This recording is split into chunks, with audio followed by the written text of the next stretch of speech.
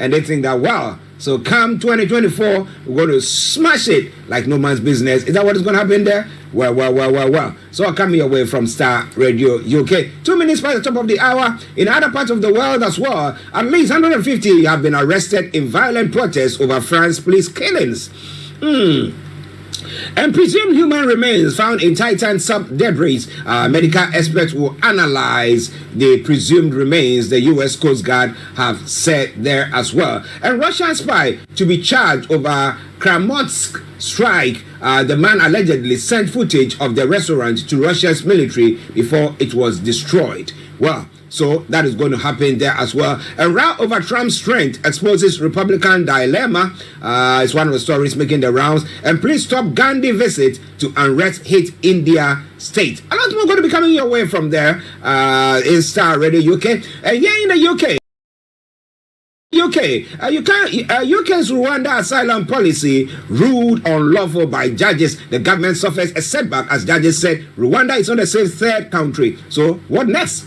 And Tory MPs try to interfere with Johnson's probe report. Nadine Dorries and Sir Jacob Rees-Mogg are among MPs criticized for attacking investigation into ex-Prime Minister. Oh my wow. So what is going to happen? A lot more going to be coming your way from there. But for now, just stay tuned. Don't touch the dial. It is Star Radio UK.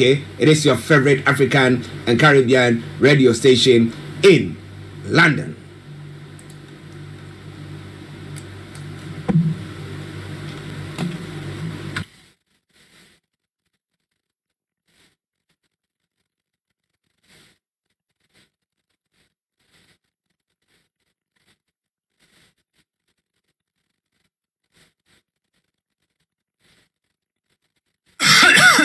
Hi, I'm Ada Williams and I'm an NHS pharmacist. Don't get caught out by COVID this summer. If you have only had one COVID-19 vaccination or haven't had one at all, you can still get your free vaccine until the 30th of June.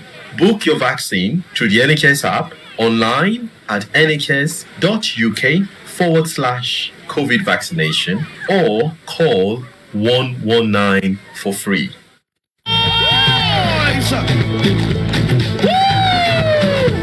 Hallelujah! Hallelujah! Hallelujah! Hallelujah! Hallelujah! Hallelujah! Hallelujah! Hallelujah! Hallelujah! Come on! Let me see you move from one side to another side. Come on! This is Star Radio.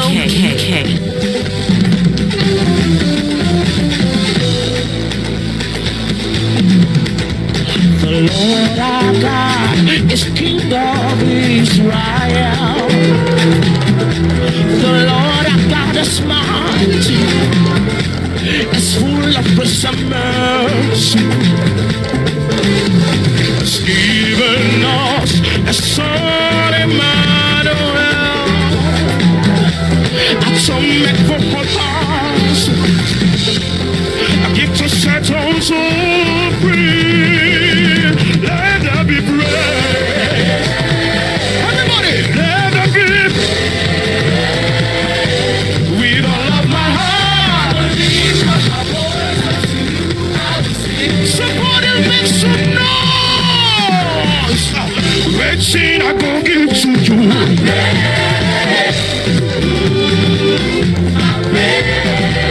This is Star Radio UK.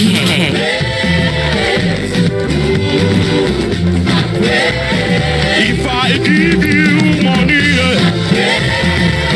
well, that is something from Sinau, okay? Sinayo and the Immaculate Group, the TLCC 10th year anniversary. Some lovely tune there.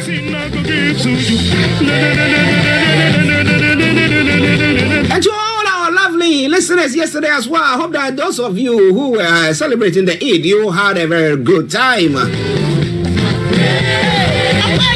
My Bishop Adesina, massive good morning to you once again. I hope you are doing very, very well. And to everyone in the areas of this, we salute you.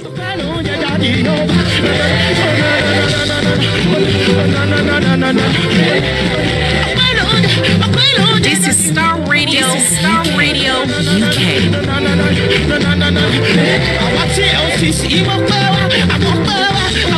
This is Star Radio UK.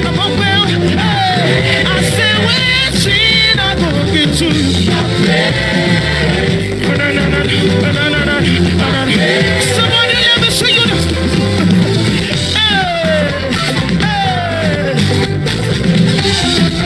Oh, no, no, no, no.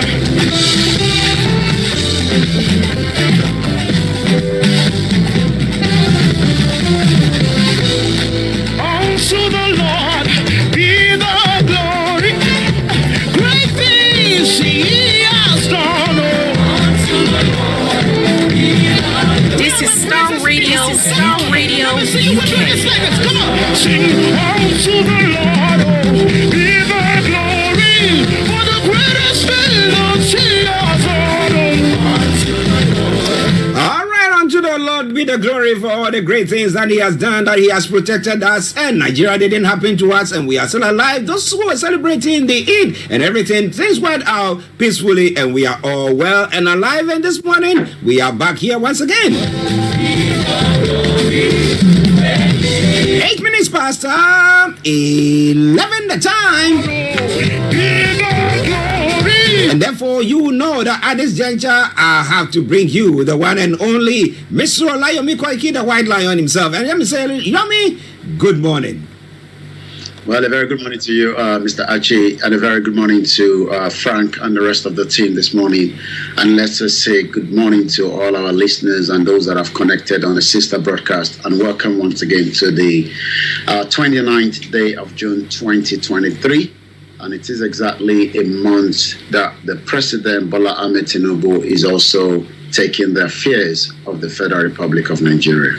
Well, a month on, 29th, when he was sworn in, now everybody's looking at it and lots of assessment and lots of evaluation going on. But what do you think so far? We'll be coming to that. But again, let me sincerely apologize to every one of you for the late start of the program. It was due to a technical hitch that we were working on here, but we managed to put it all together to come your way. So I don't know, maybe the pictures, those of you on the Facebook, maybe the pictures are not as sharp as it's supposed to be. Just bear with that. The technical team are working on it. And hopefully subsequent programs will be very good. And let me say good morning to Pastor Mo. Say thank you, Jesus. To you be all the glory. Good morning, gentlemen, and good morning to you, our pastor as well. Okay, Yami, how was the Eid yesterday? And looking at your celebrations here, just opposing it to what was happening in Nigeria, how do you compare the whole thing? Well, I think, when you live outside the shore of Nigeria, you tend to just, make it as much as you can, especially knowing that the UK is not an Islamic country. So that literally means that, the schools still operate as compared to most Arab countries that have been on holiday, whether you're in Morocco, in Turkey, whether you are somewhere in Tunisia, or whether you are in Nigeria, where holiday was also presented, up till Monday, I believe, there will be full functioning of our operation in Nigeria. But in UK, maybe some particular part, if you live in somewhere where there's more of Muslims, places like not just in London, when you travel to Leicester, those places, I think, the council will be able to accommodate that, some student might not be able to attend school. UK hasn't declared any bank holiday, for the Eid, but literally a lot of students are withdrawn from school so that they can be able to practice, what is part of their own curriculum as well. But apart from that, it's not as much as anything different that, it is all about the intention, and they say the intention, carries first in whatever you're planning to do. Wow. Listeners, Star Radio UK, and once again to all our lovely viewers and listeners who now we have become family. We wish you all, whether it's belated, Eid Mubarak. All right. Good. All right then, Star Radio UK, 11 minutes past 11 the time, and some of the story that is making the rounds in Nigeria is quite an interesting one. But let me take this one first and come to Yomi, then he will be telling you more about what is happening. Now, there is an alleged statement that the former president Buhari, some way, somehow, has got a deal with Tinubu so that Tinubu will not be prosecuted. How true is that? That's what Shehu Sani is saying. He's allergic to probe. Shehu Sani mocks Buhari over reported agreement with Tinubu. How true is that, Yomi? We're still in almost the same week that Buhari, is in London. I believe he hasn't left as at Tuesday that Bola Ahmed Tinubu returned back, and I'll be giving a little bit details to that. We thought he was in Daura until a picture of him surfaced, leaving the London Central Mosque last week, Friday. When Bola Tinubu left Paris, to London, as he was touching down back in Lagos, because he actually went to Abuja, because as I speak right now, he's on his route to Jebu, the state. I don't know what is happening there, but I might be looking that up later on. A picture surfaced between the president and the former president. He said, leaving Paris, he was coming for a private meeting. Could that private meeting literally mean that he's coming to meet Buhari? We believe also that Buhari is taking medical treatment in Wellington Hospital. That is for what the sources are saying. We know Wellington Hospital, they also have NHS, but also have the private sector in there. And when you look at the distance, because I did check it out yesterday, it's about 6-minute walk from Wellington Hospital to the London Central Mosque. So that literally is adding up, based on the information. But what could lead to where, the former president could be pleading on behalf of certain individual not to be probed? Remember that the former, central bank that is now being held by the current government, Bola Tinubu, when it comes to Emefiele Godwin, Buhari tried everything possibly best to even send him off, to what they call a study leave. But he had to return back because Buhari gave him the assurance. It is not just Emefiele that we're talking alone. We're talking about some other individuals that are linked with the past government in terms of corruption that the DSS might be interested. Buhari is allergic to probe Shehu Sani blast the ex-president over alleged agreement with Tinubu. That is what Shehu Sani is saying. He's a former senator as well from Kaduna Central, has now mocked former President Muhammadu Buhari over an alleged appeal for Tinubu to please, at least, even if it's going to be anything, make it a soft landing. Well, he came into power to office saying that he was coming to deal with corruption, and every time I sit here and I look at the case of this one who minor who squandered, who is allegedly has squandered billions of naira of pensioners' money, and yet we've not seen anything. We just saw him kicking the can down the road, and so that somebody else will pick up. So if Tinubu is now becoming a man enough, saying I've got a boss to, crack the whip, why is he scared of? Well, if he's not done anything, fine. If he's on his people that he appointed did something wrong, I think Nigerians deserve accountability. And these people have to be answered. Be answerable to Nigerians there. But listeners, it's Star Radio UK. We'll go back to Yomi for the rest of the other stories making the rounds. What are other stories, Yomi? Yeah, sorry, we couldn't. We're having some issues, sending the messages up, but let's just give it to us as we have it here. Let's come back again to hunger. I woke up just about almost 4 o'clock in the morning, and I believe, as usual, you just want to have conversation, especially knowing fully well that we're living in a world where the timing is different. That would have been about close to midnight in America, in Canada. So even if I was on, there would still be few people. And yes, there were few people, but something, happened just about an hour to that, and that was, the young one in the house, the youngest one, woke up, and I said, go back to bed. It's not yet early in the morning. And he cried out that he wanted to eat. And that felt touching to me because, when you reflect that back to the next headline, the question is, how many Nigerians are still able to feed their little ones in the house when they are hungry? Hunger afflicting 4.3 million Nigerians in Borno State, Adamawa State, where Atiku is from, and the Yobe state, according to the United Nations again this morning.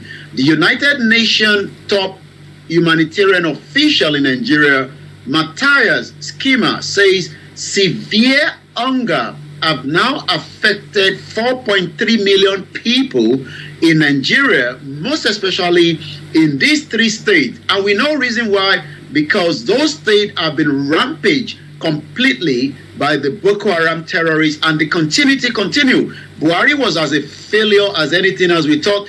He was an ex-military general, but I think I don't even know how he got the military general, because all we know is I've been looking back some history going to Kwara State, and that led me back to the Second Republic, where Buhari was the one that trampled with the Second Republic on December 31st, 1983. When he actually overthrew, the civilian government. So, the question is, how did we get to where Nigerian, the power, when it comes to the land, the people, and yet we are still not able to feed as many Nigerians that are now close to about 130 million. I did a breakdown as well. When I look back to Ike Kirimadu was almost going to spend close to 76 million naira, for his daughter. There's nothing wrong in that if he's spending the money. But the question is, was this money from his own business coffer, or is it money from the government? When you move that back to pound sterling is about 80,000 pounds at the royal free. I divided that back based on what the British government is saying, that if you're going to be studying in UK, you need nothing less than 12,000 pounds a year for accommodation alone if you're going to be studying in London. But if you're going to be doing that in outside London, you need 9,000 pounds a year for you to apply for that visa.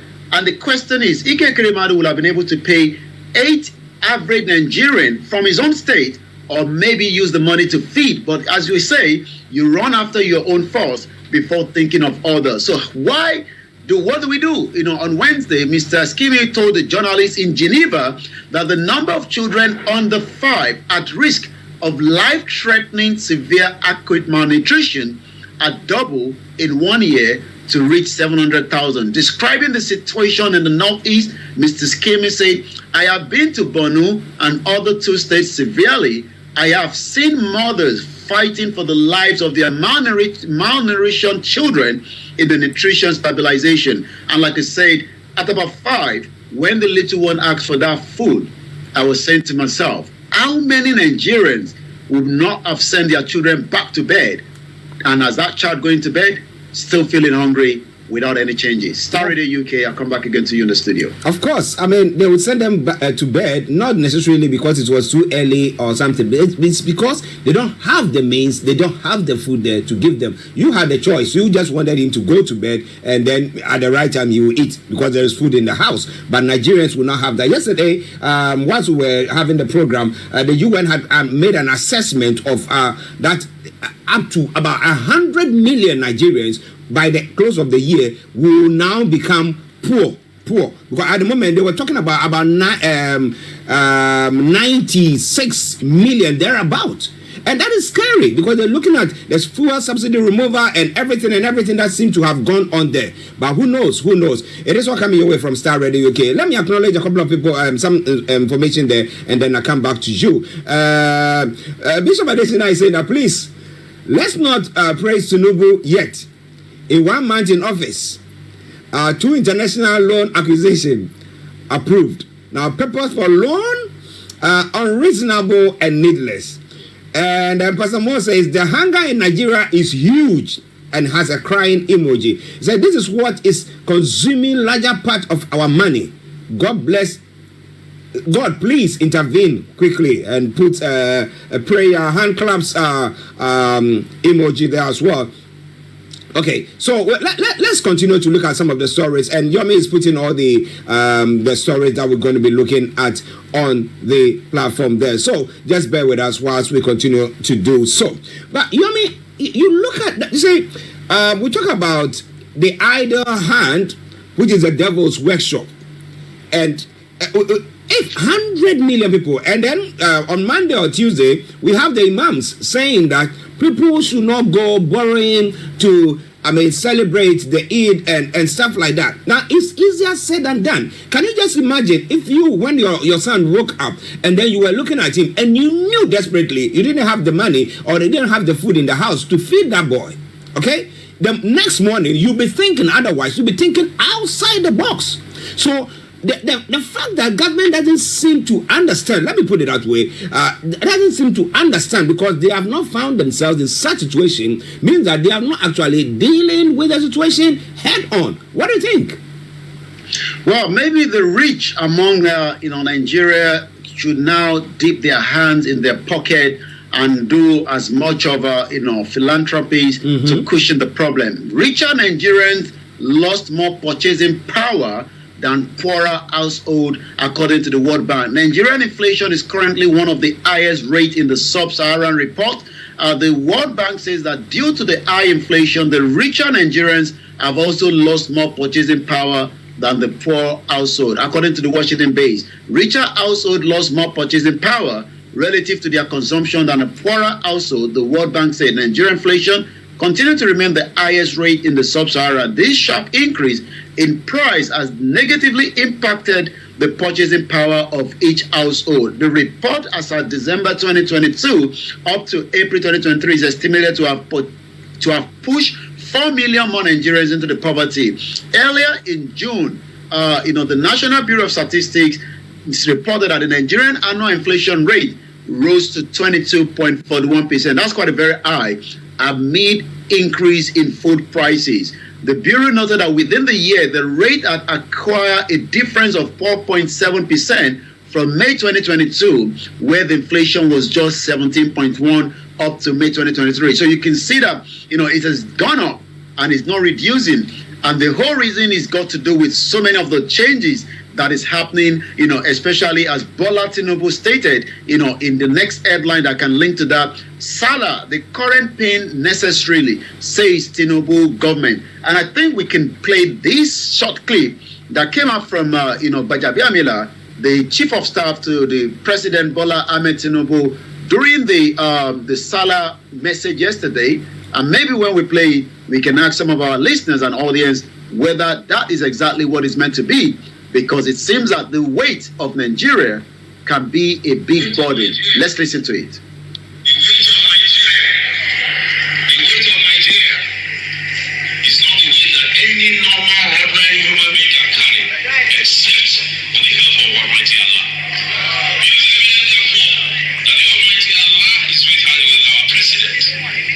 He is carrying the weight for him. The weight of Nigeria is not the weight that any normal, ordinary human being can carry, except with the help of Almighty Allah. It is evident, therefore, that the Almighty Allah is with our president. He is carrying the weight for him. Well, it seems that Allah is what they are depending on to help Bola Ahmed Tinubu to carry the weight. I know you wanted me to come back to the studio, but the next headline says, Salah, the current pain is necessary, says Bola Ahmed Tinubu. Government is now preaching for unity.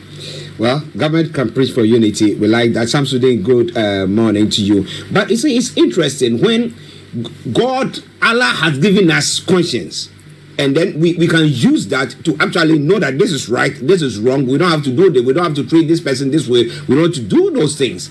But we're not using that. Okay? And we sit down, like Sani was alluding, that people are corrupted, have actually stolen state funds. And they say, no, hit them with kids' gloves and stuff like that. And we say, God, what should God do about that? Because God has given us crude oil. God has given us everything. Crops that we could. God has given us everything. So why do we now call God, oh, God, come and help us to carry the country? Because the country is heavy? My goodness. We have to come again. Yomi. Well, you're quite right. When I look back again, this next headline would tell you exactly the damage. I've been reviewing Kwara State in the last week now, and each time I dig into it, there's more information coming out of it. And, the last information I was able to retrieve was the first governor that also was able to steal $3.5 million US, and it was kept at Cayman Island. He died here in London again, as usual, after serving his 4 years term. He didn't get the backing of, one of the dynasty called the Saraki, that the father backed the first governor. This same governor was a military administrator in 1987 in Ogun State. He was also a naval officer. So you can see that when we were going into the transition of the 1999, we have the same caliber set of people where you convert the money back as at the exchange rate in 2008 when the money was detected at Cayman Island. That's about almost 3.4 billion naira that left the offshore of Nigeria. That would have helped this next headline: Nigeria digital infrastructure inadequate for cashless economy, according to the World Bank. The Nigerian digital and financial infrastructure is inadequate to support a swift transition to a cashless economy. I don't know how Nigeria is going to be a cashless economy, in the next 30 years, because when you look at almost every part of Nigeria, they are still running what they call a POS. You can hardly even get an ATM that is just mandated somewhere where you can withdraw money. So how do you do a cashless, system, which Emefiele wanted to implement when he was saying that people should try to trade without exchanging the money? It's not like UK where you can hardly spend money sometime. The bank stated that this was one of the reasons the Central Bank of Nigeria redesigned the policy that failed. This policy did not just fail, loss of lives, loss of businesses. Businesses collapsed, people died, and that is the reason why Bola Tinubu is still holding Emefiele that wanted to run away. We don't know whether he's going to get, justice or whether he's just going to be let go, but he's asking for a good health care now because, according to him, his health is not as fit. And that literally means that someone said that it seems that those that are kept by the DSS always say their health is not fit, but it seems that their health get fit, but we know that sometimes it is not true. Somebody like Nnamdi Kanu health is getting failure every time. But it disclosed this in a Nigerian development update in June. Seizing the opportunity report, it affirmed that the policy led to a scarcity of cash, negatively impacted the economy actively in the early month of 2023. Now, it's interesting. When we want to create something, we always try to do it, not getting the necessary facilities. I mean, we talk about the UK where we are introducing more of electric cars. Now, they've not gone, blanket ban on other vehicles that use other fuel. So, we will say that they've just introduced everybody use electric cars and they don't have adequate charging points. They won't do that. So they roll it gradually. But we don't see the government in Nigeria or on the African continent doing so, especially when Emefiele introduced this new currency, and then there was that scarcity and reducing the amount of money that individuals can withdraw. Now they've introduced something that if you are doing what do you call it? Is it? It's not the cashless one, the one that we just touch and go. What's the name? Countless. Yeah, contactless. Yeah, the contactless one. Yeah, the contactless one. They are giving a limit. And I was yesterday looking at it and I said, that is good in a way, because just in case somebody makes your card, you cannot just go and just bump, and then steal all your money. So that is a good move. But how many cash points, how many individuals have got contactless machines in their businesses where it can be used so that we can reduce people walking about or moving around with cash in their hands? Well, the question is Nigerians are still used to moving with cash because it's just that the system is not there to support it. When it comes to even some of the hotels do not accept card payment. So there's still a lot of work to do, and that is why I met a young Ghanaian that flew to Nigeria some few, I think in April, and he was saying to me, they're trying to move this music festival that happens every year from Ghana to Nigeria. And he keeps saying to those organizers that this is going to be a total paralyze because Nigeria is still not yet, even in Lagos, to be able to accept card payment. So and most people that will be flying in, they also have a certain amount of cash that they can travel with. So that literally means that, to run that kind of event, most places in Lagos is not accepting, credit card and debit card. Even those in Nigeria are not allowed to spend their own card whether to buy goods outside the country, because it's going to be converted back to where the central bank will be held responsible for such transactions. But it seems that the APC chieftains are working very hard, as they are now urging Nigerian government to invest in fuel subsidy fund in electric vehicle. Well, they shouldn't introduce something so that now people will be at home. They cannot even go out at all.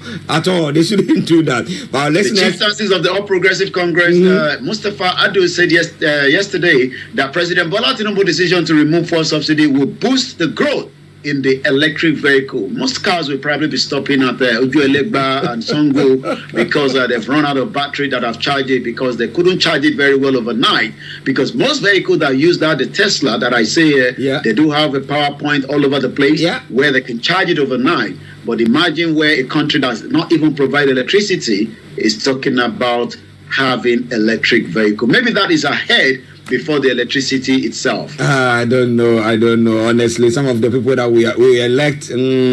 All right, then, listeners, Star Radio UK. Bishop says that I believe at a point God will actually come down, visiting Nigeria for lying against him, so he can punish them all. Oh, Bishop, no, we don't want God to come and punish us all. Please, we hope that those who are leading us, they'll start using what God has given them. Rather than say, oh God, come and help us. Well, it is Star Radio UK. Now, yesterday, once you were not on, the EU Electoral Monitoring Group, who monitored the 2023 election, the February one, came out with a slamming report against the INEC, saying that, what happened wasn't actually good enough. And then INEC has come out to actually bash the EU or poo-poo the EU report there. Now, do you have any information pertaining to that? And how do you think that is going to affect the hearing that is going on, Yomi? Well, does that make any difference? Is what Nigerians are saying. The EU, I've just wrote a report. The report has been written in the last how many years of any election in the Federal Republic of Nigeria, from 2015 to 1999, and nothing seems to change. It's just that somebody get paid by the EU, grant, that allows and enables the EU observer to travel to Nigeria. In reality and in fairness, the election itself, as everybody knows, has not been a very perfect one, and it has never been. When you go back to somebody like the emeritus Professor Adebanji Akintoye, stating it categorically that the first ever election that was put together by the British was rigged in 1959, and just after that we had the military coup, and later on there was a Second Republic, and Buhari came in and destroyed that again in 1983. Babangida came in, overthrown, and we thought 1993 was going to bring us a better opportunity, and again the election was thrown into shambles. So the EU coming is just a rhetoric as far as we are concerned, but it is always good for them to put this report out there. But whether the INEC chairman that was celebrating his own festival by King, and somebody was putting on Twitter that, how do these people have God conscious? You went back to your state to kill ram and then use that ram to plead to God, knowing fully well that you destroyed the 2023 general election. How God is going to accept that ram is just a complete different entity entirely. And that has been, the message again, as a lot of Nigerians still believe that the election petition will turn things around.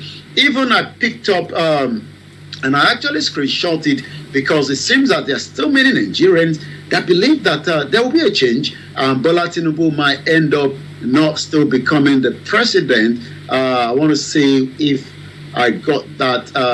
There's somebody actually, according to Omotayo Williams, at Kaduna resident, said yesterday, 29th of May 2023 is the last 29th of May a president will be sworn in. Write this down. I don't know whether he saw that in vision, whether it's got to do with the election petition, because what they're saying is, according to those that still believe in Peter Obi, that by the time Peter Obi comes back, then he will have to start from whenever is put back. That literally means that May 29 will change the narrative. Bola Tinubu was sworn in just a month ago, but by the time the election tribunal make any changes, and that happened in Anambra State, according to what they are saying. But according to Mr. Clark, underneath say Peter Obi is coming. So I've just screenshot that for my own record purpose and wait to see whether truly and truly, May 29, 2023 will be the last May a president will be sworn in. And he actually said we should write it down. So I don't know, what kind of a, spirit is talking to him, but we will wait and see. Let me come back again to you, Mr. Anchi. Well, constitutionally, it's the 29th of May that the president has to be sworn in. So whatever happens, I don't think that will change at all. But well, listeners, let us know. Do you think that even if the petition hearing, the election petition hearing goes on and we see that truly what happened, there was some flaws, serious flaws that could impact the final result, do you think we need to let Tinubu get off and then whoever, whether it's Atiko or Peter Obi, take the reins? Is that what we think that should happen? Or would you just let things go and then come next elections, we will see different things? Let's hear from you as well. Pastor Moore says, on serious politicians, and Bishop Adesina says, transportation and markets in Nigeria based on cash, simply because these sectors are 100% private operators. Now, cashless machines like the POS or other gadgets should be introduced to those units. And it goes on to say this is when cashless policy can be greenfield. Yeah, of course, I agree with him, because if you want to introduce that, you want to go about that, make sure that the necessary facilities or gadgets that needs to enhance whatever policy you are rolling out is all there. But they've not done that. They are putting the cart before the horse, which is not supposed to be that way. But let's see what you have to say. But well, moving on to some of the other stories here. Yomi says, well, 57 senior officers, Navy senior officers have been reshuffled. And how is that going to impact the new naval boss? Yomi. Remember that Navy is a very powerful one when it comes to anywhere in the world, because you need those Navy, especially they are very good on the sea, they're good also on air. But it seems that, as usual, when there's a reshufflement, there's a new sheriff in town, he also wants to try new things that he has had in his mind. But it's just that because somebody was leading that position, he couldn't do so. But the Nigerian Navy has now reshuffled the appointment of all the top senior officers, comprising 56 rear admirals and commodore. The Director of Information, Commodore Adetun Ayo Vagan, in a statement today said those affected by the reshuffling are Rear Admiral Olusoya Bankole, formerly the Director of the Logistics Defense Space Administration, is now appointed as the Chief of Communication and Information Technology, Navy Headquarters, while Rear Admiral Alexander Bingley, formerly Director of Combat Policy and Tactics, is now the Director of Logistics Defense Headquarters. And there's so many other names as well that follow. The former Director of Plans, Navy Headquarters. So the reason might be that, as we know, this is a new man in charge. So he's just making sure that he can put in those again that are also capable to move that sector. Once again, as we know, there's still a lot of issues when it comes to pirate on the water. I was following that on the internet. Most of the ships that move around are being also monitored, especially in a situation like Nigeria, where there's a lot of smuggling in and out of the country, and most times these are done on the waterways in Nigeria. Wow. Listeners, Star Radio UK, do you think that the reshuffling that has taken place in the Navy is going to have a positive impact, or you think people are going to now think that, whoa, what has happened? I say it's good morning to you. It's a morning to Mr. Saraki and Mr. Koiki and the rest of the team. And morning to you. We hope you are doing very, very well. It is Star Radio UK, 11:40 the time. We'll go back to Yomi for the rest of the stories making the rounds. Over to you, Yomi. Thank you so much. Ladoja reject Makinde's planned elevation of High Chief is coming from one of the headlines. Olympia Okorodu. If you just take me out there so that we can get the system before it shut down itself. Okay, listeners, just bear with us whilst Yomi try to sort that out. Yes, it's what we call it. We're using gadgets to be working. So at times the technology goes cuckoos there, and it seems to have gone cuckoos one more time. But just bear with us whilst we try to sort that out. But well, He's going to be telling you more about all that is happening. I believe at a point, God will actually come down. That's what Bishop Adesina is saying, as I did read earlier on. Some of the other comments or stories that Yomi is going to be looking at. Richer Nigerians lose more. They lost more purchasing power. And of course, we know because they say that they have lots of money and therefore, definitely, they might have lost or lose more when it came to the spending or purchasing power. But let's go back to Yomi from our North London studios. He's all ready to fire. Yes, Yomi, over to you. So we go back again to some of the rest of the headline, and that will then take us straight to the social media this morning. Once again, as those that have celebrated will now continue to, to put the reality of the current state of hunger in Nigeria. But there was also a friction in Osun State between the governor and one of the, the state senator, that led to where the governor decided that I'm not going to be praying anymore at this prayer ground. The KABIRU governor, Adeleke aides, APC chieftains clash at the praying ground. They didn't even have any respect for what they were planning to do. Mr. Adeleke said he was prevented from observing the 2 rakat at the prayer rite at the Eid ground. A mid-drama erupted yesterday at Osogbo Central Eid prayer ground, as Governor Ademole Adeleke aides and the chieftains of the opposition of the APC in Osun clash over a sitting arrangement. Remember that there are 2 different political parties, and it seems that they cannot even adjust at the prayer ground. It just shows that Nigeria is full of drama all the time. So we're going to move swiftly to the social media because of the time spent already. And as we do know, there's a lot when it comes to social media, especially when it comes to one of the singer that has now been brought in 2 women coming out simultaneously that he is now going to father the 2 children. And that is the one and only Davido.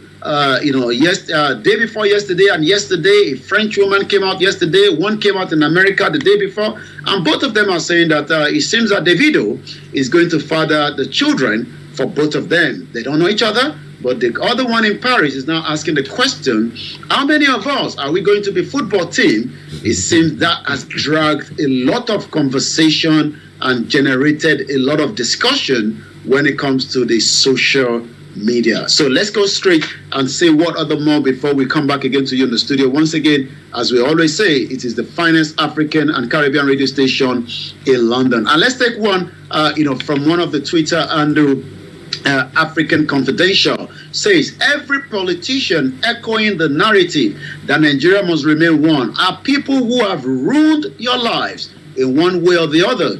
Joining into the echo same means giving them more chances to do worse, because you are in effect telling them that they haven't ruined your life enough, with the emoji of the 2 hands spread out. Adeleke, like I said, is trending very well. I'm also looking at, I'm not sure, okay, this happened last year, according to Simon Ekpa, the Prime Minister of the government in exile of the Biafra. Last year, 2022, the Asari, Tinubu, Shetima, and APC Islamic Jihadis Special Force doing this. Some of those are no more. They are collected to. So it seems that they're forcing people into a particular vehicle. I think these are probably maybe terrorists operating in the southeast. Also, Uzumba Madewe Avenue is trending. Also, the vehicle, the convoy, we might talk about that maybe tomorrow. How many vehicles do a president need? Even though the presidential spokesman or some of the team have come out to defend that Bola Tinubu left Lagos Airport with so many other governors and different, personnel, and this is the first time he's coming to Lagos after becoming the president. So we counted the vehicle. There's about 110, and we lost count in between. One thing that has been trending a lot is Renew Shege. Renew Shege means that 1,000 naira now for tomato. And this tomato is quite ripe. I can count how many in there. 1, 2, 3, 4, 5, 6, 7. So you're buying 7 pieces of tomato at exactly £1. So Renew Shege is the headline that has also been trending. Also, let's say one more from the social media. It seems that Choma, the wife of Davido, will be taking a lot. Journalists and also a clinical and retail pharmacist from 1998, known as a PR specialist, one that doesn't seem to giving it to Davido. He knows Davido very well because he actually looked after Davido in Atlanta before Davido's mother died when Davido was still a very, very young baby. And that is Dr. Kemi Olunloyo. Why do you like Kemi Olunloyo? Truth in journalism as compared to the fake Nigerian mainstream media, using the hashtag MediaCamp30, my anniversary hashtag for February 9th, 1994. I want to read and retweet. And he went on to say, if you know Nuru's parent personally, get me their phone number. I'm not sure. Nuru, okay, according to what we have there, Nuru Yaya was a 13-year-old GSS2 student of the FGC Kwara, Abuja. He died on the 9th of August after severe beating by his teacher for failing to do his assignment. Nigeria is just a crime scene. And also, he's been talking a lot when it comes to the issue of Davido and the wife. And the last one is she posted about 15 minutes ago. Chama speaks, Nigerian Igbo single moms must marry their baby daddies. If the kid dies in order for the dad to bury the child, a completely useless tradition in all ramifications. Chama Adeleke sent out a statement to Davido's fam to cry for themselves that she knows a man and married him like that. You married him to release your daughter corpse to him, Chef Chichi. So it seems that Davido is still a little bit managing the current situation. As Chioma says, I am happy. She's my husband. Just leave him alone. Even if he pregnant as many women out there, it does not matter. It's not your business, as Nigerians will say. He has the money to look after them. As long as I am still the only one that is legally married, he can have all those side chicks. And the question people are asking is, how come Davido was not protecting himself during the course of all this? That's a serious one there. But well, we'll leave that one for another day to be discussed. But listen, Star Radio, Mr. Olamileka in our North London studios. I'm actually here in the South studios, and we are bringing you updates from Nigeria, where we're going to be landing pretty soon. But has there been any response? I mean, people are pushing and pulling. 29 days after the president being sworn in. Any response to Professor's letter, or any response to the IPOP, anything at all? Well, it seems, Tinubu is still very busy with so many on his hand. There hasn't been any response yet, but as soon as we have any, we'll be updating and we'll be following that as well. But for now, it seems that he's moving from Lagos to Ogun State, where I believe there's an upcoming event there, because I picked that up just as I was coming on air. But we'll be giving more information on what happened in Ogun State, as more Nigerians are still excited that it's a Yoruba man that has now taken the arms of affairs as compared to Buhari. Why Buhari is still in London, we're still investigating that. And when we have any details, I'll be reporting that again in the next couple of days. Wow. A final one. Has the DSS boss been changed? And do you think that if the DSS boss is changed, it can turn situations around? Not literally, because Tinubu believes that he needs to change all those that were there. Yes, we now have a new man in place. That's YòRÀBÁ is now taking the affairs of the DSS from Mungono. Those changes have happened already at the DSS headquarters. We're just waiting for clarity on the EFCC, which is still the only one. Bawa has been removed. There's an acting, but we are waiting to see when next at the late night Tinubu will be removing the next person and allow the next person. Most of his ministers have not been appointed, but he has guaranteed that in 60 days we will have that. So that means we have the next 30 days in July ending to have a full squad of Bola Ahmed Tinubu to run the affairs of Nigeria for the next 4 years. Okay. Yomi, let me say thank you very much for another wonderful update from there. Thank you so much. Wow. Okay. He will be coming your way tomorrow with another update. But let me read some of the comments that Bishop Adeshina has posted. He said, I was shocked when my wife asked me to see her off to market to purchase ingredients for soap. Now, 2 days soap, which costs 4,000 naira, now goes for 10,000 naira. And they say in Nigeria, seasonable soup. It is soup. Seasonable soup for 2 days now costs 10,000 naira. Okay, so it's soup. That is it soup or soup? It might be soup because ingredient for soup. So it's a soup. I mean, yes, not soup. Yeah. So that's okay. That's okay, my bishop. I learned that it's soup. So a soup that could have been prepared. I mean, just few weeks or months back, 4,000, and now it's going to cost him as much as 10,000 to prepare that same soup. Wow. Where would he get that extra money from? So if it's not somebody who is actually, strong-minded, who knows that, okay, I need to be straightforward, then what do? People have to be compromised. Or how do people survive? Let me hear from you. I mean, how you are actually surviving that? Because it's quite a difficult one. Someone will say across the globe, yeah, the Ukrainian war, Russia-Ukraine war that is going on. Yes, the COVID, the lockdown, everything that went on, and that is all that is caused all this. The high prices in crude oil. But the question is, Nigeria is a crude oil production country. How come that I don't get it. So what's the point? Do we really even need that? Why don't we leave that so that next generation, when they come, maybe they will have a proper mindset and they will be able to make sure that they maybe develop it and then actually make more money out of it. What do you think? Well, it is already okay. It is your favorite African and Caribbean radio station in London. Let's have a commercial break. We come back. I'm going to bring you a lovely tune, and this one is from Janet. It says Arabani. I'll be bringing that your way. But before then, a quick commercial break. Stay tuned. Looking for a new way to stay refreshed and hydrated? Look no further than iRange Hydration. iRange is perfect for any situation where you need a little picking up. It's low in calories and has a koikimedia,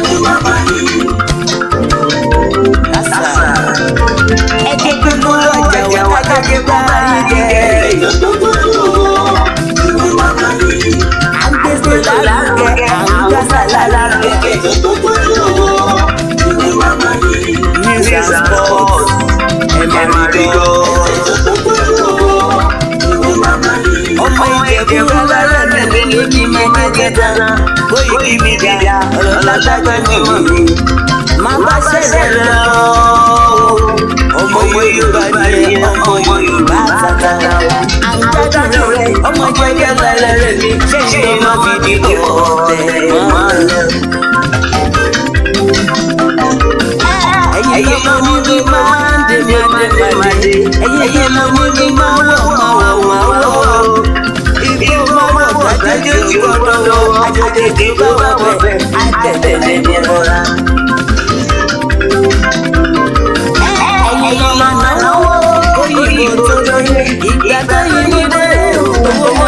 kọ̀sí koikimedia sábàwá ní bàbá.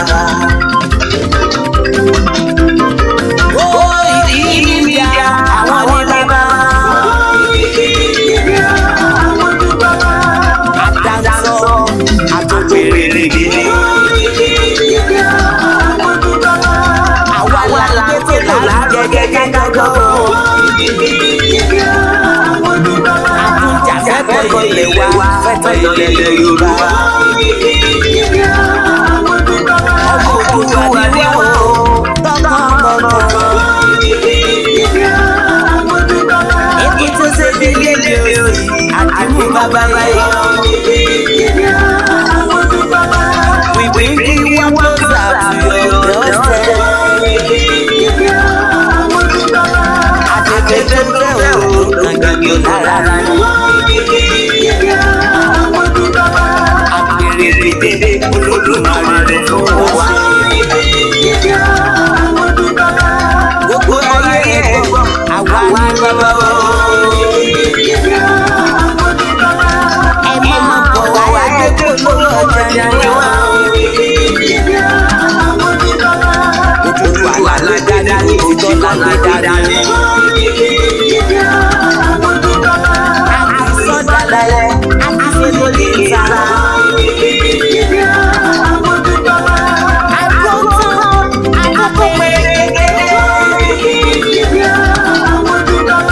Koikimedia will bring you closer to your doorstep. Koikimedia is around. Is around. Ladies and gentlemen,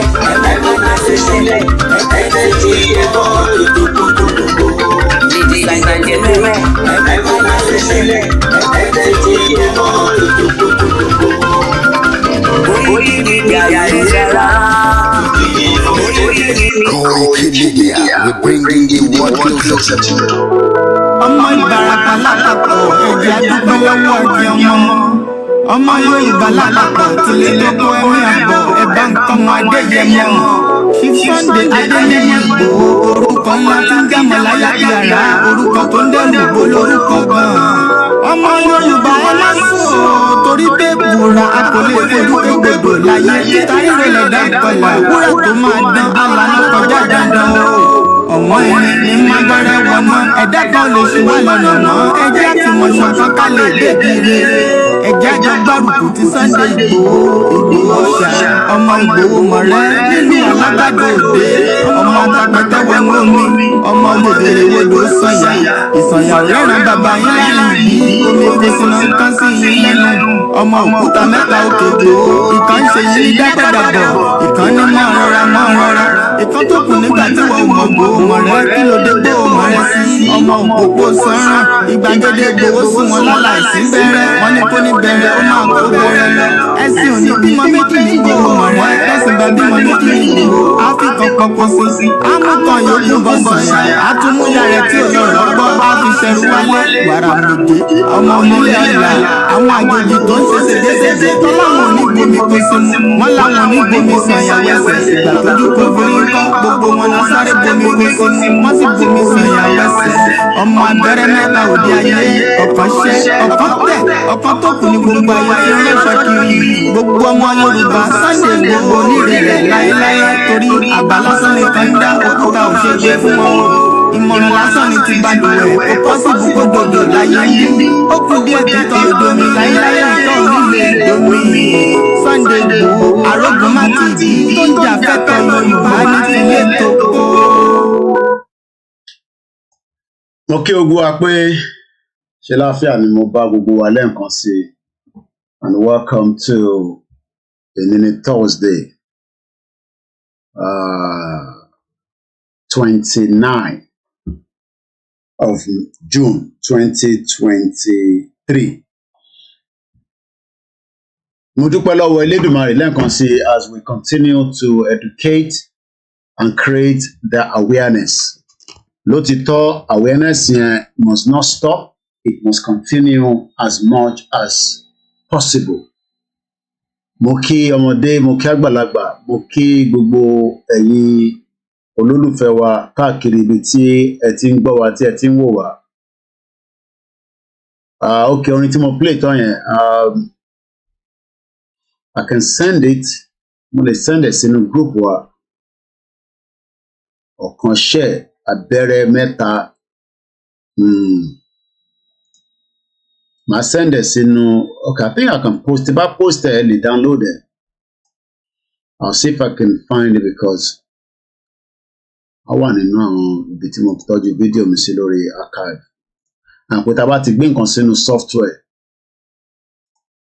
ó dà pọ̀ ń dàbí tí Ìgbòho wà ní ẹjẹ́ àwọn òbí á máa tètè rí. Màá kọ́ post ẹ̀ sórí Twitter àbí Facebook, ẹ lọ download ẹ̀ níbẹ̀. So ẹ lọ download ẹ̀. Mo tẹ̀mọ̀ ètò jẹ́nu gbogbo ẹ̀ ní bíbá. Ọmọ ìta ìtúlẹ̀. Ọmọ àwa jáde ti gangan lélẹ̀ Ìgbòho ẹjẹ́ àwọn ilé náà.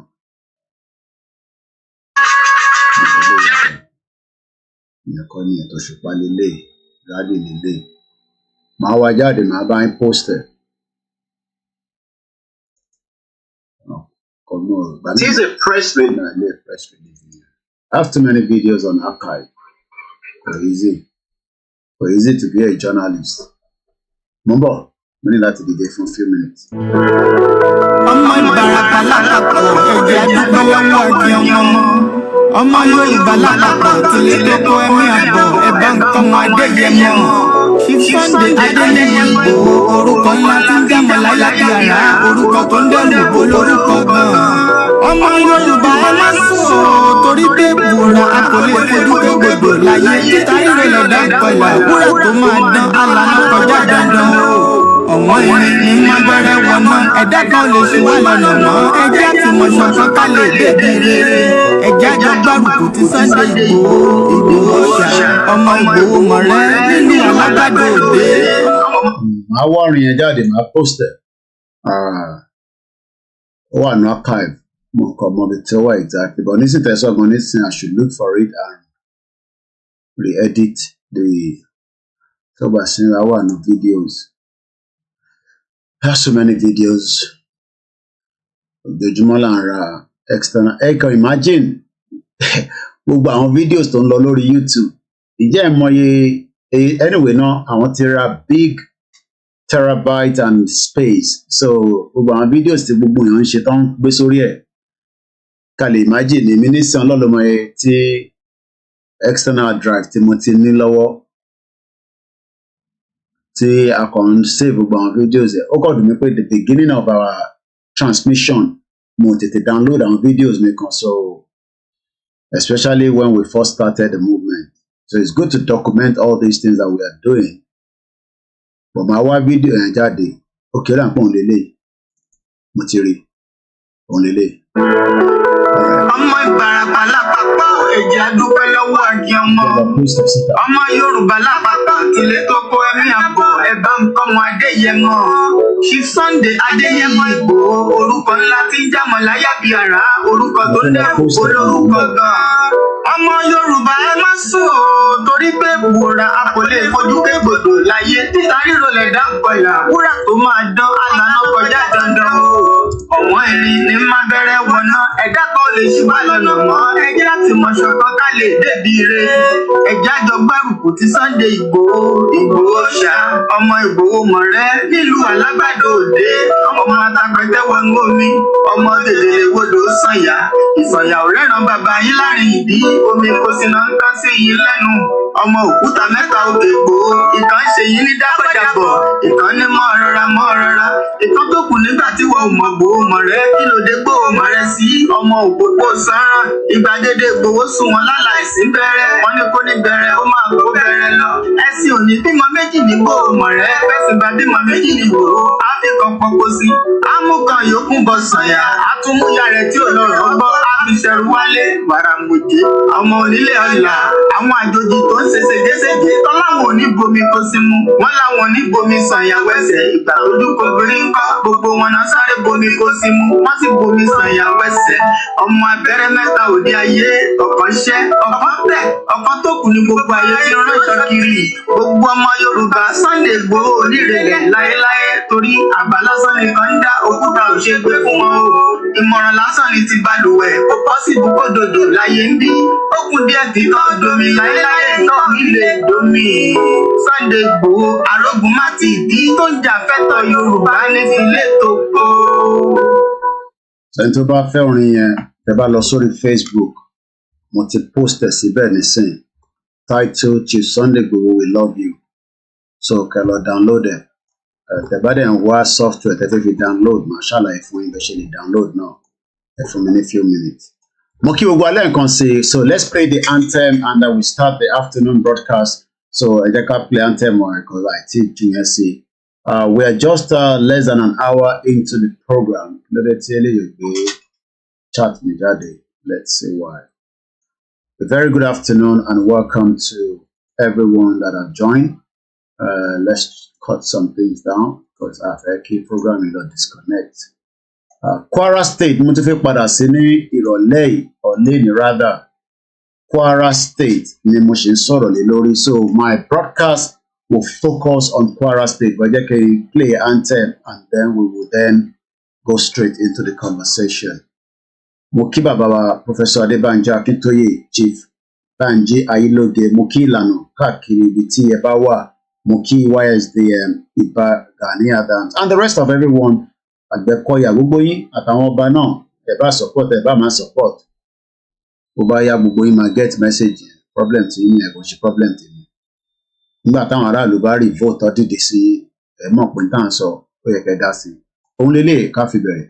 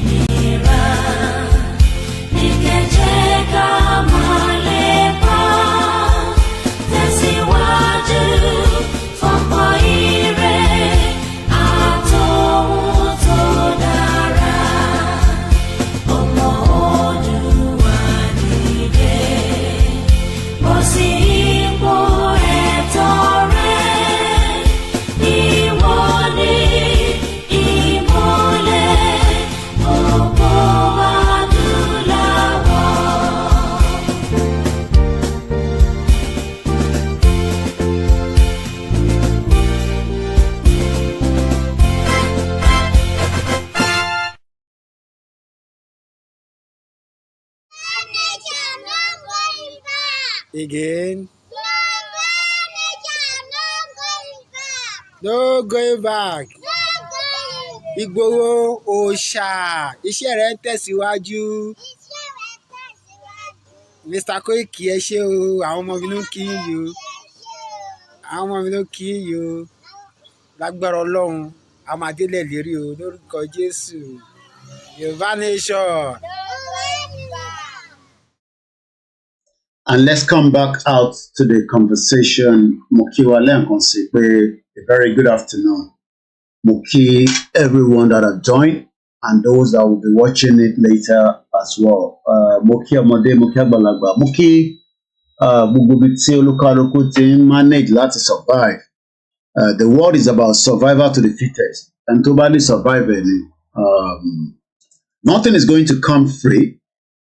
So but if only Nigeria bá ti prepare wa fún so many things tó fi ṣẹlẹ̀ sí wa ní ayé tá à ń gbé nísìn, some of us will not be bothered àti gbà pé okay fair enough bí Nigeria ṣe fi ṣayé tiẹ̀ nìyẹn ó ti fi tiẹ̀ kó bá wa but Nigeria gan prepare mind wa àwọn tó dẹ̀ kó tó prepare mind wa ìrọlọ́pàá.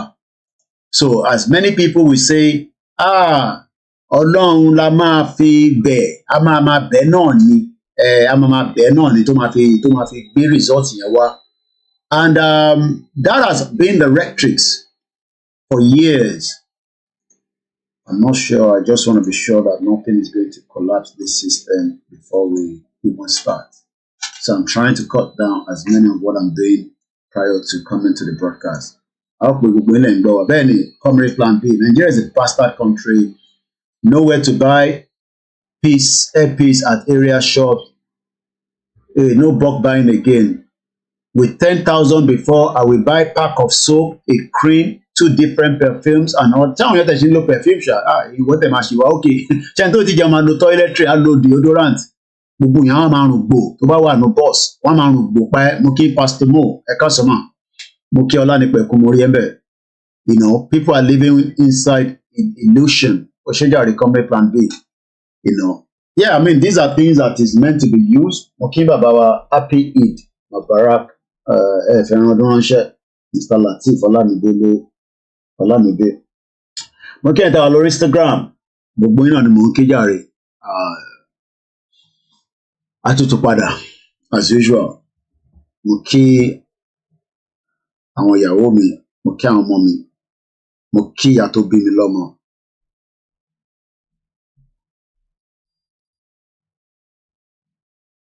Mo kí gbogbo alẹ́ nǹkan sí. Orí platform tí bíbá ẹ̀, òun láti máa ń discuss into relate mọ́ foreign policy, international, tó bá fi gbọ́ nǹkan tó wà international.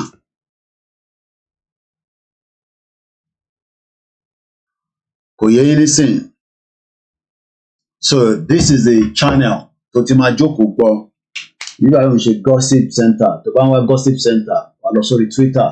Mr. Solomon Mokinyi, shout out to my beautiful mother. Lanre Lamina, Mokin to UAE, Egypt. Moki, ẹ̀gbọ́n mi Tony Ages. Mokin to Miami, Canada. Mommy wa concerned voice me. Wọ́n ní Koiki grandma ni wọ́n, she's in the 80s. Wọ́n ní táwọn bá pẹ́ Nàìjíríà làwọn wà ní Gómìnà ní Kwara State, àwọn àti kú ti pẹ́. Wọ́n ní gbogbo owó lọ́jẹ àwọn ní council ọ̀sánwó fáwọn. Ẹ̀mọ̀ kí Kwara ni mo ti ń treat láti over few days nísìn. Kwara náà látún máa sọ̀rọ̀ lórí lọ́sàn-án yìí. So mo kí grandma ó ṣeéṣe kẹ́ṣẹ̀ máa jí ni time send message èmi náà ti fẹ̀gbẹ́ lélẹ̀. Èmi náà máa ń rest dáadáa. Àwọn kan rò pé bí àmọ̀ kì í sùn. Ẹnu rẹ̀ máa sójà ò kì í sùn náà. Èmi máa ń sọ fáwọn ará ilé mi. Mo kí gbogbo yín bẹ́ẹ̀ lọ káàkiri gbogbo àgbáyé. Mo kí GR1, Miss Omitola Kehinde Mokinyi, Eshegoni, Bishop Adesina, thank you so much. A ti ṣe program kọjá láàárọ̀ ẹ̀ ní 4 o'clock lóru. Nígbà tí wọ́n ń sùn, èmi ṣe program lọ́wọ́, mo educate àwọn èèyàn. O lè sáré lọ wo tó bá parí ilé, kò ju 2 hours náà lọ. Kò sígbà tá a lè jáde. The more resources we have, the more tẹ́ máa gbọ́ Koiki tó máa do 24 hours. Ní live transmission, because tí bá ní àwọn ọmọ tó wà nílé kọ́ máa go live ní 2 hours bébí náà ṣe ń ṣe ẹ lè imagine the cost of that. But ẹ rí pé àwọn ọmọ yẹn ń gbìyànjú, at least ọṣọ yìí ní Eid lánàá, even if it's not for 5 minutes. But they're working behind the scene and we're trying to do things that can become. Mo kí ẹ láti Lagos Island, èèyàn ti Koiki, Yẹmí Fátókè ẹ̀gbọ́n mi, mo kí Alaba Richard. Mo kí gbogbo ẹ̀yin tẹ́ wà ní Lagos State. Like I always say, Yorùbá kan náà ni gbogbo wa. Èmi dẹ̀ sọ pé kẹ́ enjoy Bọ́lá Tinubu dáadáa. Ẹ make sure pé ṣáà rí owó nínú ẹ̀. Wàláì. Ó máa jí ni, ó máa gbà lẹ́niwẹ̀. Gba owó gidi lọ́wọ́ wọn. Owó tó tówó gidi ni kò má gbowó ralẹ̀ lọ́wọ́ wọn. Ìwọ́n tó ń ṣe APC. Owó gidi ni kò gbà kó lè fi kọ́lé, kó ra mọ́tò. O lè fẹ́ yàwó méjì gan sí wá wọ̀n ẹ̀ ní Davido ló ń fẹ́ wọn káàkiri yẹn nílé kan, owó wà lọ́wọ́ ẹ̀ nínà. Mọ problem àwọn èèyàn fi Davido sílẹ̀, owó wà lọ́wọ́ ẹ̀. Owó tó ń bẹ lọ́wọ́ Davido tó bá misuse ẹ̀ kò lè ná tán níbi tí tó ní kàndé, problem tẹ̀ ní èèyàn kan mi. ìwọ tó kàn mí ni mò ń bá sọ̀rọ̀, ìwọ tó wà lára àwọn abject poverty tí à ń jẹ láàárọ̀ yìí tó ń support APC. Ohun kí PDP kan ló wà nínú ìjọba, make sure kó súnmọ́ tó bá yẹ pé ọmú ló máa gbé síyàn láyà kó gbé ọmú sí wọn kó gba nǹkan gidi, gba change gidi lọ́wọ́ wọn. Torí pé ọdún 4 ni Tinubu ṣì ní. Gbọ̀n kó máa fix Nàìjíríà ìrọ̀lẹ́ pa. Kò tó bẹ́ẹ̀. Ẹlẹ́mìí mo sọ bẹ́ẹ̀. Kò tó bẹ́ẹ̀. Pé Tinubu máa fix Nàìjíríà kó tó lọ irọ́ ló pa. Ṣé ẹ gba nǹkan gidi máa jẹ́ for care àwọn cleaning services wa ní UK nìyẹn ẹ patronize wọn. Kò sanwó advert o, wọ́n ṣe fún lọ́fẹ̀ẹ́ ni. Mo lè sọ pé àkínṣe advert ní bíbá ẹ̀ but tòró máa ń wà pẹ̀lú wa lórí program. Mo lè ní tó bá ní problem táwọn tó bá lo service ẹ̀ tó bá ti ṣe dáadáa. Irú ẹ̀ bí àwọn ṣe Nàìjíríà wọ́n ń gbéra wọn lọ́kọ̀ọ̀tù nìyẹn. Èmi dẹ̀kọ́ mo polówó ẹ̀. Mo kàn ní kẹ́ patronize ẹ̀ torí ọmọ Yorùbá ni. Ọ̀pọ̀lọpọ̀ wá fẹ́ ṣe nǹkan dáadáa nílé irọ́ ló pa kò ní ṣeé ṣe fún ẹ. Wàá máa try. Wàá máa rò pé bó ṣe ń fà yẹn pé kí ló dé tó ń steep. Ẹ̀yẹn lọ mú owó gidi wá lókè mo ní 1,000 naira yẹn mo fi máa fi ṣe reference torí pounds láàárọ̀ yìí nísìn ó ti lọ sókè. Wọ́n àti bá ń ṣe yẹn ẹ jẹ́ ń gbé fídíò kan wọlé kájọ wò àti play kọjá láàárọ̀ ẹ̀ but since mo ń lo software nísìn pé ara tó bá wùyàn ni a máa ń dá lórí software wàláì advantage nìyẹn. Ara tó bá wùyàn nìyàn lè dá. Mo kí gbogbo ẹ̀yin dádì jí o, mo kí gbogbo ẹ̀yin aládùúrà left and right, mo kí ní Dubai, mo kí ní gbogbo ibikíbi tẹ́ bá ti ń gbọ̀n ohùn mi tó bá ń dún létí yín. Àwọn kan ní Kóìkì ṣé rédíò máa wáyé ṣiṣẹ́ sùúrù náà ká sì máa tá bíabíọ lórí social media báyìí náà. Mo ní fídíò tí mo download yẹn wá kí ni mo fi save ẹ̀. Orúkọ gbàjà náà ni mo fi save ẹ̀ wúdà olórí kórí ẹ̀. Mo jù sí náà nísìnyí. Chief of staff. The chief of staff tí mo fi save ẹ̀ ló wà wà báyìí. Kò easy láti máa ṣiṣẹ́ ní orí system. Because when you have too many, mo definitely ṣe pé ní fídíò mo jù sí. There are so many files. Ibi táwọn kan ti fi ń ṣiṣẹ́ leléyìí o, mo ti rí Fẹ́mi ni mo fi save ẹ̀. Fẹ́mi Gbàjàbíàmílà. Gbogbo ẹ̀yin sùúrù lérè. Ẹ make sure pé gbé ọmú sí wọn lára kẹ́ gba owó gidi lọ́wọ́ wọn tí ó bá ti parí gọ́ọ̀mẹ̀ntì tó lọ gba owó gidi lọ́wọ́ wọn wàá jẹ ẹmu yóò yá. Tí wọ́n ṣe ń ta gbáná ẹ ṣe ń ta gbó ní gbogbo ọ̀nà ṣítà yẹn. Ẹ máa bà àwọn èèyàn láyé jẹ́ ẹ máa ta gbó. Kò kúkú sẹ́ni tó máa mú yín nísìn Tinubu ní gọ́ọ̀mẹ̀ntì. Tinubu gangan ní gọ́ọ̀mẹ̀ntì. Gbogbo ẹ̀yin tẹ́ wà ní ṣítà ẹ túbọ̀ máa ta gbó kẹ́ máa ta gbáná. Oh, Kẹ́hìndé Omítọ́lá is a man. Ọ̀dà ẹ̀ṣẹ̀ gan ni. Kẹ́hìndé náà ń jẹ́ orúkọ obìnrin. Fẹ́mi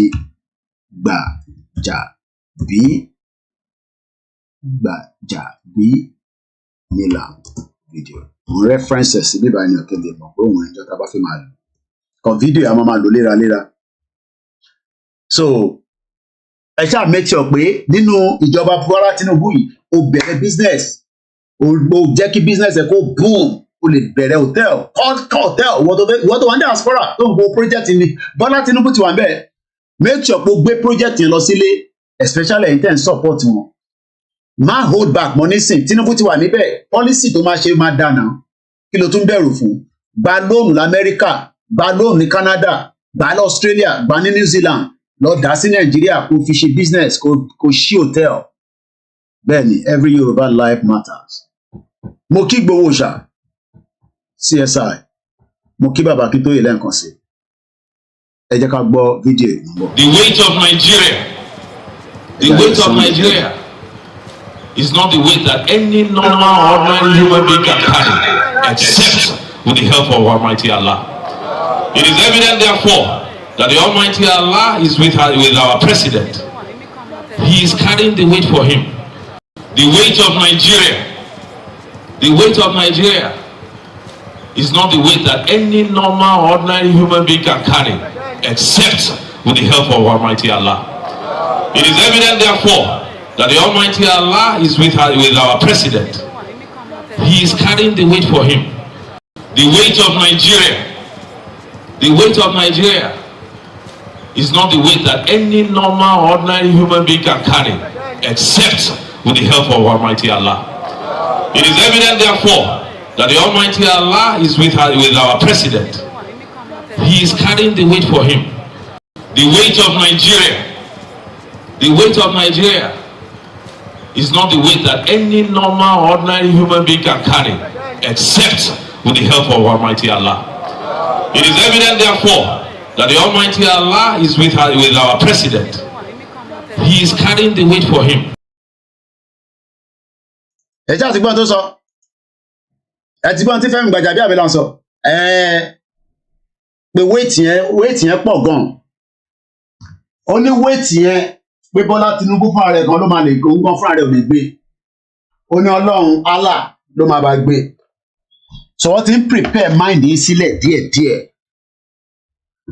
wọ́n ti ń prepare mind yín sílẹ̀ bit by bit.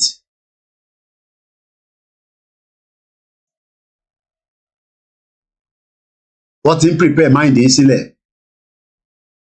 Once again, mo kí gbogbo wa lẹ́ẹ̀kan sí. Ẹ tún wo àkọlé tá a fẹ́ fi ṣe program tọ̀sán ẹ̀. And let's discuss around it.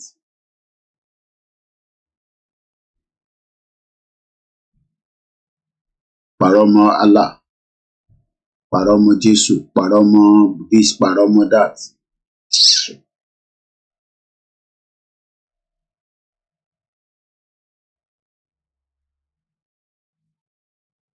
Mo kí Mr. OLAMILEKAN, mo kẹ́yìn ti Ghana, Benin Republic, Togo,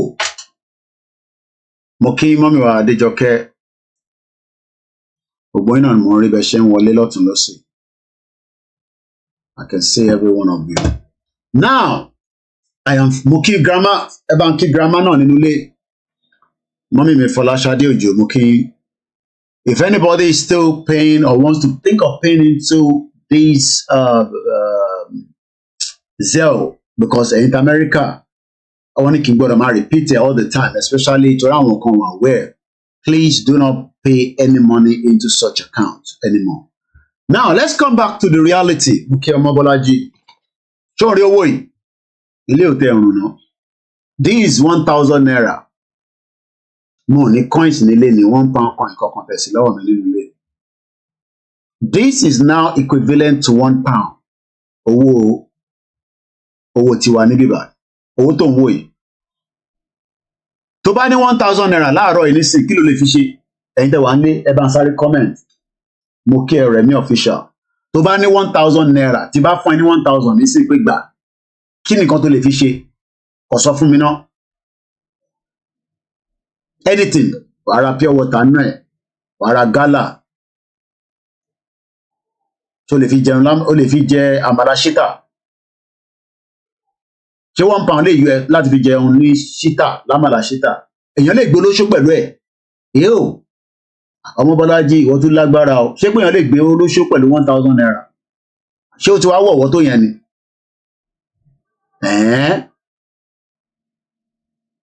Ta ló ń pè? Àwọn àpè láti Nàìjíríà báyà ẹ̀ pé send message wa. Ẹlòmíà kọ́ máa test nọ́mbà yẹn. Ẹ bá ti rí nọ́mbà máa test ẹ̀. 1,000 can buy gàrí. Àrẹ̀pà náà bí. Ṣé ó lè ra ṣúgà?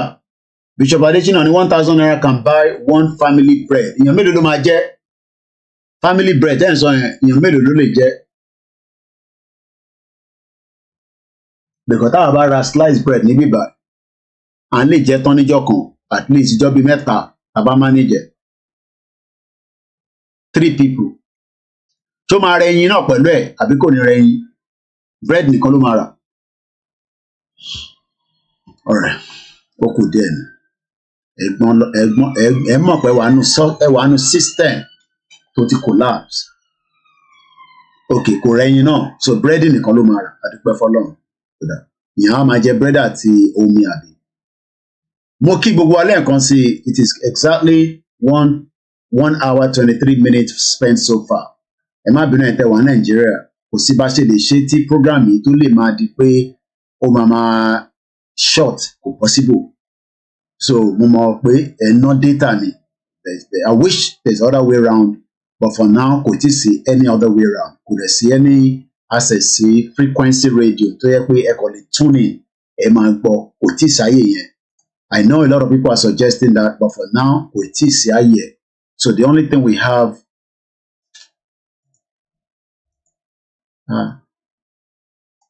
kí ló ṣẹlẹ̀ sí Lákúlé Jàláìlé, kí ló ṣẹlẹ̀ kẹ̀? Mo ò rí gbogbo back end mi ṣá. What's going on now? Go live.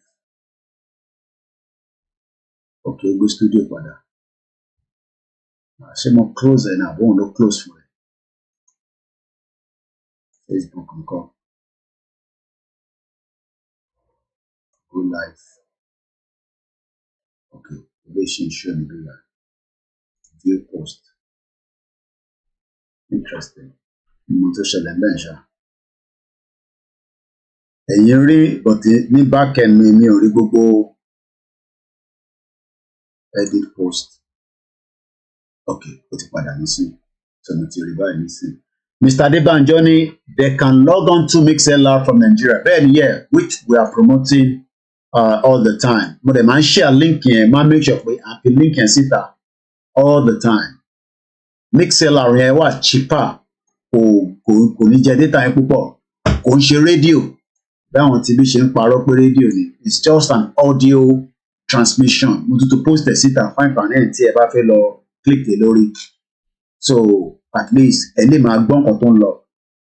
If only more people can be sharing that, it will go a long way. So màá tún share sórí Koiki Oduduwa àtòrí Twitter. I was surprised because I didn't see all my back end. So mo mọ̀ tó close ẹ̀ bí àgbà tí mo dìde náà, I don't know.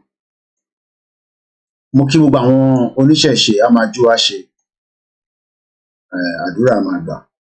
Bẹ́ẹ̀ náà ṣe ń jù lọ́tún lósì. Nigeria ó close gbogbo ohun tí mo ti ṣe ṣá. Something must have closed it. Kò mo ti ṣe Kwara kìíní kan tí mo fẹ́ fi sọ̀rọ̀ rẹpẹtẹ. Now I have to start all over again. Oh my God. Àwọn Saraki dẹ̀ mo fẹ́ fi sọ̀rọ̀ púpọ̀ láàárọ̀ yìí. Mo ti ṣe rẹ́kọ̀dù wọn sílẹ̀ tí mo fẹ́ fi sọ̀rọ̀. Àwọn Saraki dynasty, àwọn olè. Ẹ jẹ́ wọn bí a mo lè pick ẹ̀ padà. Saraki. Yeah, asset. Ẹgbẹ́ náà wà lára nǹkan tí mo fẹ́ sọ̀rọ̀ lórí. Saraki lẹ́ẹ̀kan sí. Fẹ́ sọ̀rọ̀ lórí. Ó tún ní máa nǹkan tí mo tú. Nàìjíríà ti pààyàn gan-an. History tó yọ yẹn kò dá rárá. Mo lọ bá máa nǹkan pàdé náà. Wọ́n ń porúkọ máa yẹn ní a máa lọ sínú Second Republic lénìí. Saraki kàwé gan. King's College ló lọ ní Lagos State. Ó dẹ̀ kàwé ní UK. Chatham College ló lọ. Ó kàwé gan láti 1979 títí dé 1981. Ó wá lọ sí London Hospital Medical College. Ó lọ sí University of London ní 1982 títí dé 1987. Níbi tó ti obtain ní Bachelor of Medicine. You know, ó dẹ̀ ṣe Saraki worked as a medical officer at Rush Green Hospital in Essex láti 1988 títí dé 1989. He was a director of the Solicit Bank. Báńkì yẹn collapse ni. From 1990 to 2000. In 2000, Olusegun Obasanjo appoint Saraki as a special. Níbi tó ti máa ń rówó nìyẹn. Tó bá ti lè wọnú gọ́ọ̀mẹ̀ntì báyìí, pẹ́kẹ́. Ayé wọn bẹ́tà nìyẹn. Nǹkan change nìyẹn fún wọn. Ìwọ máa bú àwọn tó ń jayé yín mọ́lẹ̀. Ó ní máa nǹkan náà tí mo ka history ẹ̀ díẹ̀. Mo ń prepare back end ní o. A máa move sí back end nísìn. Máa sọ̀rọ̀ nípa Ọbásanjọ́ náà. Second Republic. Then wá ní òkè rà ń pè ní kíní ní Facebook ni mo ti máa rí yẹn. Kíní yẹn máa cut out lẹ́ẹ̀kan. So mo ti prepare gbogbo tí mo fẹ́ fi sọ̀rọ̀. System yẹn ṣiṣẹ́ round the clock. Calm rams into truck in Lagos, 7 escape death. Aloma celebrating. At least 128 Nigerian farmers were killed within 6 months. kàn pa àwọn dànù àwọn lórí burúkú terrorist pa anybody dànù yóò ṣe mo kí gbogbo àwọn world media wọ́n pè máa kan ní Ayọ̀délé Awójọbí wọ́n bí wọn ní 1937 he died at age 47 I won't be surprised tó bá yẹ pé tí kò bá ń ṣe pé wọ́n pa ẹni yẹn ni Awójọbí ló ń jẹ́. I picked up his story along the line as well. He's an activist kind of. Wọ́n máa ń pè ní Dead Easy ní nickname the Akoka Giant. So now that I have everything I want to talk about, we can move swiftly into, just close this now. So we're good to go. So we're good to go now. We're good to go. Yeah. So I'm a para sorry Kwara State. Kwara ni mo fi ìbẹ̀rẹ̀ conversation mi again. Mo fi focus lórí àwọn Saraki. But kí tó dọ́dọ̀ àwọn Saraki yẹn, a máa kọ́kọ́ sọ̀rọ̀ nípa Kwara State. Ibẹ̀ la ti ń bọ̀. Take a look at the topic. The weight of Nigeria. Ṣé weight yẹn ló pọ̀ ní wọ́n fi rí Kwara náà ṣe? Ṣé weight yẹn náà ló pọ̀ ní wọ́n fi rí gbogbo state wa ṣe? Weight Nigeria. Weight ọrùn ti kẹ Nigeria. Weight yẹn ti pọ̀ jù. So ìwọ wá rò pé wọ́n lo orí kankan ṣe pé ọmọ kí ló dé tí gbogbo nǹkan ṣe wá tight báyìí náà weight yẹn ni. Ìyẹn mo ṣe play video Gbajabiamila lẹ́ǹkan mo ti ṣe analysis ẹ̀ dáadáa but reason mo ṣe play nìyẹn because Gbajabiamila ó ń sọ ní Eid lánàá pé weight Nigeria ti pọ̀ jù but Almighty Allah ló máa bá Tinubu gbé irọ́ ló ń pa sí ọ̀kan tó ń jẹ́ Almighty Allah ẹ jẹ́ ká gbọ́ lẹ́ǹkan sí ká tó máa mú further sweetness. The weight of Nigeria is not the weight that any normal ordinary human being can carry.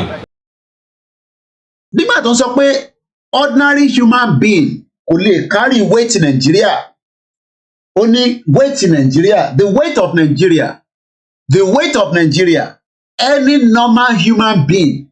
So is that indicating pé for the last 63 years or ká gé padà wá síwájú ṣé a lè sọ pé láti 1999 so ìrọ́kàn ni gbogbo wọn pa fún wa.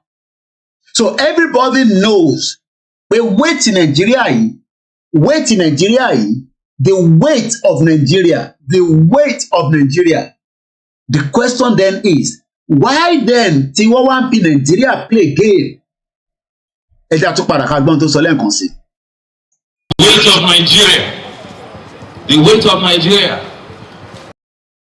Ẹni tó sọ lẹ́ẹ̀mejì ó ní the weight of Nigeria kí ni wọ́n ń pè ní weight tóyìnbó bá ní weight ẹ jẹ́ ká lọ wo English dictionary ẹ̀ weight GHT meaning tá bá sọ pé weight again one more time ṣé a lè mú wá síbí ẹ mọ̀ pé èmi nísìn tí bá lọ sórí weight nísìn tí mo lọ wo weight mi ó lè ní bóyá mo wà ní 74 mo tẹ̀ rántí mọ́ nísìn náà anyway olúkálukú ló gbọ́dọ̀ mọ weight ẹ̀ ìgbà míì kò ń ṣe pé orí èèyàn tó tóbi náà èèyàn lè tóbi but tó bá fit nínú tí heartbeat ẹ bá da.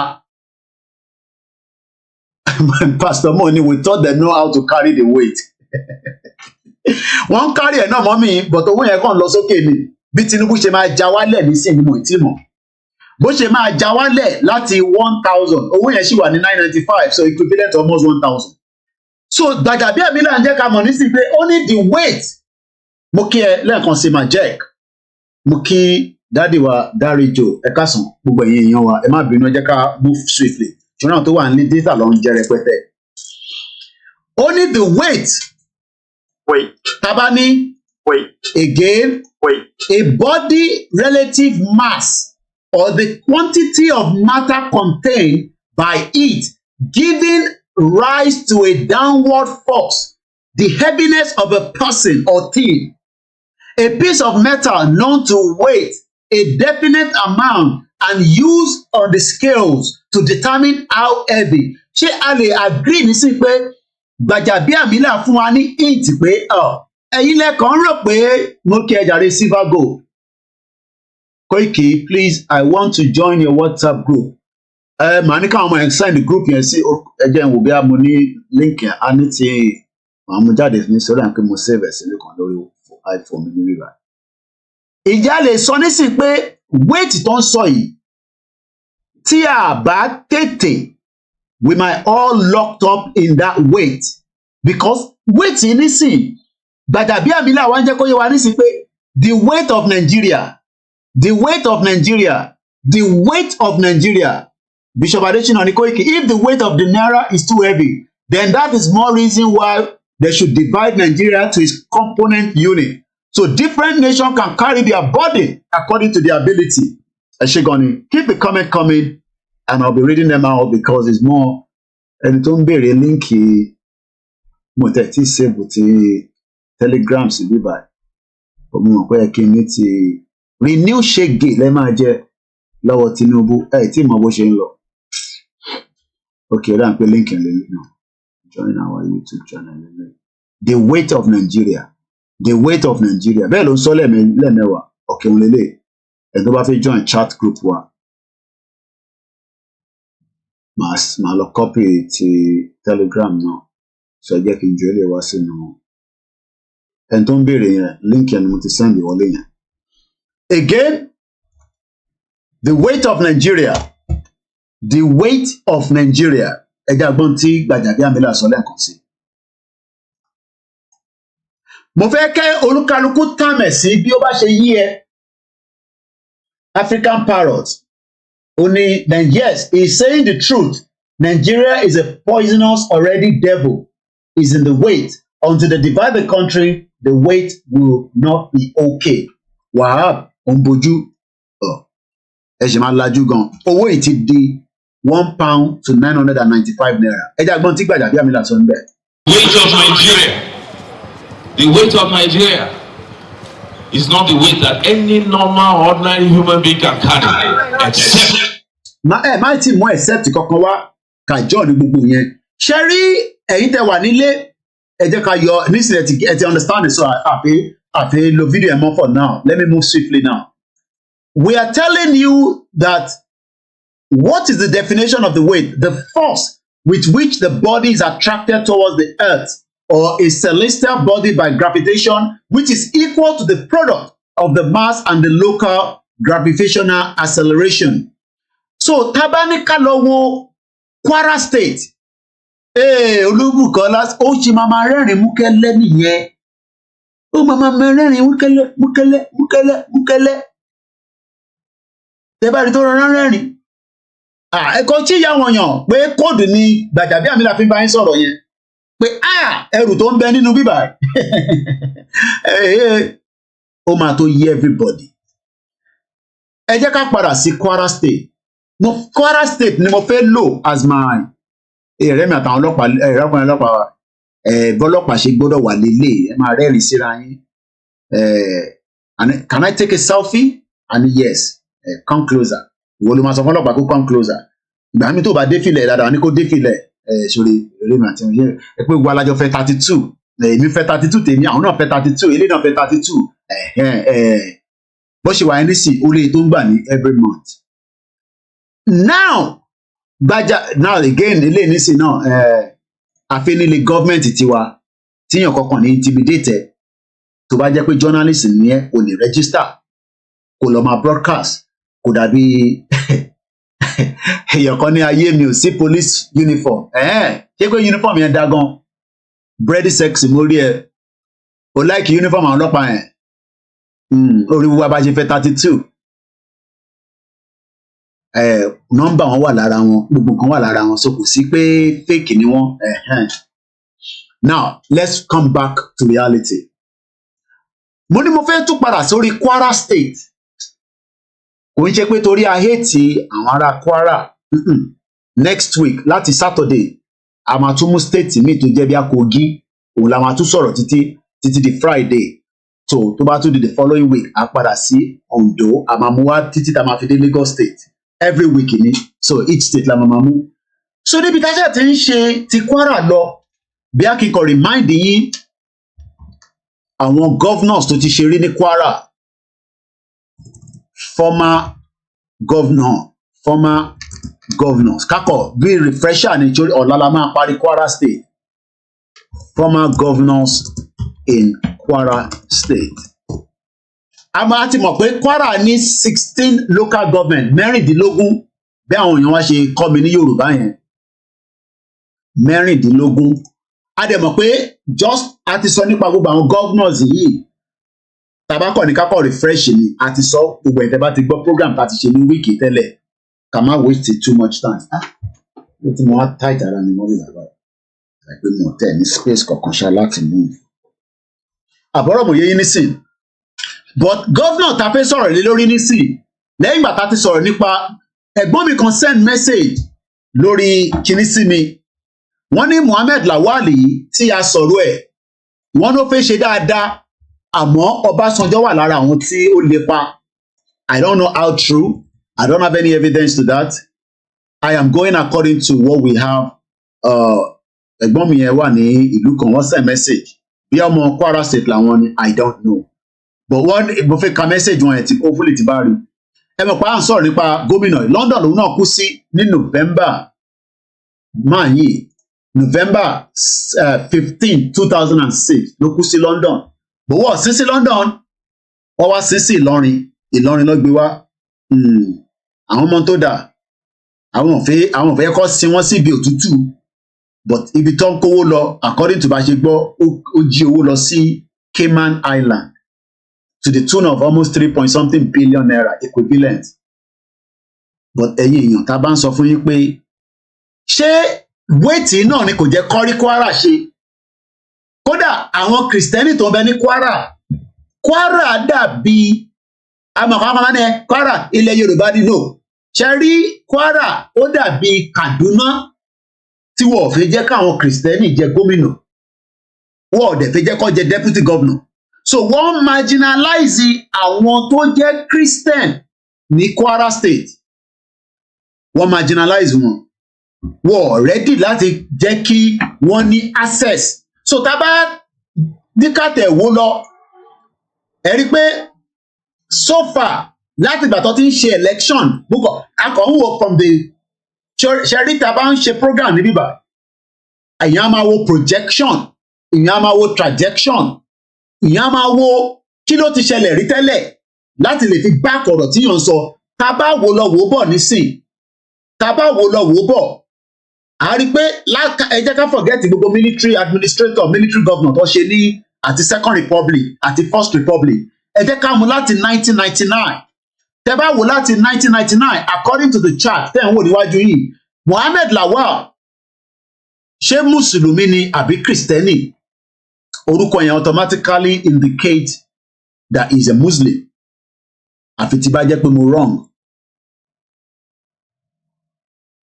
Ìyẹn kan lọ bẹ́ẹ̀, mo kàn fẹ́ ṣe double check ni o.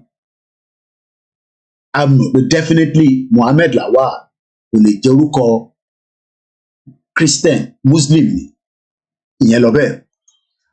The next person, Abdul Fattah, no, Bukola Saraki, gbogbo alamọ̀ pé Muslim lòun náà.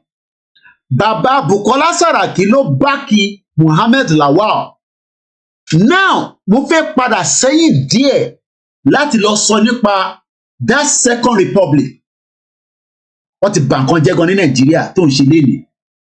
Mo ń bọ̀, mo lè ti prepare gbogbo kìíní ẹ̀ sílẹ̀ kó tó di pé kìíní ẹ̀ cut out, so mo ń try láti ṣe adjustment yẹn padà.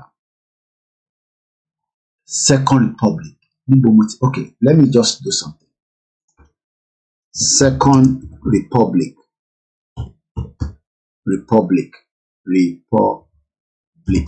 Nigeria. The Second Republic ní Nigeria, let's do it properly. Second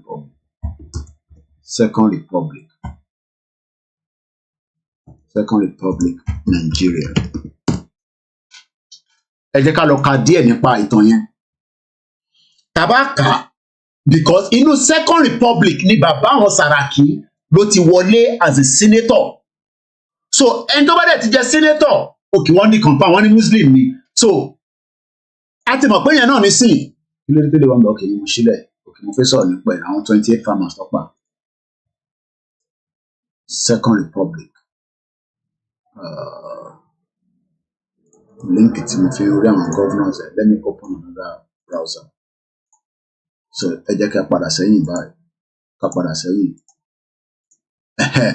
Abdul Fattah lẹ́yìn Mohammed Lawal Saraki ṣe ó di Muslim méjì Abdul Fattah Ahmed ó di Muslim mẹ́ta èyí tó tún ṣe lọ́wọ́lọ́wọ́ gómìnà wọn currently nísìn mo kí ẹ my beautiful aunty Gbemileke Abdulrazak Abdulrahman Muslim ni ó di Muslim mẹ́rin so in the space of 24 years wọ́n ti fún Christian láyè láti jẹ gómìnà ní Kwara State are we sure that wọ́n marginalize àwọn Christian àbí a kàn assume bẹ́ẹ̀ tí bá wrong ẹ fi sínú comment section tí bá dẹ̀ right ẹ jẹ́ kí n mọ̀ ǹjẹ́ gbogbo bá ṣe ń pariwo Kaduna ẹ mọ̀ pé gómìnà Kaduna ìyẹn ti jáde point blank ó ní kò sẹ́ni tó máa jẹ gọ́fúnà ní state yìí tó jẹ́ ọmọ Christian ǹjẹ́ the same thing là ń rò náà ní sí pé ní Kwara wa ta pè nílẹ̀ Yorùbá nítorí pé fídíò kan jáde gbogbo wa láti máa rí fídíò yẹn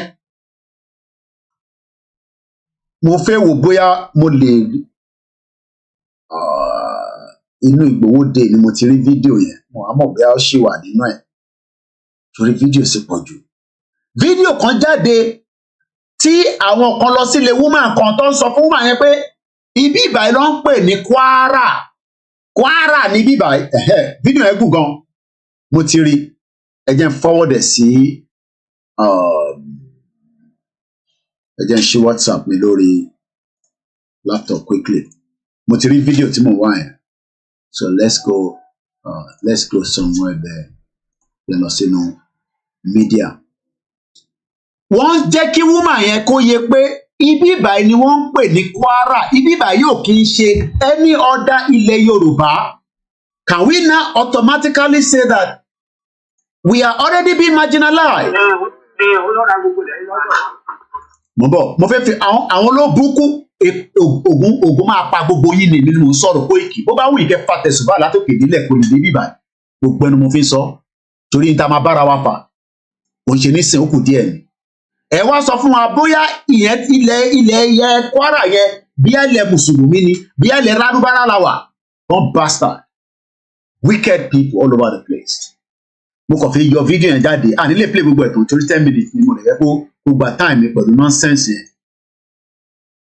so mo kàn fi mú fídíò yẹn wá so ó ti indicate pé agenda wọn political download kẹ let it close okay ó wà ń bẹ agenda wọn from the beginning náà ni pé wọ́n fẹ́ jẹ́ kí Kwara kó wà open and that has been the lies the same way the other state now but as we speak right now a mọ̀ pé àwọn tó ń pè ní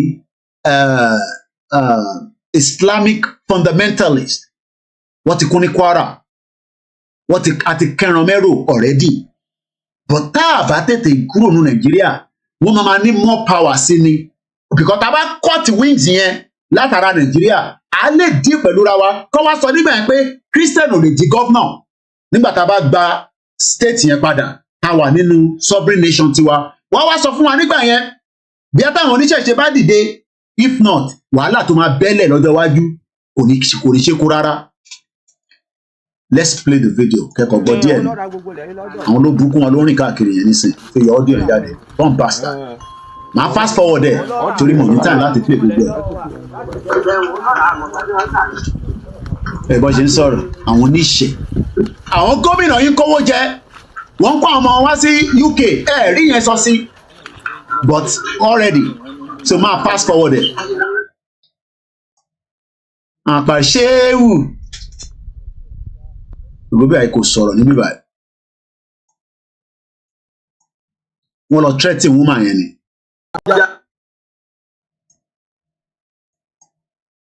ọdún yẹn phrase láàrin méjì níbí kan bẹ́ẹ̀.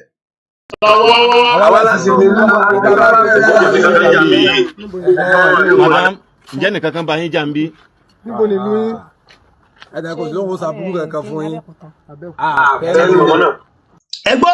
ẹgbọ́n tó sọ wọ́n ní níbo nílùú wọn nílẹ̀ Yorùbá wọ́n ń bi ọmọ Yorùbá pé níbo nílùú ẹ̀ so ṣé ẹ̀ ń sọ fún wa nísìnyí pé Kwara ò kì í ṣe ọmọ kò ń ṣe state mọ́ even as under the fraudulent constitution of Nigeria ìyá ẹ̀ ní right ìyẹn mo ṣe sọ fún ẹ̀yàn ọmọ Yorùbá ten point finger pẹ̀lú àwọn ọmọ Igbo ṣé ti rí wàhálà tẹ́fẹ́ dálẹ̀ nísìnyí pẹ̀lú situation because àwọn ilé tí ń threaten ọmọ Yorùbá tó wá látàbẹ́kúta tó ń gbé ní Kwara and I keep telling you pé tẹ bá ń point finger pẹ̀lú àwọn ọmọ Igbo pé wọ́n lè gbé lẹ́kọ̀ọ́ àwọn Kwara ti sọ fẹ́yìn náà pé ẹ lè gbé ní Kwara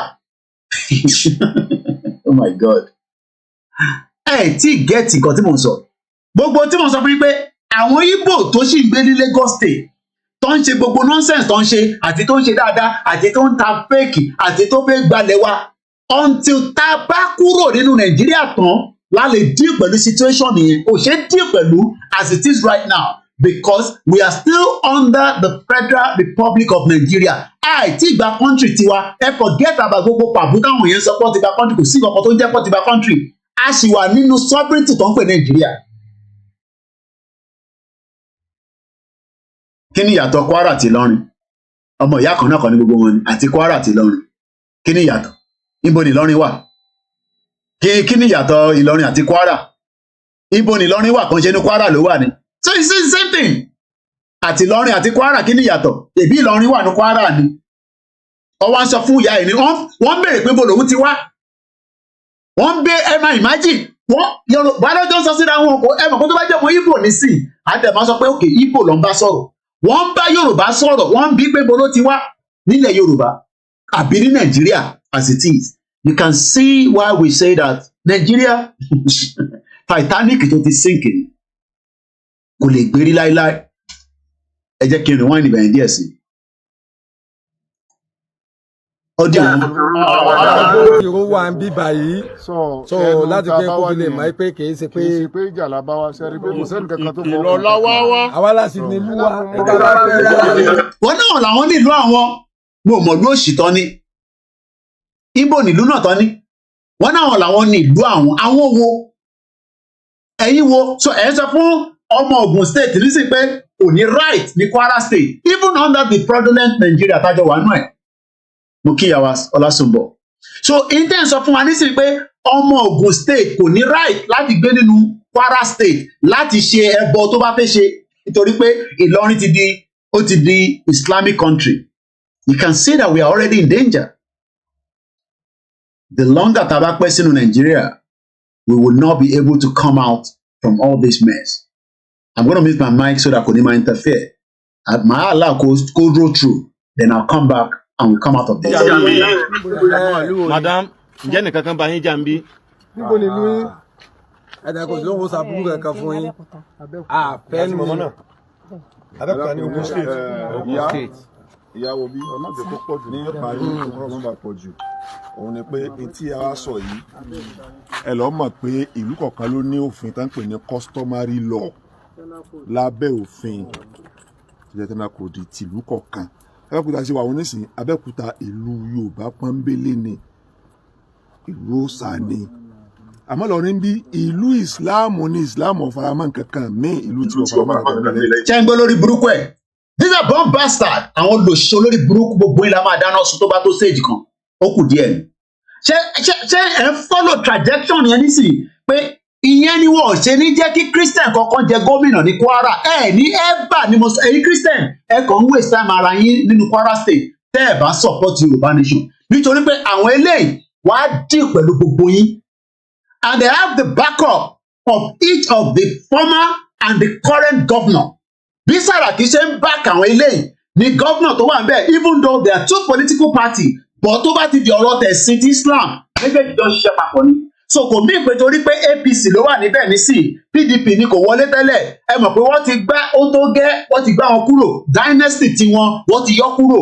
APC ló wà níbẹ̀ nísìn but when it comes to ẹ̀sìn they are operating like the same thing tí El-Rufai ń ṣe ní Kaduna ẹgbẹ́ kan tó sọ pé òòṣà ni wọ́n ń ṣe ní Abẹ́òkúta ìsìláàmù làwọn ń ṣe ní Ìlọrin àwọn olùṣọ́ lórí burúkú born bastard àwọn tá a bá wá wọn lọ wá wọn bọ̀ ó lè má jẹ́ gbogbo wọn mo lè àníṣe àwọn ọmọ wọn ibibẹ̀ lọ ti wá ń kàwé níbi tí gbogbo nǹkan bẹ níbẹ̀ kí má máa fi gbogbo ẹnu sọ̀rọ̀ torí pé òfin allow ẹ̀ tí bá tẹ̀ sọ́gan sẹ̀ as long as tí mo bá ti criticize wọn òfin allow lesbian nílùú yìí ó allow gay nílùú yìí ẹ̀yin ṣe wá ń kọ́ àwọn ọmọ yín wá àwọn ọmọ bàbá wa Kìlìjàpá àti kìnìkan àtàwọn ọmọ Saraki ẹ̀yin ò ṣe fà àwọn ọmọ yín sínú Islamic State tó jẹ́ Kwara olórí burúkú yín tẹ̀ wá ń kó wọn wá sí UK láti wá kàwé born bastard ẹ̀yin ò ṣe fi wọ́n sílẹ̀ sínú Kwara State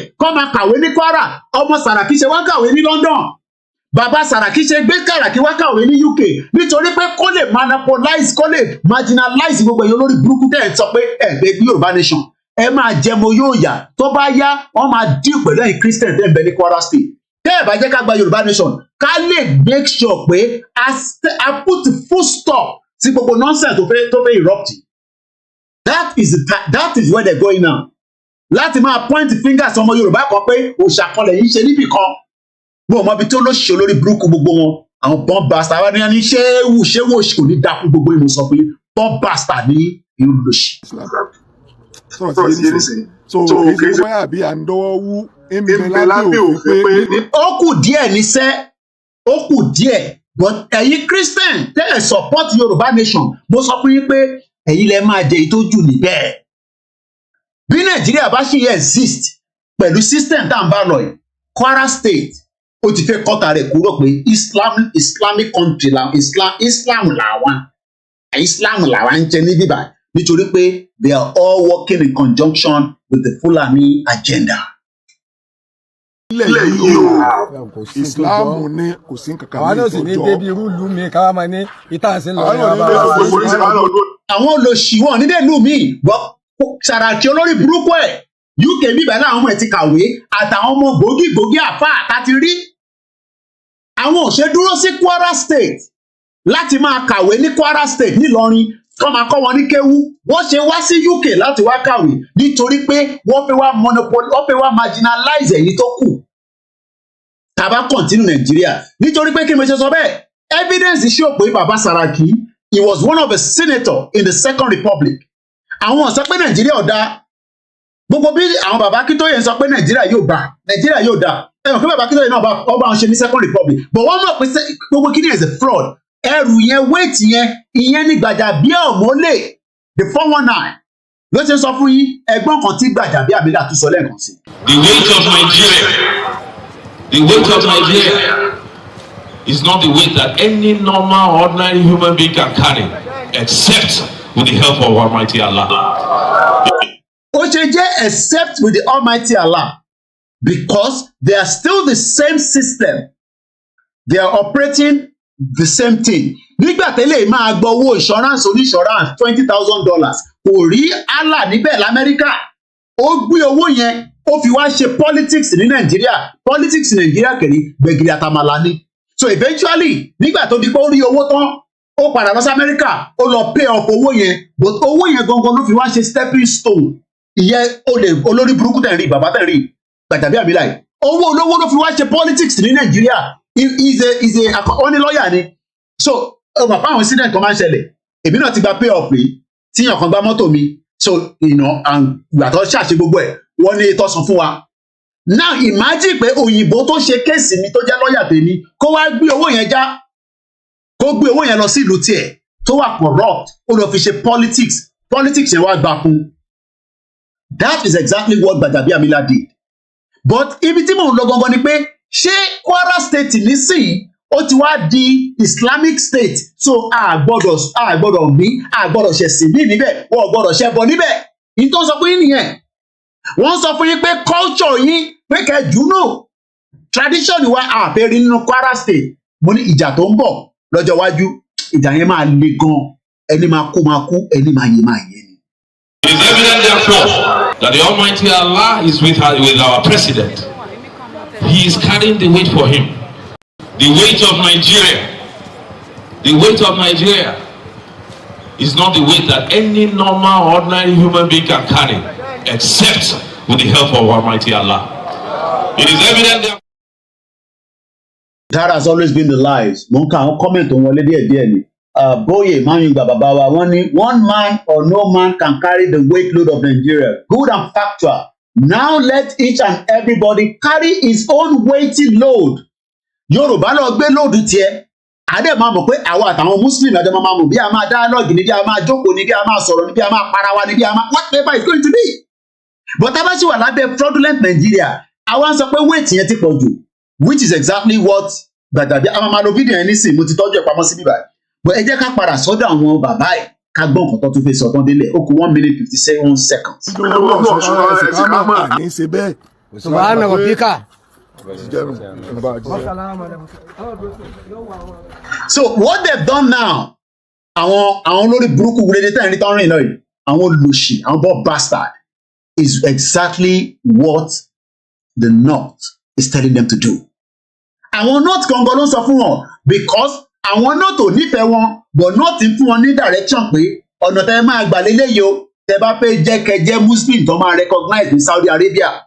And Saudi Arabia àtàwọn ará àníṣẹ́wọ́ pa odindi èèyàn Khashoggi. Khashoggi was killed by the Saudi Arabia government. Bí ẹ̀mí tó ń pè bẹ́ẹ̀ wọ́n pe journalist kan ní Khashoggi, Jamal Khashoggi. Wọ́n pa wọ́n kún bí ẹran bọ̀bọ̀ tẹ̀ ń wò yìí. Wọ́n pa wọ́n kún bí ẹran. Saudi government mọ̀ nípa ẹ̀. Inú embassy Saudi Arabia lọ pa sí. What more can I say? Ìyẹn làwọn kan ṣe máa ń sọ pé ìyẹn mi pé gbogbo Muslim ló bá ìyẹn mi pé there's about 1 billion or so Muslims around the world but àwọn tó wà fanatics is almost the same like Christian tó wà fanatics. The question then is why are we deceiving ourselves? Saudi Arabia tẹ́ ń kọ́pì yìí àwa ti mọ̀ pé Saudi Arabia wọ́n pa journalist tinú embassy wọn kí ló lè ṣe? Kí nìkan tó lè ṣe even tó bá tẹ̀ criticize the government tí kò agree pẹ̀lú government does that warrant his death? Khashoggi killed. Turkey lọ pa sí wọ́n tún àbò mọ́lẹ̀. Let me just find the video. Òun lélẹ̀ assassination of Jamal Khashoggi on 2nd of October 2018. Jamal Khashoggi was a Saudi journalist, dissident author, a communist of the Middle East Eye on the Washington Post, and a general manager and editor-chief of Arab News Channel, who was assassinated. Mokiyimomi wa comfort Ologunja. Eni Oluwabukola Saraki was Kwara State governor under UPN in the Second Republic. So bàbá wọn náà jẹ́ governor rí. Okay, mo ń bọ̀ níbẹ̀ ẹ ṣé gan ni mo tẹ̀ tí kàdé bẹ̀ tẹ́lẹ̀. Thank you for that information. Wọ́n assassinated nínú Saudi consulate ní Istanbul ní on the 2nd of October nínú ayé tá à ń gbé yìí Arab country ní Saudi Arabia. But wọ́n pa ọmọ ìlú wọn wọ́n assassinated. His body was disembedded. Ọmọ tó ń pè bẹ́ẹ̀ jẹ́ lọ ṣàlàyé fún ẹ tó bá ọmọ tó ń pè ní disembed. Wọ́n gé sí wẹ́wẹ́. Tọ́ba ní dismembered. Tọ́ba sọ pé dismembered. Tọ́ba ní dismembered. A body having had the limbs cut off. Tó bá fẹ́ wo image ẹ̀ wàá máa rí àwọn orí táwọn ọ̀rọ̀ ṣe máa ń ṣàwọn èèyàn. Mo kàn ń ṣọ́ àwọn ilé ìfún ẹni àwọn ọbẹ̀ àwọn tó ti commit oríṣiríṣi crime like that. Kò wá ń ṣe individual ló commit crime tá à ń sọ yìí. Odindi ìlú ló commit crime. What does disembed a body mean? To cut off or disjoin the limbs members of the part, to break up or tear into pieces. Wọ́n pín sí wẹ́wẹ́ mo kí ìyàwó root mo kí mọ́mí wa Abọ́sẹ̀dé. Since the weight is too much on Nigeria, so let's divide it, let everybody. Ìyẹn là ń sọ fún wọn tán ní ká dákẹ́ o ká shut up but èmi kọ́ mo kúkú sọ lánàá but lánàá nísìnyí Gbajabiamile mo kàn fún yín ní reference eléyìí. I think we might find a video nígbà tí bọ̀bọ̀ yìí tó jáde. Wọ́n tún wá pretend pé ó ti jáde kúrò nínú embassy ẹ̀wọ̀n wọ́n ṣù ẹ̀ nígbà tó wọlé but nígbà tó máa jáde ọ̀tọ̀ nìkan tó ṣù fún wa ẹ̀dá wo fídíò yìí. Jamal Khashoggi and his body still hasn't been found. But this video could throw more light on the sequence of events after he was killed. The pictures appear to show members of the Saudi hit team carrying bags thought to contain his remains into the Saudi Consul General's residence. Usually these things happen in embassies or consul generals' buildings, but of course they are controllable. They're controllable in that they are Saudi property, Saudi land. The local police can't really do very much about it, and of course they wouldn't have imagined for 1 minute that the Turks were actually listening to what was going on inside. The Saudi journalist entered the consulate hoping to pick up documents that would allow him to start a new life with his fiancée. He never came out alive. Saudi Arabia blamed his death on rogue agents, but Turkey's president says it was a premeditated murder orchestrated by Riyadh. These pictures only add another layer of complexity to the investigation. Now we have direct evidence showing members of the killing team unloading body bags or black bags of some sort. So it leaves the impression that Jamal Khashoggi's body ended up at the consular's residence. And that's where the investigation should focus now. What happened to it there? A few weeks after Khashoggi's disappearance, a team of Turkish investigators found traces of acid during a search of the Saudi consul's residence. The office of Turkey's Attorney General has told Al Jazeera that chemicals were used to dispose of Khashoggi's body. Chemical was used. These are the same set of àwọn tí ẹ̀fẹ̀ kúrò nínú Nàìjíríà. Àwọn criminal tí mo fi wọ̀nyí lẹ́yìn kan tán pera wọn ní àfáà kan àbí kinní kan. They are the same set of people. Wá pa ẹ́, wá kun ẹ́, tó bá dẹ̀ dàárọ̀ wá tún lọ ti Allahu Akbar. Does not mean that all the Muslims are like that. But we are already in that trajectory. Tá a bá tètè kúrò ní Nàìjíríà. Mo kàn fún yín ní the brief ẹja gbọ́n kan tí Gbajabiamila lè sọ. The weight of Nigeria is not the weight that any normal, ordinary human being can carry, except with the help of Almighty Allah. Ọlọ́run ó fi kọ́ lọ́rùn. The weight of Nigeria. So if the weight of Nigeria is too big, no audio, okay? Ìyàn kan ti pè sórí bíbá nìyẹn. Àwọn tó bá ti bá ṣe program anyway no matter máa block àwọn ọmọ nọ́mbà. Ìgbà mo mọ̀ rí sí ìdẹ́bà. Ìgbà tí ó bá ríyàn tó yàn ṣe live, ìgbà ilẹ̀ máa fi ti ibi store. Ẹ lè dúró tá a bá sí ní live kẹ́pẹ́. Ìgbà tá a wà ní live yẹn gan-an lè fi disturb. Ìpìlẹ̀ máa gbà. Ẹ block yín dànù ni. Ìtàgbé dání nígbà kan ṣeré rárá. Lẹ́yìn bá ń ṣeré, èmi ò ṣeré pẹ̀lú ẹ̀. It's all about it's a life and death situation lágbé dání. Ẹ ṣe gan ni fún àti bẹ́ẹ̀ àbá ẹ tí ní fídíò yẹn máa play padà again lẹ́yìn mo ń bọ̀. And now a new book is revealing more details of the killing. Now, ǹjẹ́ àwọn Ìlọrin mo kàn tún fẹ́ mú fídíò yẹn jáde padà again bá máa pass forward ẹ bọ́ ṣe ń rìn lọ ẹ ṣe é wù gbogbo bẹ́ẹ̀ freeze audio yẹn freeze níbí báyìí.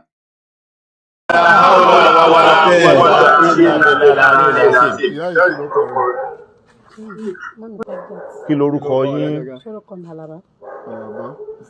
So interface sọ yìí kò bá jíṣẹ́ tó bá dé. Mo rí wọn bọ̀ mi mọ̀ pé bí ló ń bọ̀. Àwa lóko gbogbo tí ń jẹ́ lọ́rin òun la fi wà ń bẹ̀rẹ̀ lóko ọlọ́lọ́wọ́ bá lù lọ́rin. Shehu yasimuka minan nas la takhafu daraka wala takhsha wala hawla wala quwwata illa billah.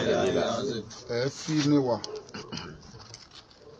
ó ti ń bọ Ọ̀ṣun yìí ó ti ń ṣẹbọ tipẹ́ tó bá ń ṣe ní kọ̀rọ̀ yàrá rẹ̀ tẹ́nìkan ọmọ kò sẹ́ni kankan tí ó mọ̀ sí but èyí tó gbé hàn yìí.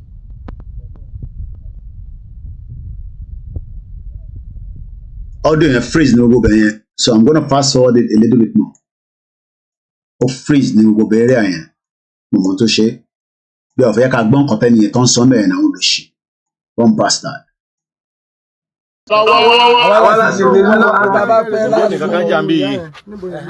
Madam, ǹjẹ́ nìkan kan bá yín jà ń bí?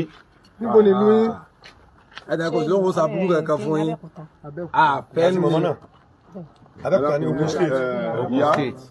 ìyàwó bí ọ̀nà àti kó pọ̀ jù ní ìparí kọ́kọ́rọ́ nọ́mbà pọ̀ jù òun ni pé etí ara sọ yìí ẹ lọ́ mọ̀ pé ìlú kọ̀ọ̀kan ló ní òfin tá ń pè ní customary law lábẹ́ òfin ìjẹ́tẹ́nà kò di tìlú kọ̀ọ̀kan Abẹ́òkúta ṣe wà wọ́n nísìnyí Abẹ́òkúta ìlú Yorùbá pọ́nbélé ni ìlú òòṣà ni àmọ́ lọ́rin bí ìlú ìsìláàmù ní ìsìláàmù ọ̀faramọ́ nǹkankan mí ìlú tí ọ̀faramọ́ nǹkankan mí lẹ́yìn ìsìláàmù sọ̀rọ̀ ti yé nísìnyí so kìí ṣe pé báyà bí à ń dọ́wọ́ wú ń bẹ lábẹ́ òfin pé nílẹ̀ yìí o ìsìláàmù ní kò sí nǹkankan mí tó jọ. àwọn náà sì ní débi irú ìlú mi káwá máa ní ìta àṣẹ lọ ní ọba wa sí. àwọn náà káwá lọ dúró ní Ọ̀ṣun káwá ẹsẹ̀ káwá mọ̀ àní ṣe bẹ́ẹ̀.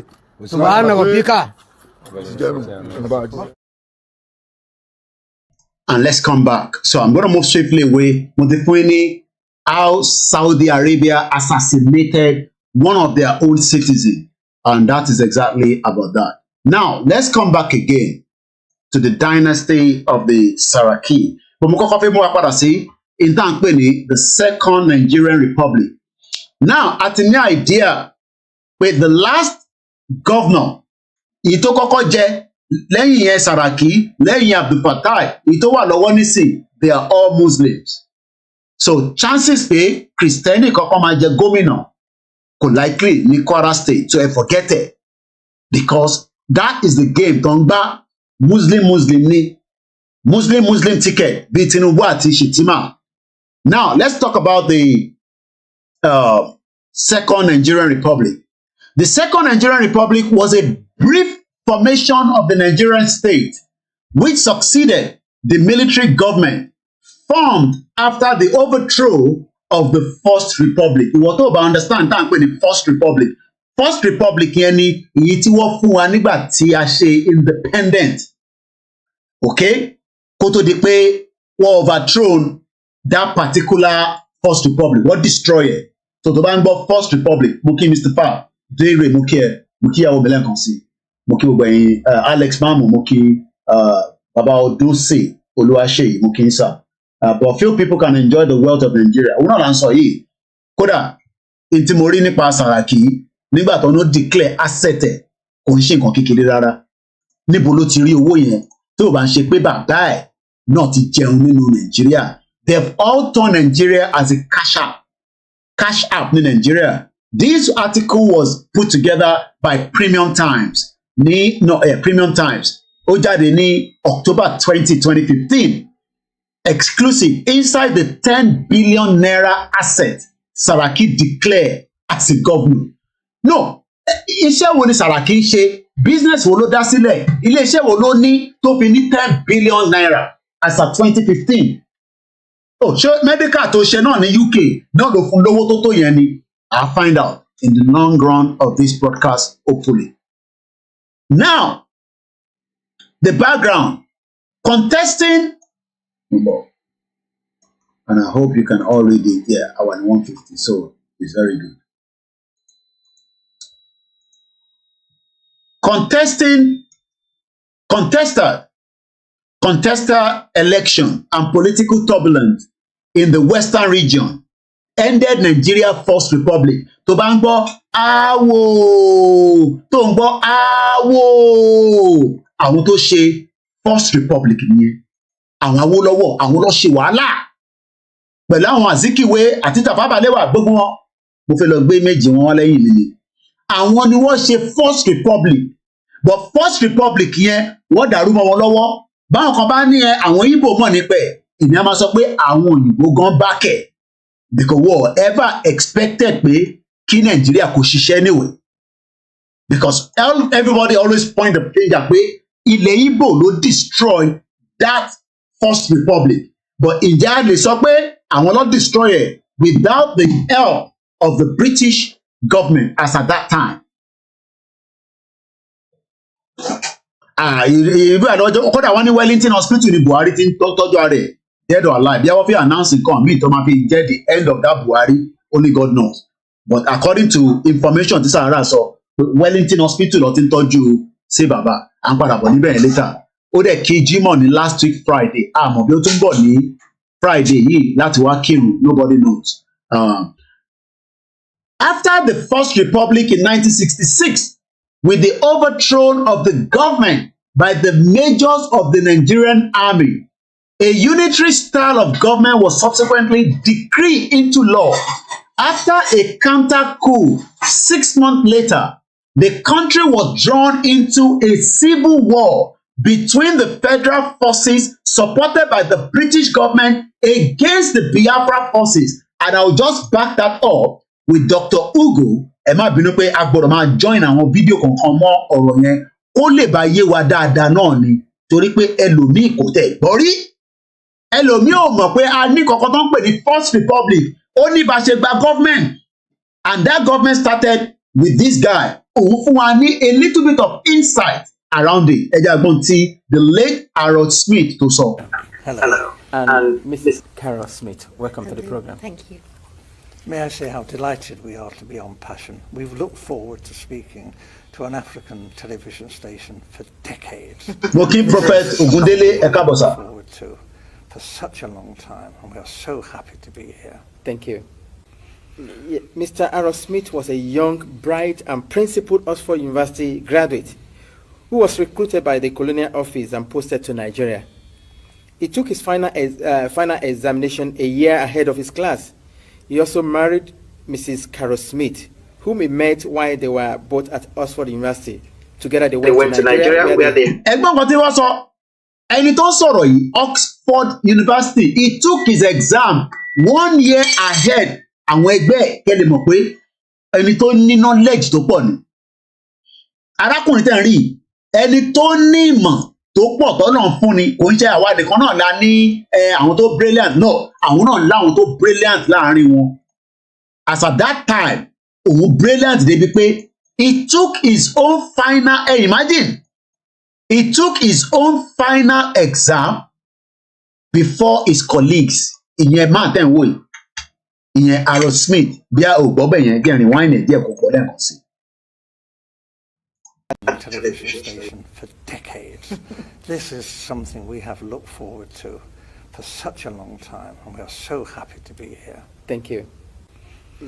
Mr. Harold Smith was a young, bright, and principled Oxford University graduate who was recruited by the Colonial office and posted to Nigeria.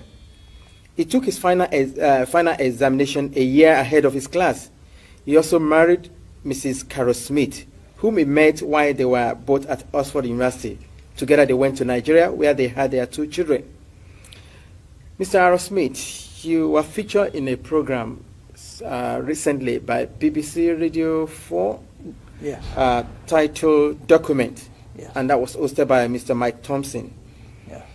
You are alleged that the British government rigged the first and most important election in the history of Nigeria in 1959 in favor of the North. Am I correct? Yes. How long were you in Nigeria for? From 1955 to 1960. And we were based in Lagos. I was on the staff of the Department of Labour. I was largely occupied with employment problems, all the employment exchanges, and statistics, and international reports, and was kept pretty busy.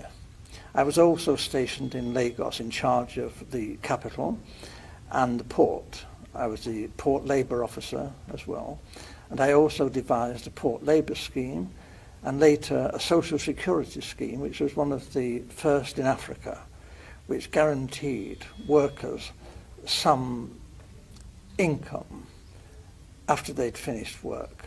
It was a providence scheme. As I say, it was called the National Providence Scheme, and I was very proud to have put that on the statute book. I was going to ask you what your role is. You've mentioned 3 important. Is there any particular name given to your office while you were there?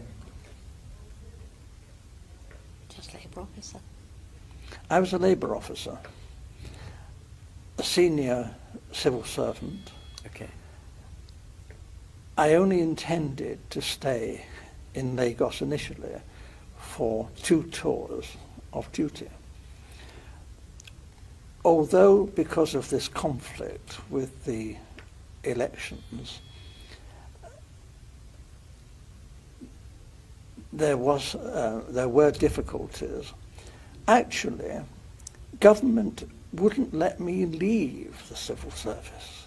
They were determined that I should stay in the civil service after my 2 tours.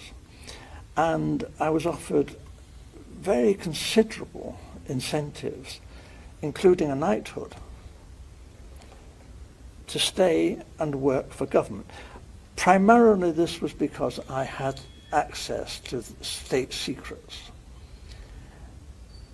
I learned, and the Governor-General himself confirmed this to me, that the elections were rigged, contrived. The intention was that the North should rule Nigeria. Even in '56, the Northern leaders were very proud and were saying, if they couldn't run Nigeria, never mind elections, they might not join Nigeria. They might leave. And we all thought, well, how would they survive? There were no ends. Mo fẹ́ tún mú weight tí Gbajabiamila ń sọ̀rọ̀ lé lórí. Wọ́n ti rí weight yẹn kò ń ṣe lénìí. But it's because ambition ni Tinubu pé ó fẹ́ di president. Pé kó kàn di president. Hopefully, tó bá di president, á lè ní power. Bí a tó bá ní power, á lè change weight yẹn. Nobody knows yet. But etí Gbajabiamila sọ nǹkan buttress ẹ̀ lẹ́ẹ̀kan tí Aaron Smith ń sọ lọ́wọ́lọ́wọ́. The weight of Nigeria is not the weight that any normal, ordinary human being can carry, except with the help of Almighty Allah. It is evident, therefore, that the Almighty Allah is with our president. He is carrying the weight for him. The weight of Nigeria is not the weight that any normal, ordinary human being can carry, except with the help of Almighty Allah. It is evident, therefore, that the Almighty Allah is with our president. He is carrying the weight for him. Impediment to Yoruba development is the impediment to Yoruba development. Without Nigeria, we won't be where we are. 1962, we were far ahead of South Korea and North Korea. We were far ahead of China even. We had television before France. We had radio before South Africa. Now look at where we are today. I think it's a shame that even any Yoruba man can be talking about restructuring at this point in time. What are we restructuring? This country that is already shot to pieces? I don't think that's what we want. But they are always talking about giving Nigeria a chance. The patience of Yoruba with Nigeria has come to an end. If you don't allow we Biafrans to go, that zoological republic called Nigeria will be a worse place than Somalia. And today it is happening. And if you have not applied for your Somalian visa, please try and do so. Should I say Somali visa? Try and do so as quickly as possible, because the zoo is on the path of destruction. And there is nothing man can do to reverse it. Mark today's date and what I'm telling you. Nigeria will be destroyed beyond human comprehension. If you don't... The weight of Nigeria is not the weight that any normal, ordinary human being can carry, except with the help of Almighty Allah. It is evident, therefore, that the Almighty Allah is with our president. He is carrying the weight for him. The weight of Nigeria is not the weight that any normal, ordinary human being can carry, except with the help of Almighty Allah. It is evident, therefore, that the Almighty Allah is with our president. They drink, they fornicate, they do all the things that all human beings do. So it's not a question of religion. There's no question of anybody being truly a Muslim there. You know, even I knew a chief judge who was supposed to be leading Muslim prayers, who anytime he came to me in my official residence, he would put brandy or whiskey in a mug and be drinking, and they would smoke and all that. So I don't think it's religion. When they started this Sharia, how many of them are obeying the Sharia? How many of them? No, not none of their leaders. So it's not religion per se, but they use religion to deceive people and say Hausas were not Muslims at all. So they say, well, let's give you a superior religion, we'll give you Islam. But that didn't apply to the South, because we've had Muslims in Yoruba land even before 14th century. So truly what we are fighting against, or what is going on, is clash of culture. And civilizations. And civilizations. That's right. Not really the Fulani versus the Igbo, or the Fulani versus the Yoruba. No. It's clash of civilizations. Yes, clash of civilizations and clash of cultures. Yes, you're right. That means we have not really integrated as a people. Never. We have never been. So the word the Nigerian people is a fallacy. Is that what you're saying? Yes. Because, again, in those days, you will say there have always been Igbo markets, Hausa markets in Enugu. There have always been Sabos in Shagamu. But those... Now, mo fẹ́ padà sí ibi tá ti ń bá bọ̀. Ẹ̀gbọ́n tí Chief Tọ́ládé ní ìsọlọ, but it now seems that is changing because à ń sọ̀rọ̀ pé Fúlàní, but within us gangan sef, a ti ní Fúlàní láàrin wa. It's because it was tolerated. Màá yọ fèsì Aerosmith because we're not playing all those videos, but on touch díẹ̀. Because if we remain in that contraction, wait yẹn wọ́n máa gbélé wa lórí, wá dẹ̀ máa fi Allah, tí Allah bá tán wá mú Jésù wá, torí pé for now Allah ni wọ́n sì ń lò torí pé president yẹn Allah ni. Bíyá tí ó bá tún padà sí north, okay, Allah náà ló tún máa jẹ́ torí pé tó bá padà sí north after tí Tinubu bá ṣe tán, kò ń ṣe pé Christian ló máa gbé fún, wọ́n ò lè jẹ́ kí Christian kankan tún jẹ president Nàìjíríà tó bá máa ti di pé Tinubu bá ṣe tán. Hausa náà ló máa ṣe, Fúlàní rather anyway. But kò ní wá tún wá jẹ́ Fúlàní Kristẹni, Fúlàní Mùsùlùmí ló máa jẹ́ torí pé by the time tí Tinubu bá ṣe tán, tí Gbajabiamila sọ pé the weight of Nigeria, Allah máa bá Tinubu gbé, ní kálà má bàa gbé, kálà bá gbé dáadáa, kálà bá gbé kó bá drop owó ìwálẹ̀, kó tẹ̀ sí app, kó tẹ̀ di 500, kó má tún lọ sókè mọ́, à ń bẹ̀ ni, kó bá wa sọ fún Tinubu, ẹ̀jẹ̀ yẹn lè kúrò, kó bá wa sọ fún Tinubu pé 1,000 naira owó Nàìjíríà nísìn tó ń di £1, kó bá wa half ẹ̀ kó tó di pé ó máa lọ. Àbẹ́ kó gòkè sí ni, bò kó já wálẹ̀, bò kò lè já wálẹ̀ nítorí pé kí ni, after tó destroy the Second Republic, táǹkà lọ́lẹ̀ nǹkan, wọ́n bẹ̀rẹ̀ sí form different states. After a counter coup 6 months later, the country was drawn into a civil war. Kí ló fa civil war yẹn? Nítorí pé àwọn Biafra ní àwọn ò ṣe mọ́ pẹ̀lú Nàìjíríà, àjọṣepọ̀ àwọn àti Nàìjíríà yìí kò lè dán mọ́rán. Wọ́n náà wọ́n ṣe mọ́. Wọ́n ní the union tó kó wa papọ̀, ìfẹ́ tó kó wa papọ̀ kò sí níbẹ̀. Wọ́n wá náà fẹ́ dá dúró, but wọ́n ò lè lọ nítorí pé kí ni ẹja àgbọn tí Dr. Ugu tó fi educate wa díẹ̀. They wanted to be separate from the country that the British Empire had imposed on us, which was this country of Nigeria, where they kind of took a bunch of independent nations who don't have anything to do with each other, don't even speak each other's language, don't relate. Many of them were even enemies and warring at the time. Mr. Clement, Oṣegan ní káàbọ̀ sórí ètò mú kí Mr. Park. Wọ́n pé ẹ̀ ń follow bí ṣe ń gbé kíní ẹ̀ síra wọn torí pé kó lè bá yé wa dáadáa. Already nísìnyí, yes, a ní àṣẹ Nàìjíríà mú. Gbọ́ pé àìtí kúrò nínú Nàìjíríà, àwọn Mùsùlùmí kan ti ń threaten wa nínú Nàìjíríà láti máa jẹ́ kó yé wa pé Kwara o, Ìsìlámù làwa ń ṣe níbí báyìí o. Ìtọ́ba dẹ̀ ń ṣe níbẹ̀ lẹ́ máa bá wọn ṣe torí kíni. Even the law of Nigeria does not allow that. But ẹgbọ́n tí Dr. Ugu sọ́ndẹ̀ yẹn, Dr. Ugu ni even these people that you put together, they don't speak same language, they don't love each other.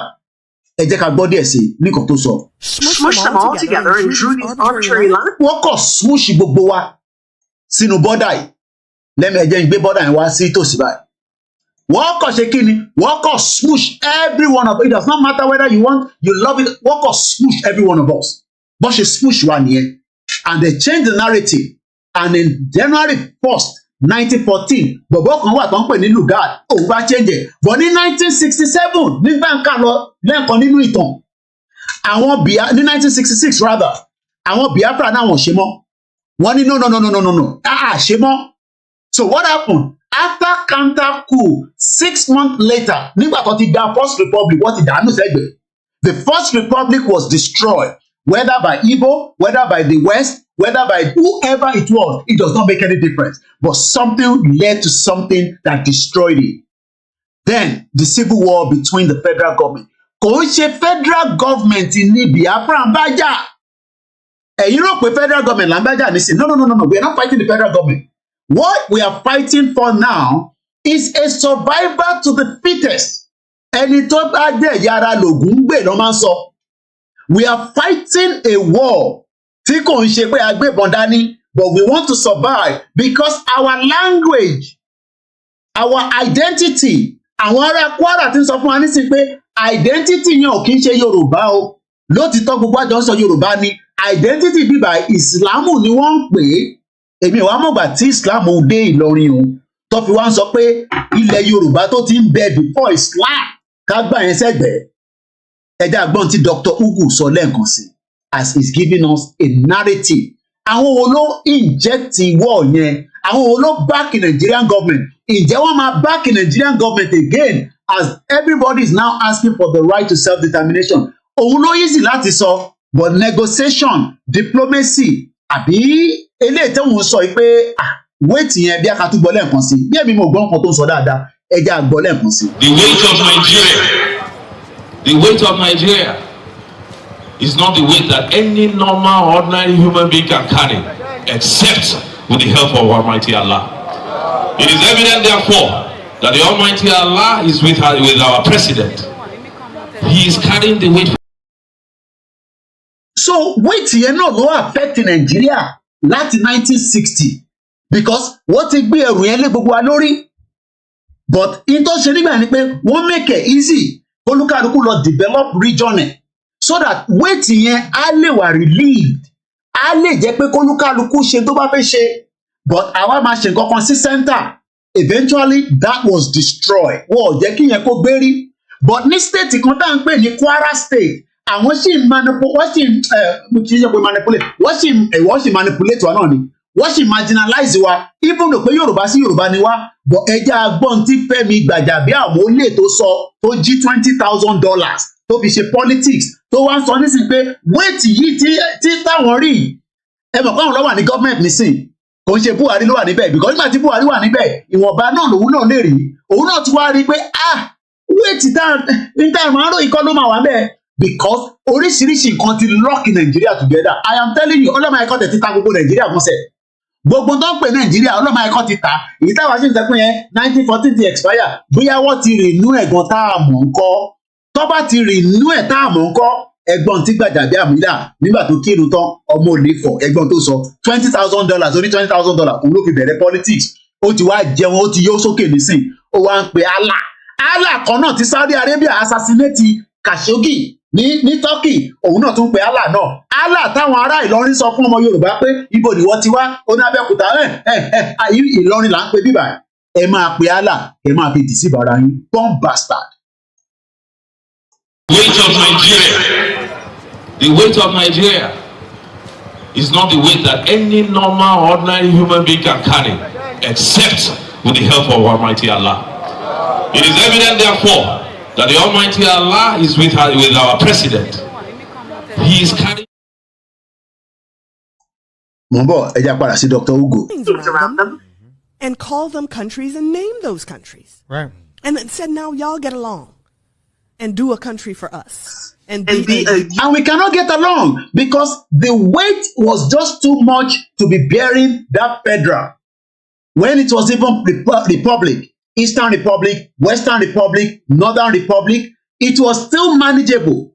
But even though everybody was squashed together, and just go and get along. Go get along. If you don't like the Igbo, that's your problem. Just get along. If you don't like the Muslim in Yoruba land, just get along. If you don't like the Hausa, just go and get along. As long as you can get along, there is no problem. And then go through, contentious, bloody independence processes that never really yield any real independence. It never yielded any real independence. What it actually gave us was just go and vote, okay? As long as everybody's vote and you bring in Saraki, let Saraki be your governor. And Saraki was the governor because his father stole so much to release to Saraki. So what was the dynasty yẹn lé Saraki lọ́rùn? Ìwọ náà control Kwara. Jẹ́ káwa náà control bíbà yìí. Máa fún àwọn apọ́ lóúnjẹ, máa fún wọn lómi mu. Tó bá ti ń fún wọn, àwọn á máa ṣàdúrà fún ẹ, àwọn á máa rí ṣe. But eventually, they lost out. The government of Saraki lost out to their own side. Because Saraki ṣe ní 2000 and mo try láti fast forward a little bit. I didn't send that, so Ocean show. Yeah, let me send that. Yeah, call it your map here, Kuro. So Saraki was the governor from 29th of May 2003 títí di May 29, 2011. So he actually did 2 terms. Ọdún mẹ́jọ lòun náà ṣe. Nínú ọdún mẹ́jọ yẹn, budget lọ nínú ẹ̀, wọ́n kówó jẹ nínú ẹ̀. Gbogbo ohun tó yẹ kó ṣe irọ́ náà ni. So owó ẹ̀ máa pọ̀ sí iye tó náà wọ́n ní because in tó yé wa ni pé Saraki declare the worth of 10 billion naira asset. Ẹ jẹ́ ká kàdé ẹ̀. The president of the Nigerian Senate, Bukola Saraki, currently facing corruption charges, was worth 10 billion by the current exchange rate at the time he assumed office as the governor of Kwara State. Ìyẹn tó ní mẹ́rìndínlógún local government. Ìyẹn mi kò ṣe anything. Now, let's go further. While his entire asset, including cash, landing properties, and shares in Nigeria and abroad, kò mí pé Saraki dá lè ṣe kankan sí Kwara State tó ń generate owó fún, but a máa wá ní gbogbo ìgbà, a wá kó rẹ̀ sì fún yín àwọn arúgbó wa máa ṣàdúrà definitely kí lè arúgbó máa ṣe tẹ́lẹ̀. Arúgbó tẹ́bí ń pa kílẹ̀ rò arúgbó máa ṣe tẹ́lẹ̀. Arúgbó máa ṣàdúrà fún ni náà because arúgbó expect pé ó yẹ kó fún òun lóúnjẹ, but Saraki ló máa ní kó lọ donate oúnjẹ yẹn fún. Bó ṣe ṣe ọdún nísìn, ó lè ní kó ra ẹran 300 pieces, kò cost wọn anything. Kò tí ì ná penny nínú owó ẹ̀, but àwọn ti gbọ́n. Saraki lọ invest owó ẹ̀ síta, ó ra shares kékèké sínú Nàìjíríà. But ẹ bá wa béèrè pé business wo ni Saraki dá sílẹ̀ bí àmọ́ òdẹ̀mọ́ ní ẹ̀yìn ọmọ Kwara State ẹ bá ń sọ.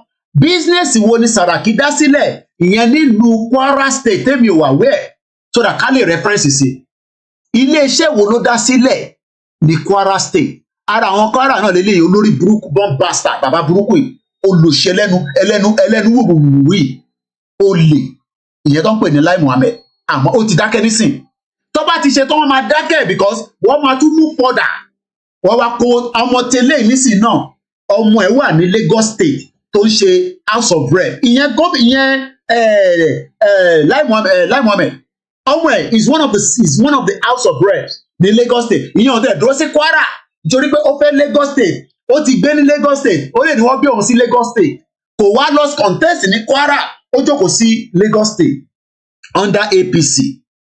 Ìwọ wá ń sọ pé Nàìjíríà máa ṣiṣẹ́ èmi wá ń bi ẹ́ pé lọ́nà wo ló fẹ́ gbà ṣiṣẹ́ because we are now àwa làwa ń bọ́ àwọn pípù yìí wọ́n wá ti wá di èèyàn sí wa lọ́rùn wọ́n ti di gègé sí wa lọ́rùn ìyẹn ni gbàjà bí àwọn lè ṣe sọ fún wa pé the weight of Nigeria àwọn weight tẹ́ ń sọ yìí.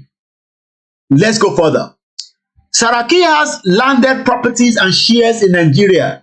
Ó ní shares ní àní ilé-iṣẹ́ wo ló dá sílẹ̀ ìyẹn ọmọ Kwara ẹ jáde síbi ẹ wá sọ fún mi ilé-iṣẹ́ wo ni Saraki dá sílẹ̀ fún yín ní Kwara State.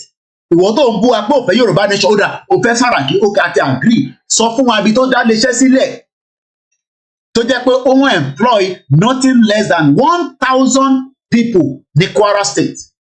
I'm sure you will never see that. Also ìyàwó ẹ̀ náà lówó díẹ̀ ìyàwó ẹ̀ náà ní gbogbo tí Saraki ní owó ti 8 billion naira. Ìyàwó ẹ̀ tá a máa ṣe múkẹ́múkẹ́ òun náà sì fẹ́ jẹ́ kọ́kọ́ òun náà bí ìyàwó Tinubu náà ni òun náà sì fẹ́ jẹ́ kọ́kọ́ òun náà wá ṣe president but àmọ́ bó ṣe máa work torí pé Saraki sì takú sí PDP kò bí pé PDP máa exist between now and then tó bá exist gbogbo bẹ́tì mo lè fi sí wọ́n ní gbé fún Saraki kó wá jẹ gọ́fún kó wá jẹ president wọ́n lè wò ó ṣe fún gọ́fún ní vice president ìyẹn ní 2027 tó bá tún máa ṣe another election that is if the party is still in existence. So àwa di pé àwa là ń bọ́ gbogbo àwọn pípù yìí akọ̀ wá di pé ẹ wọlé and now àwọn tó bá wá lówó tó tó yìí how do you want to compete with them kò possible mo kí Mr. Adébánjọ Sunday ìyàwó Saraki fúnra rẹ̀ worth 1.8 billion tó bá ní kó lọ fi 50 million naira fi ṣọdún fún wọn ní Kwara State kò tí ì ná penny nínú owó ẹ̀ àwọn ọmọ Saraki náà ní owó to the tune of 200 million naira máa bú èmi o wọ́n máa lè tó wà ń lé àwọn ọmọ Saraki wọ́n ná worth 202 million naira owó yẹn wá máa pọ̀ sí torí pé olówó náà máa fẹ́ kówó yẹn kó pọ̀ sí ni. These are all contained èmi kọ́ mo sọ nínú asset declaration form àti affidavit Mr. Saraki disposed to before an Ilorin High Court. Ilorin High Court yẹn nísìn tàbá ní ká lọ wò nísìn I'm sure pé kò ní air condition kò ní system tó ń ṣiṣẹ́ and these are the same people tí wọ́n support nonsense and jagbajantis ẹ wo Ilorin High Court. I'm sure pé tàbá béèrè lọ́wọ́ àwọn staff bẹ̀ nísìn pé ǹjẹ́ wọ́n ti sanwó oṣù yín I am very sure they've not paid them. This is even looking at the building I can tell you that it's dilapidated because kò ń ṣe standard because images yẹn show dada High Court of Justice of Ilorin ó jẹ́ kó wà in bright and bold and I can prove that ẹ jẹ́ ká kọ̀ wo Supreme Court or High Court in London ẹ jẹ́ ká lọ wo tọ̀dọ̀ tiwa níbí báyìí High Court London ká kọ̀ fi compare that image kó lè ní understand nǹkan tí mò ń sọ sórí bó ṣe rí sórí pé nígbà tí mo gbé sí High Court sórí bó ṣe jáde tán the Royal High Court sórí pé eléyìí tẹ̀ kọ alámì àbí kankan sí orí kìíní tiẹ̀ jẹ́ lọ mú mi wá I just want to show you without any ẹ jẹ́ ká wo eléyìí. Now can you see the difference in tí mo try láti gbé jáde òun dà image yẹn dà sí ẹ ti sá lọ ó dà pọ̀ lélẹ̀ advert ṣe pọ̀ báyìí bẹ́ẹ̀ mú ó dà pọ̀ lélẹ̀ ẹ jẹ́ ká ṣe lè okay now ìwọ náà wo building yẹn bó ṣe rí ó hold lóòótọ́ bọ̀ wá rí pé ó sì wà much more better than eléyìí ti Saraki Ìlọrin lélẹ̀ Justice Hasan Gegele of Kwara State High Court sitting in Ilorin State Capital on the Friday ordered the sack of all the 16 Transition Implementation Committee chairman across the 16 local government mẹ́rìndínlógún. This was 2 years ago. Àní kò sí gọ́ọ̀mẹ̀ntì sẹ́ nígbà tó bá ní kó yọ gbogbo transition normally kò sí nǹkan tó yẹ kó jẹ́ Transition Implementation Committee ó yẹ kó jẹ́ the chairman àwọn ló yẹ kó máa control yín àwọn ló yẹ kó máa tọ́jú yín but unfortunately àwọn Saraki ti sọ́ọ̀kì yín gbẹ they are dynasty yẹn dẹ̀ ti ń bọ̀ bá ti ṣe gbọ́ látọ̀dọ̀ bàbá ẹ̀ jẹ́ ká continue there lórí Second Republic a tún máa padà sọ́dọ̀ Saraki after tí ogun bẹ́lẹ̀ pẹ̀lú federal government àwọn Britain wọ́n contain ẹ̀ wọ́n kó ammunition tó pọ̀ wọ́n kó fún Nigerian government pé tó bá jẹ́ kó pa gbogbo wọn dànù ni kó pa wọ́n dànù wọ́n wá pa wọ́n títí olórí burúkú eléyìí wá ń sọ fún wa pé it is just a little ẹ̀rọ ti bàbá burúkú yẹn mo fẹ́ mú fídíò jáde ní kíni bíi bọ̀trẹ́sì ọ̀rọ̀ tí mò ń sọ òun wá jáde nígbà tó fẹ́ ṣe inauguration Bọ́lá Tinubu ìyẹn ní Àbújá bàbá wèrè tí kò ní kú síbi táṣù ẹ̀ wà ó wá jáde ó ní ní tó ṣẹlẹ̀ nígbà yẹn kí ló and then so what ó ṣẹlẹ̀ náà ni torí pé kí ni àwa la ní àwọn Ìgbò wọ́n lọ sí anywhere bọ́fẹ́ bọ́kọ̀ gbogbo o normally tó bá yẹ pé èèyàn ní sound engineer ni a ti mọ fídíò tí wọ́n fi sọ òun ló máa kọ slot ẹ̀ fún yàn ni but èmi ni mo máa fúnra mi so sometimes because we have so many videos on the software so I have to take my time to find èyí tí mo fẹ́ play fún yín láti eléyìí wá ní ẹ ṣe sùúrù kíni a defeat wọn ní 1966 or 1967 or whatever but àwọn kan ló defeat Biafra British government ló defeat wọn ní o kàn play Dr. Uko tọ́délẹ̀ ni it is the British government ló fún Nigerian government ní weapon láti pa 5 million ó lè wá sọ pé it's just a little ẹ̀gbọ́n tó sọ. As far as I'm concerned, yes, I'm satisfied we are still existing as a united nation after that little fragment. Ó pé odindi ẹ̀mí tó pa 5 million people in the southeast were massacred, killed ọmọ kékeré, ẹni tó lóyún, ẹni tó lóyún, ẹni tó ṣẹ̀ bí, ẹni tó ti dàgbà, arúgbó. Gowon wá ní is just a little fracas. Ó ní a little fracas ni. Àwọn tó pa ní tí Adolf Hitler pa títí dọ̀la wọ́n pè ní little fracas. Ó ní is just a little fracas. Ó ní little fracas. And then so what? A little fracas now. And we must continue to exist. Tó wọ́n bá sí láyé, ẹ̀dá gbọ́ ìtókù tó sọ. Thank God we've made it to 6 years. Yes. Òun náà tún lọ lọ́hùn. Ẹ mọ̀ pé Kristẹni lòun. Ó ní ẹ mọ̀ pé tó bá jẹ́ pé Muslim lòun náà ní ọ̀ya. Tó bá jẹ́ pé Muslim lòun náà, bóun náà ṣe máa sọ lélẹ̀, ó yẹ ẹgbọ́n tẹ́lẹ̀ náà sọ. The weight of Nigeria is not the weight that any normal, ordinary human being can carry, except. Ó ní kíni, màá tún play padà fún yín. Ẹ mọ̀ pé Gowon is a Christian. Òun ní thank God, G-O-D, God. But Gbajabiamile, òun lo Allah. The weight of Nigeria. The weight of Nigeria. Ẹja gbọ́n tó sọ lẹ́ẹ̀kan sí. The weight of Nigeria is not the weight that any normal, ordinary human being can carry, except with the help of Almighty Allah. It is evident, therefore, that the Almighty Allah is with our president. Because that is the gimmick. That is the gimmick. In tó ń gbé bọ̀ nìyẹn o. So ìwọ Muslim ní sí, o ní láti pariwo, kò máa bẹ Ọlọ́run, máa fa tẹ̀sùbá, kò gbé Kùránì, kò lélẹ̀, èmi náà nílé, ìlú olùsì, one bastard.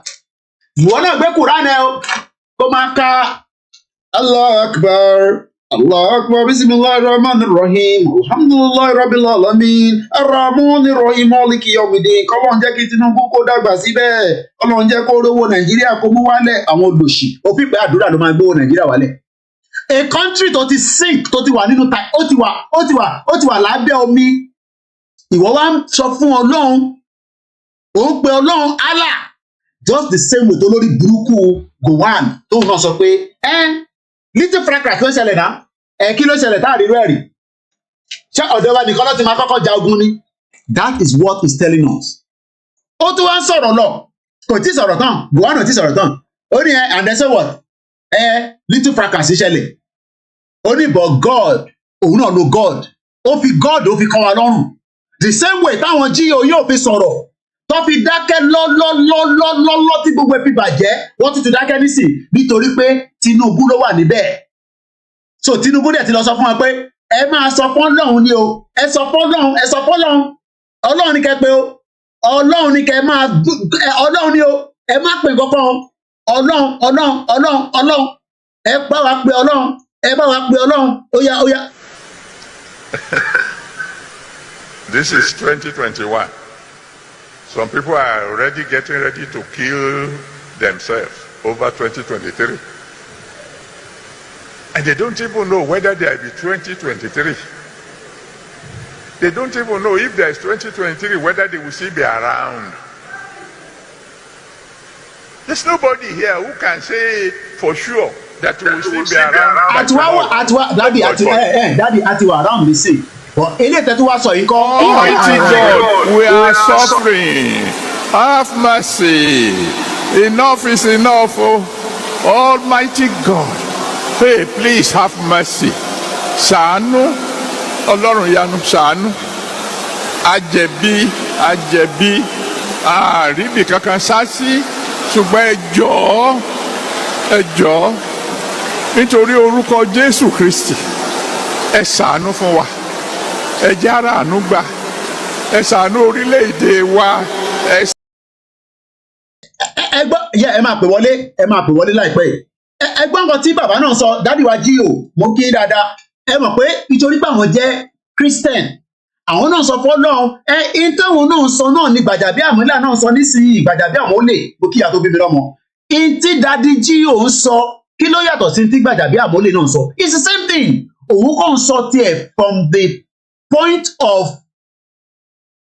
Muslim way àwọn oníṣẹ̀ṣe àti ìrà àwọn yẹn kọ́ sọ̀rọ̀ and the question then is are we sure pé Ọlọ́run tí gbogbo yín pè yìí ìjẹ́ àní máa question Ọlọ́run fúnra rẹ̀ pé Ọlọ́run àwọn tó ń pè é yìí pé the weight of Nigeria ṣé Ọlọ́run ló gbé weight lé wa lórí ni Ọlọ́run kọ́ ló gbé weight lé wa lórí àwọn èèyàn ló gbé weight lé wa lórí àwọn wo àwọn Britain ló gbé weight yẹn lé wa lórí and they are still mo fẹ́ gbé èmi wọlé pẹ̀lú tí mo ṣe ìlọni o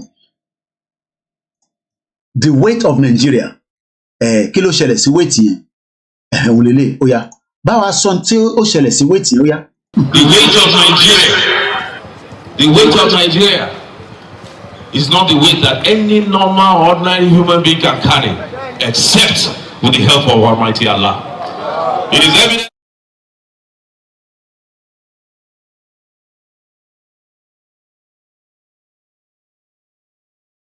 ṣàánú ẹbí wa ẹ ṣàánú ìjọ Ọlọ́run ẹ ṣàánú wa gẹ́gẹ́ bí ẹnìkọ̀ọ̀kan Olódùmarè ẹ ṣàánú o ẹ ṣàánú o Ọlọ́run ìyanu ẹ ṣàánú o ẹ sọ òkùnkùn wa dì mọ́lẹ̀ Ọlọ́run ìyanu ìnira yìí ti pọ̀ jù olùdáǹdè ẹ ṣàánú ẹ foríjì wá ẹ jọ̀ọ́ ẹ sọ òkùnkùn wa dì mọ́lẹ̀ gbogbo àwọn tó ń tẹ̀ wá mọ́lẹ̀ àwọn tó ń bẹ́ wá jẹ ẹ ṣàṣàánú Ọlọ́run Olódùmarè ṣàánú àjẹbí o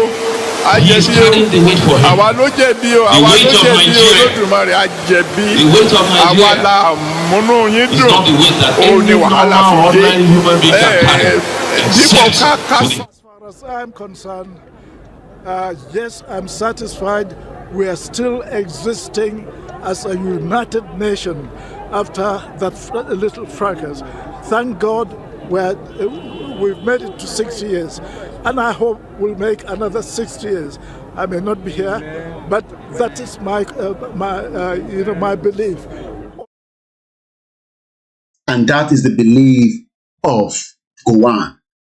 To about exactly 3 hours, I'll open the phone line. So let me quickly sweep forward. I still want to go back again to Kwara State. So Saraki, Abubakar, Bukola Saraki, wọ́n bí òun náà ní 2 years after independence of the Federal Republic of Nigeria, December 19, 1962 ni wọ́n bí. Is a Nigerian politician who served as the 13th president of the Nigerian Senate from 2015 to 2019. He previously served as the governor of Kwara State from 2003 to 2011. He was elected to the Senate in 2011 under the People's Democratic Party, representing Kwara Central Senatorial District. He was re-elected in 2015 general election under the party of the All Progressive Congress. Nígbà tí gbogbo wọn join papọ̀. He left the ruling party, APC, and returned to his former party, People's Democratic Party, bí aṣẹ́wó náà ni, where he became the opposition leader on 31st July 2018. Saraki declared his presidential campaign for the PDP presidential ticket in 2019, but lost the primaries to Atiku Abubakar. He was subsequently announced as the Director General of the Mochimamameri Mukele Muke Egbomishegun. Muke Shubi Arowolo Muke gbogbo ẹ̀yin ìyá wa ẹ̀yin bàbá wa. Now, tí mo fẹ́ fàyọ níbẹ̀, is well read. Saraki was born in 1962 ní London, British passport wà lọ́wọ́ ìbò ìṣèjókòó yẹn. Bẹ́ẹ̀ ni mo sọ fún yín. To his mother, Florence Morenike Saraki, and his father, Olúṣọlá Saraki, ẹjẹ́ àpàdà sórí bàbá ẹ̀ náà díẹ̀. Abubakar Olúṣọlá Saraki wọ́n bí òun ní 1933, ó kú ní 14th of November 2012, was also a Nigerian politician who was a senator. Eléyìí gangan mo prepare tẹ́lẹ̀ this particular page. Ní Nigerian Second Republic, mo ti ka díẹ̀ fún yín nípa Second Republic yẹn, à ń kà lọ lẹ́ẹ̀kan. Ẹ jẹ́ à close eléyìí so that mo fẹ́ sọ̀rọ̀ díẹ̀ nípa Ayọ̀délé Awójọbí, mo kọ ka story wọn díẹ̀ ni. I don't want this to cut out. So ẹ jẹ́ kí n close eléyìí. So à ń ka Saraki lọ́wọ́ nísìnyí. Bàbá Saraki fúnra rẹ̀ náà, èèyàn tí ó wà nínú politics ni. He was the holder of the chieftaincy's title of the Waziri of Ilorin Emirate and belonged to the Agoro compound in Agbaji. Background: Olúṣọlá Saraki was born on the 17th of May 1993 at Kwara State. He died in Lagos on the 14th of November. Nítorí pé kò gbé ní Kwara mọ́, ó ti sá kúrò ní Kwara State torí Kwara wà developed. So gbogbo wọn ò lè gbé ní Kwara. Tó bá ti jẹun sókè. Wá sá wá sí Lagos State àbí kó sún sí London. His mother was from Ìsẹ́yìn in Oyo State. His father was from Mali. Èwo la tún gbé jáde kẹ́. So bàbá ti Olúṣọlá Saraki kò tẹ̀ tún ṣe ọmọ Nàìjíríà. He's from Mali. I can see reason why we are in problem. But study Islamic study, Ilé Kéwú in Ìlọrin.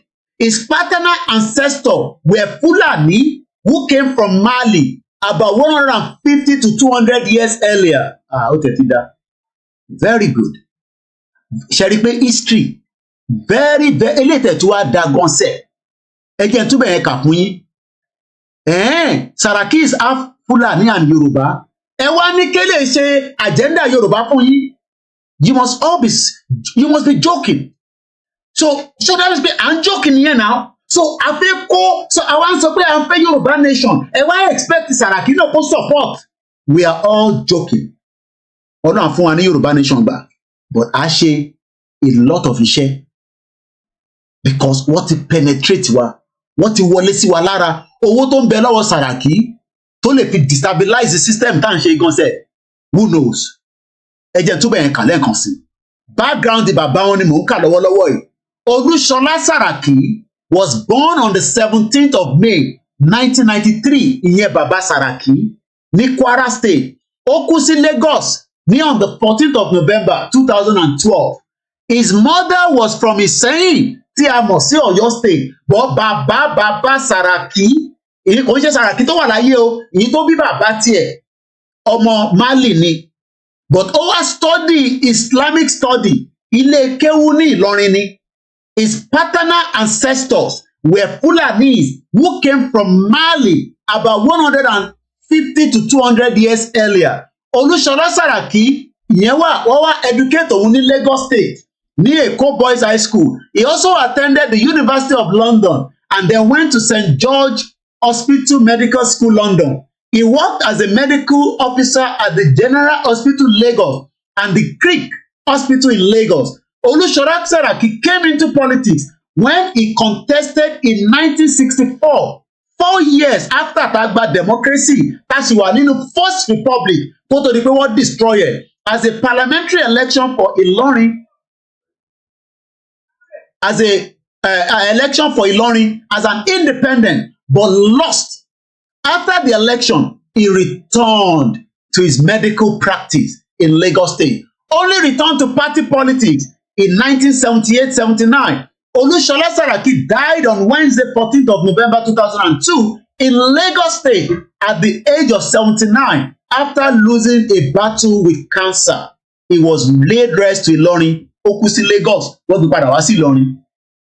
Now we can see why we are in a big, deep shit. Senatorial career. In 1977, Olúṣọlá Saraki was elected as the member of the Constituent Assembly that produced the 1979 Constitution.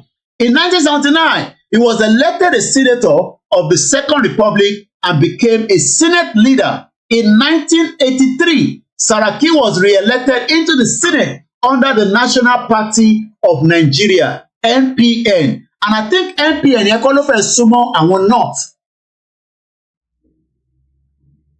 He can't, and the will of the people is mightier than Saraki pocket. Bẹ́ẹ̀ni, mo kí bàbá ìyá wa Ìdífìlà.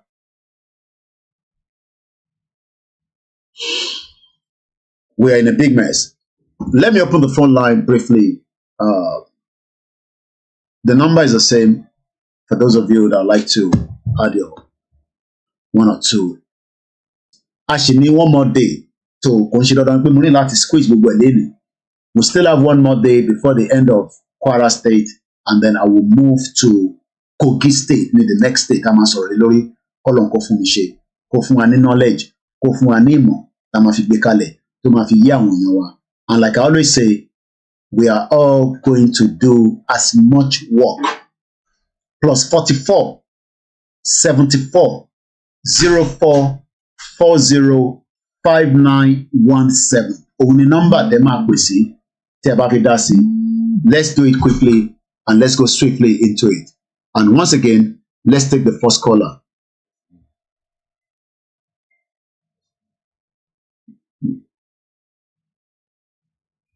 Hello, caller. How are you? Yeah, I want to ask a question. I don't know. Got the question will be understand or very long. Can Yoruba on its own?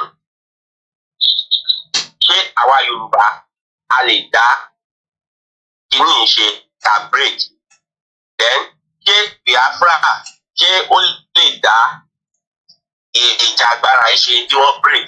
Àbí combination àwọn méjèèjì pọ̀ ni ó dáa jù? Àbí olùkàlùkù jà lọ́tọ̀ọ̀tọ̀? Mo béèrè question bí a kẹ́lẹ̀. Put it out. I want you to go. So we see how people are going to react to that. Let's wait and see. Ìbéèrè tẹ́ béèrè ni pé ṣé a lè dá ṣe àbí in combination of Biafra àti Yorùbá, if I am right.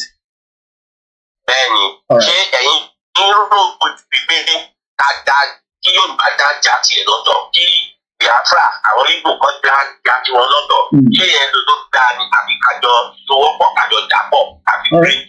Okay, we will respond to that and hopefully we'll get somebody to know. Yeah, Mungo. Yeah. The reason why that question is that àwọn program kan ní àwọn other platform ló jẹ́ wípé bí àwọn ọmọ Igbo tó bá ní problem pẹ̀lú ọ̀rẹ́ bóyá Lagos state government wish tí ó jẹ́ wípé Nàìjíríà làwọn bílífì lórí àwọn ìjọba tó wà ní Lagos state nìkan kan sí. So tọ́mọ Igbo bá wá ní problem pẹ̀lú ìjọba Lagos state. Àmúra àwọn èèyàn wa tó máa jáde tí wọ́n máa condemn ọmọ Biafra méjì ní problem yìí. Ṣé à ń gbèjà àwọn Sanwó-Olú lábẹ́ àti Tinubu lábẹ́ gbèjà ni? Àbí torí kò tí ń pọ̀ èmi fún confusion tí ń bá èmi lórí ọ̀rọ̀ ẹ̀. Ṣé ìjọba àwọn Sanwó-Olú ni a fẹ́ gbèjà ni? Àbí ká combine pọ̀ pẹ̀lú ọmọ Biafra kájọ gba kíní pọ̀? Torí èmi ò mọ wá ìdí àwọn Yorùbá media wọ́n tún máa bú Biafra tí àwọn ọmọ Biafra ní Lagos governor bá ní problem. So mo tún wà wọ́n pé ṣé Yorùbá nation ni àwọn ẹni ń jà fún ni àbí ìjọba Nàìjíríà lè ń jà fún? Kí ló kàn wá kan tí Igbo àti Sanwó-Olú bá ní problem kọjọ máa ní ìṣèbí kó fi rúgbó náà ló dà ń fẹ́ kí gbogbo ẹbí lè wọ́ọ̀kì. So wá ìta tó wà máa kọ́ sí iye ìta tó wà máa jáde fún Biafra fáwọn ọmọ Igbo pé kí ni problem wọn kọ́ dúró kọ́ máa gbé problem wọn wá sí ilẹ̀ Yorùbá. Ṣé à ń gbèjà Sanwó-Olú ni? Torí òye mi ni o. Òye mi mọ lè ní tó o ní ó ti ń kọ́ ní fẹ́mi. Ṣé Nàìjíríà la fẹ́ tó ẹgbẹ́ Nàìjíríà la fẹ́ tó ṣìkà fún wọ́n ẹgbẹ́ Nàìjíríà ẹ má wulẹ̀ gbà confusion sílẹ̀ mọ́. Ẹ ṣe ẹkúṣẹ́ náà. Ẹ ṣe gan ni. Bàbá mi ọ ti béèrè bí a máa rẹ́ni tó máa dá wa lóhùn. Ẹ ṣe gan ni Prophet Ogundele wọ́n ní Northern Party ní NPN. Ẹ ṣe gan ni. Ẹ má bínú pé screen tí ó kọ̀ wá bẹ́yẹn for now. But à ń gbọ́ yín ẹni tó ń pè wá torí a gbọ́dọ̀ charge àwọn Dubai tàbí ṣe. Ẹ bá mute background yẹn ẹ jọ. Ìtẹ́ tó fi ń gbọ́ wá nulẹ̀ yẹn ẹ bá mute yẹn pátápátá ẹ ti wà lórí láìpẹ́. À ń gbọ́ yín sà. Ọjọ́ kan pọ̀ lè sà. Èmi náà kí ló láti Pittsburgh. Ẹ̀gbọ́n ààrẹ. Èèyàn tó pè láti wọlé ti ṣe. Bẹ́ẹ̀ni. Mo lè pápá láì kí ẹni ẹgbẹ́ nìkan ẹ bá ti jà. In the first place, a gbọ́dọ̀ mọ àwọn Igbo. Tàbá lórí lo tó ìbílẹ̀ pé kò ní ọ̀fẹ́ láti sọ̀tẹ̀ dára tó wọ́pọ̀. Ṣé wà wẹ́ẹ́ bá sọ̀tẹ̀ ìlú pẹ̀lú because one. Without this secret, one country to the country. They don't need to compare with anybody. I'm not what I want. People don't go to work on patches or and the fact that even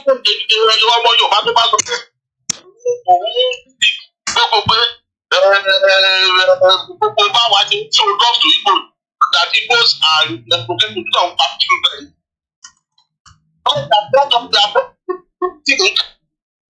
believe that Yoruba hate them. People that is people that have, I live there,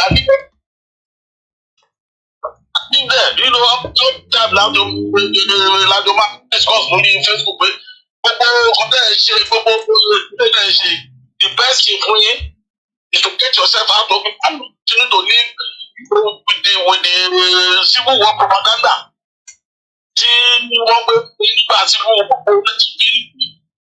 And try to cohabit with your neighbors today. I'm not going to let us even take a very organized.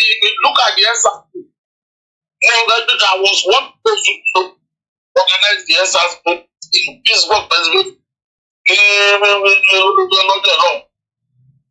Why did we tell our people to say, hey,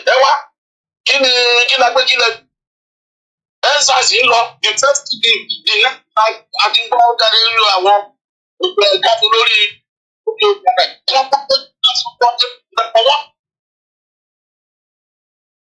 for what? Because it's Yoruba, that's our pride. In fact, the biggest investment on Yoruba land in here, we need level.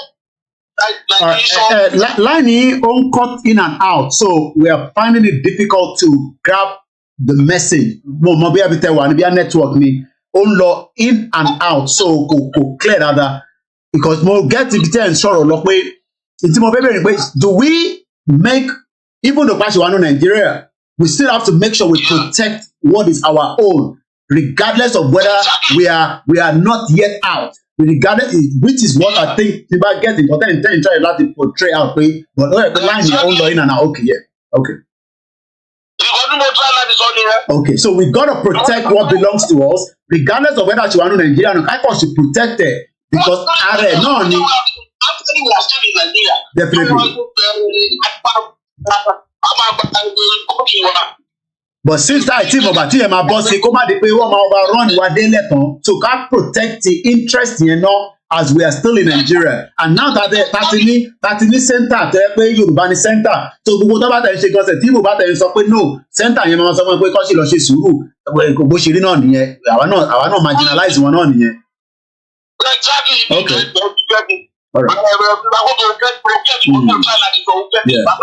And I think yeah, Mumbai sir. Yeah.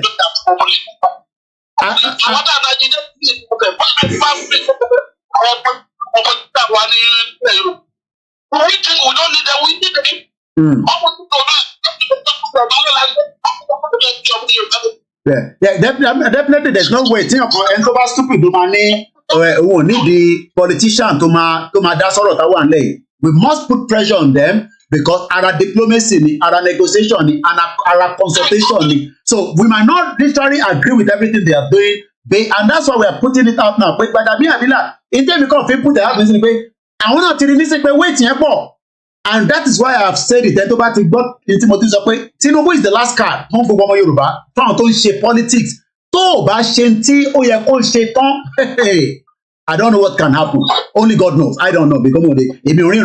But we just hope that while he's still there, our time Yoruba nation, they drop it to the one there. But I want to Yoruba nation. I want to go to protect the interest of Yoruba. So that Mumbai sir.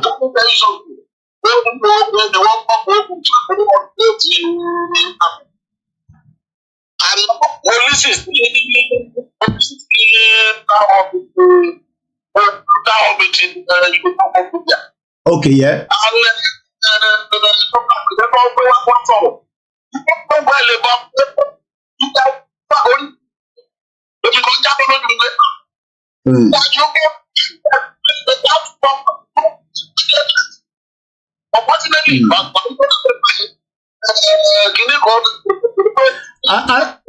Láìní yẹn mo mọ bí tí láti wá wà láìní yẹn mo àrídì gbádùn kọ́ ní dáadáa. So ìdí mo kàn fẹ́ fàyọ̀ mẹ́ ni pé I think what we need to understand, number one, kò ń ṣe gbogbo àwọn tó wà ní Lagos State ní Biafra.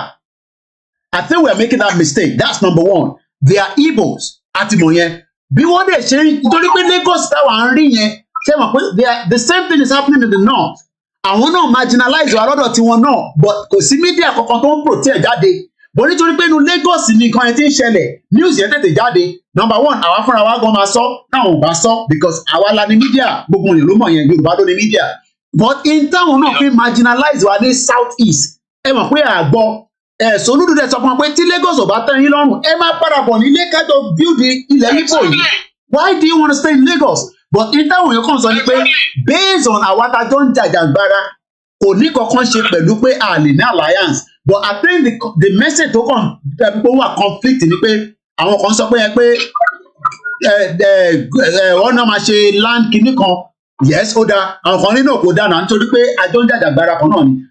And the last caller kan sọ pé if everything máa rúgbó it's gonna start from somewhere. But wọ́n ò ní torí Lagos wá fi fágbọn torí pé Lagos kan ló ba Nàìjíríà jù.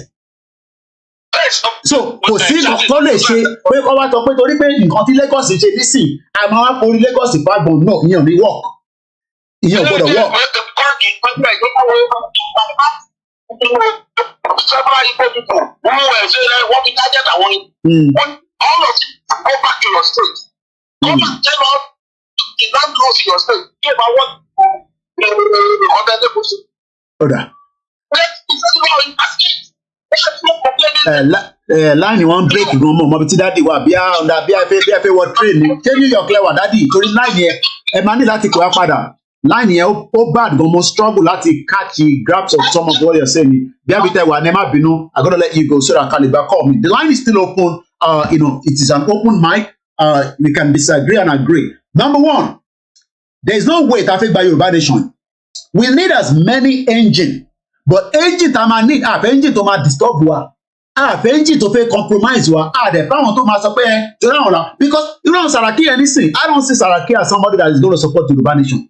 Based on internet kalade ní South Africa lọ́sùn rather but in tí mistake táwọn kan assume ni pé Tinubu ti débẹ̀ mi sìn ẹ̀yin tẹ́ wá ń ṣe Yorùbá nation yẹn kí lẹ tún fẹ́ ẹ lọ sinmi ẹ̀dọ̀jàre ẹ yé disturb wa and we are saying that a lè stop because Gbajabiamila gan ti sọ lánàá nísìn nígbà tó kírun tó pé weight yìí ó tóbi ju ẹrù Tinubu lọ so tí weight yẹn bá tóbi ju ẹrù Tinubu lọ definitely tí Tinubu bá ṣe 8 years àbí 4 years ẹ̀ tán ẹ kàn sọ fún wa pé ká má bínú just as bí Buhari náà ṣe sọ fún wa because Buhari came back out only Nigeria is very difficult to rule ó wà London nísìn ó ń sinmi dead or alive bí ó ní dementia ni bí ó ń bá àìsàn ni ṣé òun ni ṣe rí pé ìgbà tí mo ń ṣe program níjọ́ Sunday tí mo ní Tinubu máa wá sí London ọ̀pọ̀lọpọ̀ yín nísìn ṣe rí picture Tinubu àti Buhari kí ni arrangement tó sì jọ ń ṣe papọ̀ torí kò tí ì yé mi kí ló sì ń wà láàrin àwọn méjèèjì torí èmi ò expect pé kí Tinubu máa ní kankan ṣe pẹ̀lú Buhari mọ́ torí olórí burúkú ni Buhari roko sọ́dọ̀ ààrẹ as a Fulani style ẹ̀ ló kọ́ làwọn ẹgbẹ́ òsókè ẹ káàbọ̀ sórí ètò sà. Àwa nìyẹn nǹkan tí èmi kàn rí tèmi kàn fẹ́ sọ nínú ọ̀rọ̀ ilẹ̀ wa tó jẹ́ ilẹ̀ Yorùbá dó a ti sùn adẹ̀ tí mo bá tẹ́lẹ̀ ṣùgbọ́n eléyìí kàn máa wá aṣọ ti tiẹ̀ tó wá aṣọ ti tiẹ̀ adẹ̀ tí wò ó bí tí gbogbo ọ̀rọ̀ náà tiẹ̀ ń lọ́gán kò tiẹ̀ yé èèyàn. Okay, ẹni sùúrù ká tó mú further journalist lè ní iṣẹ́ tèmi kí n interrogate yín ẹni ẹ ti rò títí ọ̀rọ̀ náà kò wá súyàn àbí kó súyàn àbí kí ni tí bá gbọ́ bẹ́ẹ̀ dáadáa ẹni ó ti pé kò yéèyàn èwo ni kò yéèyàn ẹ jẹ́ ká nà níbẹ̀ èwo ni kò yé yín níbẹ̀ torí mo fẹ́ ní nǹkan kan mo fẹ́ yọ nínú nǹkan tẹ́ fi sọ yẹn ni èwo ni kò yé yín níbẹ̀. Ẹ̀rí nígbà kan àwa yìí á tiẹ̀ ti ní gbogbo ìgbà tí bàbá wa ṣe Sunday Igboho tó ṣe wà Nàìjíríà àti jáde ṣe gbogbo ẹ̀ lóríṣiríṣi but àwọn program tí n tún ṣe lódà ìpò tún ṣe ń fún wa ní enlightenment díẹ̀díẹ̀ tá a tún ṣe ń ní o. Because gbogbo ẹ̀ tí ẹ ṣe ń rí kò wá understand yẹ. Okay, now ẹni sùn bẹ́ẹ̀ kí n máa ṣàlàyé fún yín. Ṣé rí èyí tẹ́ máa ń sọ pé kò yé yín? How long ni wọ́n ti ń rán ní Nàìjíríà nísìn tẹ́yìn mọ̀ tó bá bí pé how old ní Nàìjíríà tó bá bí how long ní Nàìjíríà ti fi exist kí lẹ máa sọ? Over 60 years ago. Okay, now ẹ má ṣe analysis kankan ẹ nílà. Ẹni sùúrù ẹ ti fún mi ní point ẹ jẹ́ ká jọ sọ̀rọ̀ nísìn kó lè yé wa àwọn èèyàn ń gbọ́ wa. This platform is not a rap-based platform. Ẹ bá ń wá rowdy platform ẹ lọ sọ́dọ̀ àwọn media the other one. Àpéjọ communicate ni. So into òye yín yẹn nísìn mo fẹ́ kó yé yín kẹ́lòmínà lè grab the message. Ẹni sùúrù àbárawájà. Now ẹ ti fún mi ní 60 years.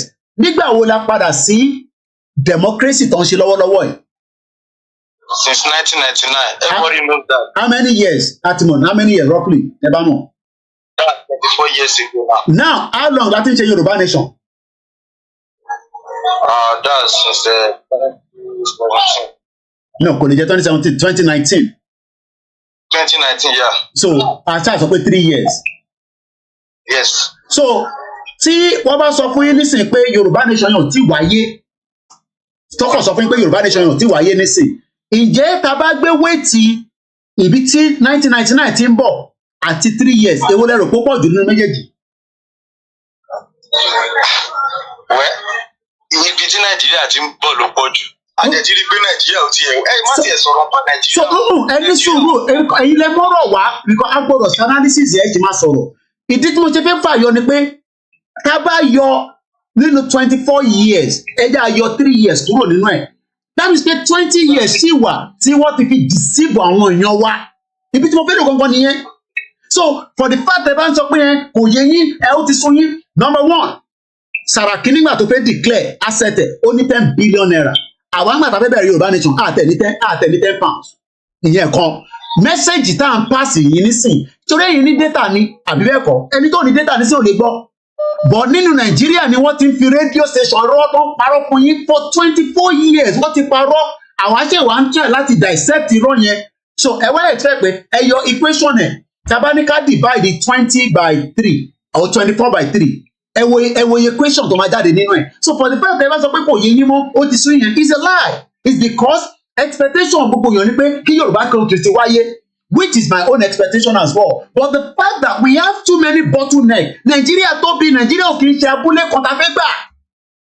A dẹ̀ sọ pé àfẹ́jà tábàdẹ̀ nípa àníjà then that means say a máa lọ ní ètò létò tó máa fi débi tá a fẹ́ lọ ní. It's as simple as that. Nígbà tẹ́mi sọ̀rọ̀ ní 2 years ago mo ní kíní àwọn máa dàrú ní ó máa di gbàǹsgbò ó máa di woro sí woro àwọn kan ní kò lè débẹ̀ torí pé àfẹ́ ogun ọmọ Yorùbá. So àwọn táwọn wà nílé àmọ́ nǹkan tó ń ṣẹlẹ̀ ní Nàìjíríà. Yes. A rí oríṣiríṣi gbogbo àwọn ìgbìyànjú tá a ti gbìyànjú.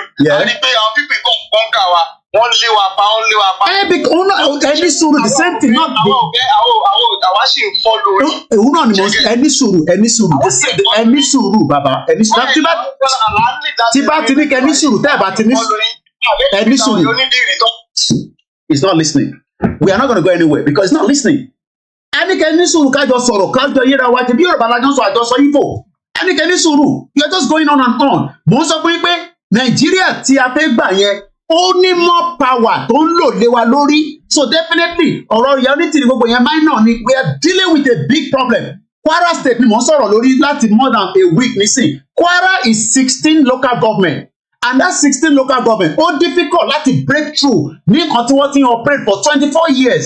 Ẹ̀rẹ̀ fẹ́ gbọ́ràn ẹ̀kan sọ̀rọ̀ lọ ní. Mo pè láì ní ti clear ní sí torí kò clear rárá lẹ́ǹkan àdẹ̀fẹ́ gbóyè. Ẹ bá mute background ẹ̀ tún gbọ́ra yín lẹ́ǹkan sí again.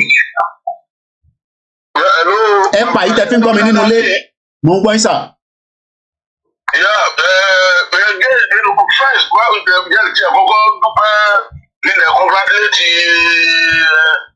Bàbá àtàwọn àti iṣẹ́ ṣáì pé àdéhùn ìdè ẹ̀ka yóò fún bá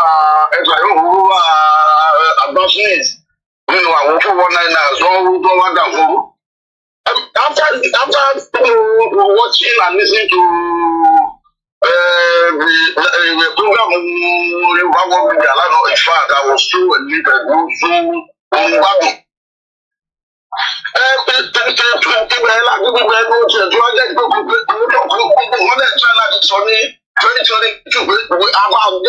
that was true. But unfortunately, the devil came in, the form of that foreigner woman, and then I won't follow. Well, let me go back to the issue of whether we should comply with Biafra or not. Like I said, we people go in the province that when countries are asking for countries, if we can follow the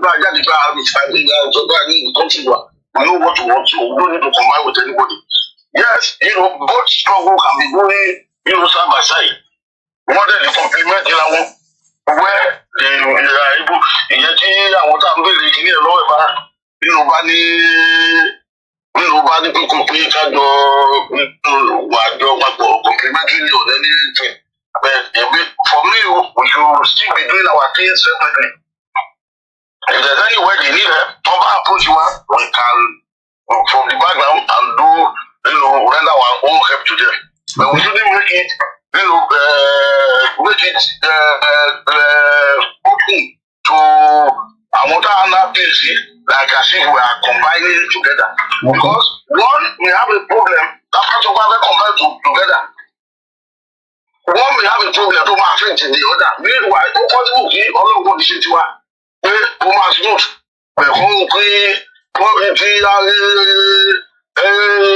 one, but one come back along people in time of people, what the international bodies, them terrorists. Let them terrorists. Okay.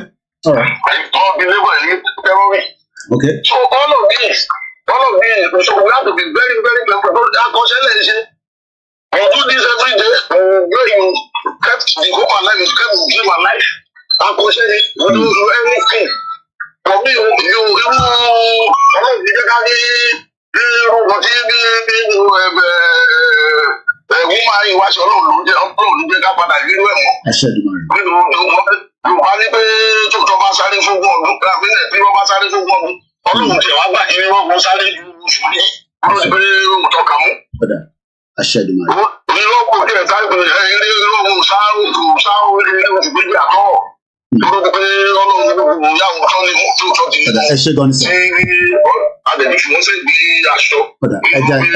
ẹja tó fẹ́ lómi láàyè torí àsìkò náà ni ẹ má bínú ẹ ṣé gan ni bàbá mi ẹ bá ń kí àwọn grandson yín àtàwọn ọmọ yín mo ti rí fine girl tó wájú mi ẹ ṣé gan ni ẹ bá ń kí thank you so much àwọn tá à ń torí ẹ̀ ṣe wàhálà náà nìyẹn mo kí gbogbo alẹ́ nǹkan sí i mo fẹ́ kí ọ̀rọ̀ kó yé gbogbo wa dáadáa ṣe rí tẹ bá pè wọlé tá a bá ní kẹ ní sùúrù mo lè fún ẹ ní 10 minutes mo lè fún ẹ ní 20 minutes but tẹ bá tún ní kẹ ní sùúrù ẹ ní sùúrù then àti sọ di ẹbí wà tájọ ń fa nǹkan mọ́ra wa lọ́wọ́ understanding mo ń try láti ṣàlàyé fún last caller yẹn pé kó má dàgbà pé mo kàn disconnected ṣe rí ọ̀rọ̀ pé a fẹ́ lọ a ti wà on the right trajectory a ti wà on the right move but a ti mọ̀ pé àwọn kan náà pé wọ́n fẹ́ stop movement yẹn it's not even about ọ̀rọ̀ woman tó dé yẹn nìkan there are so many hindrances tó hang Nigeria powerful gan and a country tó ti operate for 63 years a country tó ti run democracy táwọn kan ti jẹ nínú ẹ̀ tí a dẹ̀ ń sọ fáwọn èèyàn pé ọ̀pìtà bá jáde now ó máa yá àwọn èèyàn díẹ̀díẹ̀ nítorí pé mo ń bá ẹ̀gbọ́n mi expectation ni pé Tinubu fẹ́ débẹ̀ Tinubu dẹ̀ ti débẹ̀ nísìnyí it's fine so now èyí lè máa ṣe máa sọ fún wa nísìnyí pé ọmọ Tinubu tó wà níbẹ̀ nísìnyí ó wọ òkè ẹ jẹ́ ká fi Nàìjíríà ká tu wà níbẹ̀ ọ̀ọ́kọ̀ wọ òkè gbogbo yẹn within the kó má fi di by end of this year ẹ bẹ̀rẹ̀ sí rí díẹ̀díẹ̀ kò tí ní mínísítà ẹ jẹ́ kó tẹ̀sí appoint mínísítà nù gbogbo ètò sì ń ṣe preambles sí ni èyí ló pọ́ṣù kan tí Tinubu dé power ẹgbọ́n sókè ẹgbọ́n mi ní kíákíá àgbọ̀n ìsà. mo kí mi sàkókè kú analyst wọn tẹ̀ ṣe gbẹdà gbádùn ṣe ti pé Yorùbá ti mọ̀ sí wípé Kwara yẹn àṣẹ ti túnṣe pẹ̀lú history tẹ̀ kà kó wá sí pé Baba Saraki is from Mali ẹ ti pẹ́ níbo tó ti àgéèsì àwọn àṣà wa ní ilẹ̀ Yorùbá kẹ́ mọ̀ pé ọmọ Fúlàní ló kún bẹ̀ gbogbo tó sọ̀rọ̀ woman ẹjọ́ ẹ lọ́wọ́ gbọ́n dáadáa mo sọ́jọ́ ẹ pé Fúlàní gbogbo wọn tẹ̀ wò yìí they are not Yorùbá 100%. ẹ lọ́mọ ìgbẹ́ tó jẹ́ ọmọ ọkọ Yorùbá tó jẹ́ 100% Yorùbá kò bá jẹ́ Christian kò bá jẹ́ onígbàgbọ́ kò bá jẹ́ ìmọ̀lẹ́ni bàbá mi wọn ò lè gẹ̀ẹ́sì ìṣẹ̀ṣe láyé wọ́n mọ̀ pé ìṣẹ̀ṣe gangan ló fi tẹ̀lú èdò òkè kí ló fà á sí for 63 years tó ti bá bàtú búra ń búra pé òkè Mr. Toki kẹ́kọ̀ọ́ sọ báyìí àdéhùn àti yín sìn àfẹ́ṣe business àfẹ́ṣe business ẹ̀ kó rí kó stand kẹ́nìkan máa kó sí wa nínú à ń láti make covenant ká búra ń tiẹ̀ bàbá tá a bá ti búra ká lo kọ̀ọ̀kan búra tó máa jẹ́ authentic ẹ̀bẹ̀ nípa àwọn fẹ́rẹ̀ kí ni ẹ̀ business ẹ̀ máa fọ́ because a máa jẹ́ arẹ́sẹ̀ láǹsẹ̀ ni tí máa pa ọ̀rẹ́ jáde. mi nípa fún yín ṣẹ́rí ìkọ́ tó kọ́ tó máa ní bẹ̀rẹ̀ ọ̀tẹ̀ mi o èmi Olúwaṣẹ́gun Sunday Adébánjọ pé kí ló gba Nàìjíríà jẹ́ Bible àti Quran ni because kí ló fi ń búra fún láti 1960 up to date dápò ṣiṣẹ́ ni bàbá mi Nàìjíríà ní bẹ́ẹ̀ rí ẹ̀ o tí máa pa ọ̀rẹ́ jáde sà brother mi. mo gbádùn yẹn ẹ̀gbọ́n mi. káni mo ti kiri yẹn ṣiṣẹ́ pẹ́pẹ́ mo sọ pé o n bẹ́ẹ̀ di sílẹ̀ tó I want to become a governor o tí máa ṣe kan báyìí aráàlú ló máa lọ ẹrú ló jẹ́ fáwa wọ́n ti jẹ̀ máa lọ́ọ́ ni everywhere in the world tó bá lọ fún governor minister anything tó bá lọ fún whether president wọ́n sì wọn aráàlú ni tí máa parọ́ ẹ bá mi já. mo gbádùn yẹn ẹ̀gbọ́n mi. wọ́n máa ń sin aráàlú ni but Nigeria sì wọ́n ti tọ̀nà upside down wọ́n sì fi religion wọ́n sì gbé mọ́nú politics nínú governance kò dẹ̀ ní ṣiṣẹ́ láéláé because ẹnì kankan máa búra for 1960 kárí kí ni yẹn ṣe ni tó ti àfẹ́tẹ̀ nìkan ok kárí mo wá bẹ́ẹ̀ sí mo débẹ̀ mo ní bẹ́ẹ̀ ṣe kan báyìí ok bí lọ́sọ̀rọ̀ tẹ̀ kí n ṣe tó bí ọmọ mi kọ́kọ́ fún gbẹ́rẹ̀ gbà èmi kan fúnra mo náà sílẹ̀ gbé wọ́n gbà kí ló ń ṣẹlẹ̀ ọ̀gbẹ́ni nǹkan tó búra ń jọ yẹn nígbà tó fẹ́ di gọ́vnà àbí mínísítà tó náà máa ṣe kọ́ àbọ̀rọ̀ àlù tó bá débẹ̀ tí tó àti ṣe kọ́ máa ṣe é owó ló ṣẹlẹ̀ yẹn o àbá mi ìgbà tó wá ní sẹ́ǹpù ṣé ẹni mi tó tún bọ̀ àti mo fẹ́ kó o jẹ sà. kò possible. bàbá mi ní jẹ́rìí èmi ò ní pàfẹ́ mi o I'm a Christian before wọ́n ní ìdẹ̀lẹ̀ mi for now mo ti fi ogbẹ́ mo ti pé kí nìyẹn Bible Quran o gbogbo kí nìyẹn scam ni scam ọkọ̀ àfi destroy àwọn àṣẹ́sọ̀ wa ni because èmi ní Quran lọ́wọ́ tẹ̀mí wáyé bí history book àwọn Lárúbáwá ni mo ní Bible as a history book àwọn Israelite àwọn white people àwọn Jerusalem àwọn white people mo ní bí history book wọn wọn dárúkọ mi bẹ wọn dárúkọ Ọláyọmí Kíòkì wọn dárúkọ Ọláyọmí wọn dárúkọ Olúwaṣẹ́gun wọn dárúkọ oyè bẹ́ẹ̀ Babátúndé Ọlábíyì wọn dárúkọ kọ́mẹ́mẹ́ Odufa is our own history you want to know more history about Yoruba go and read the Odufa ẹ̀dẹ̀ ń tọ̀ wá ok àwọn ọlọ́pàá bísímìlà aláwọ̀ kò bàtọ́ ń pa ẹ̀yẹ aláwọ̀ ẹ̀rẹ̀ ń pè tẹ̀fí ń pèrún òun lẹ́wọ́n ṣe Olúwa ṣe o ìkọ́tẹ̀ yìí pè tẹ̀fí sí Ọlọ́run ọ̀hún pé wọ́n fi ń pààyàn lọ́dún tí gbogbo mísílẹ̀ ṣẹ̀ṣọ̀ ọgbọ àgbáyé àwọn arábí kan dìde wípé no orúkọ yìí àfi ń gbé Ọlọ́run gàrí ẹ̀yẹ kọ́lé bá lókè fún àpààyàn ọ̀dẹ ẹ̀rọ bí pé ọ̀gọ̀ ọ̀rọ̀ support kìíní yẹn bọ́ọ̀lù ẹ̀sọ́ lẹ́ẹ̀kan ẹ̀sìn ní Turkey èrò Saudi Arabia embassy wọ́n pa àwọn síbẹ̀ wọ́n wá dis guy bí bẹ́ẹ̀ ni ẹ̀ ló gbọ́ta padà kárí kò sí kámẹ́rà kárí pé ní òwò àtẹ̀tọ́lọ́jì ni. tó bá yẹ pé Nàìjíríà ni ó ti lọ nìyẹn ó ti dẹran nìyẹn ẹran sófin.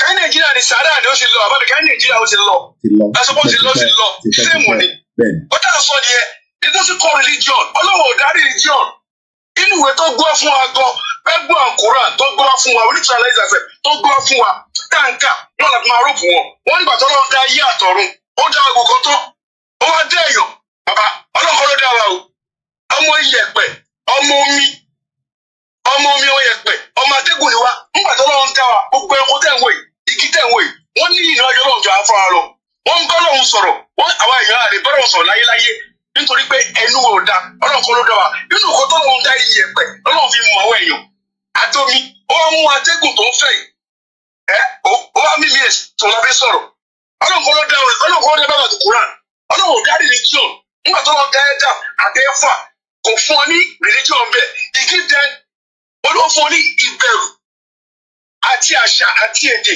ẹ̀jẹ̀ eléyìí ẹ̀mú eléyìí ẹ̀jẹ̀ eléyìí ẹ̀mẹ́jẹ̀lẹ̀ kẹ́nìkan bọ́ta nínú kúrà bẹ́ẹ̀rù níbo náà tó fún ọ ní religion bẹ́ẹ̀ kọ́ sọ fún gbàtọ́ lọ́n dáyé religion yẹn dálẹ̀ pé láti slave wọn kan kọ́ sọ ọ́ dẹrú ni. ó la rí ìlà Áfíríkà ló gbèsè sódì ọ̀rọ̀ lọ dé ẹrú báyìí ẹ̀wọ̀n European ẹ̀wọ̀n Saudi gbogbo wọn gbádùn àríkọ́lá dé ẹrú láfíríkà because it clears yẹn beyond ìkan tó ṣe gbé kan wọn lẹ̀ kò yé wa èmi lè sọ pé àwọn tó ń ka báyìí kò yé wọn àwọn tó ń ka kúrò kò yé jẹ́ yóò yọ àbá mi.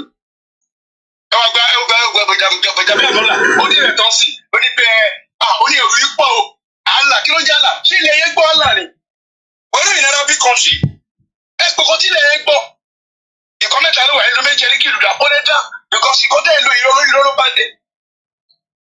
so ìkọ́ máa sọ ni pé ṣẹ́rí Yorùbá nation yìí lóòótọ́ máa dúró kó ṣe kọ́tà máa gbà kó ṣe kọ́tà pọ́nmọ́ sáyẹ́nsì kúrú Biafras wà lẹ́nu for almost 54 years láti wà mẹ́sẹ̀ láti 1967 to this date almost 56 tí máa ṣe mistake almost 56 years láti wà lẹ́nu ẹ̀dí sí ọbẹ̀ lọ́fẹ́ lọ àwọn ṣe bọ́tà ìgbó ṣe bọ́tà ní year 2020 nínú àwọn tí ìgbó ṣe mọ̀ ní 2020 ó ní October 4th ní baba no plan today ní soka it's up to 3 years ó jẹ́ pé 3 years ni yes ó jẹ́ pé 3 years ni tàbẹ̀rẹ̀ sọ́gùn ẹ̀yẹ kọ́jú pressure ìkó tí wọ́n ìbílẹ̀ ìwọlé tó ara nìyẹn Mr. Coach ìkó tí dúpọ̀ ní tìrì tó bẹ̀rẹ̀ ìwọlé tí wọ́n láàrin nìyẹn ó ti pọ̀ tó wà pressure lórí kíní yẹn òun ló fà á sọ́gbó kíní a máa ṣe ìrùn túwọ̀ sí ni ẹni agbé religion ká gbé sẹ́gbẹ̀ẹ́ ọlọ́run fún wa ní religion àṣà lọ́lọ́run fún wa àwọn èèyàn dá aláàmù òkè láìjọ ẹ̀sìn àwọn òyìnbó wọn technology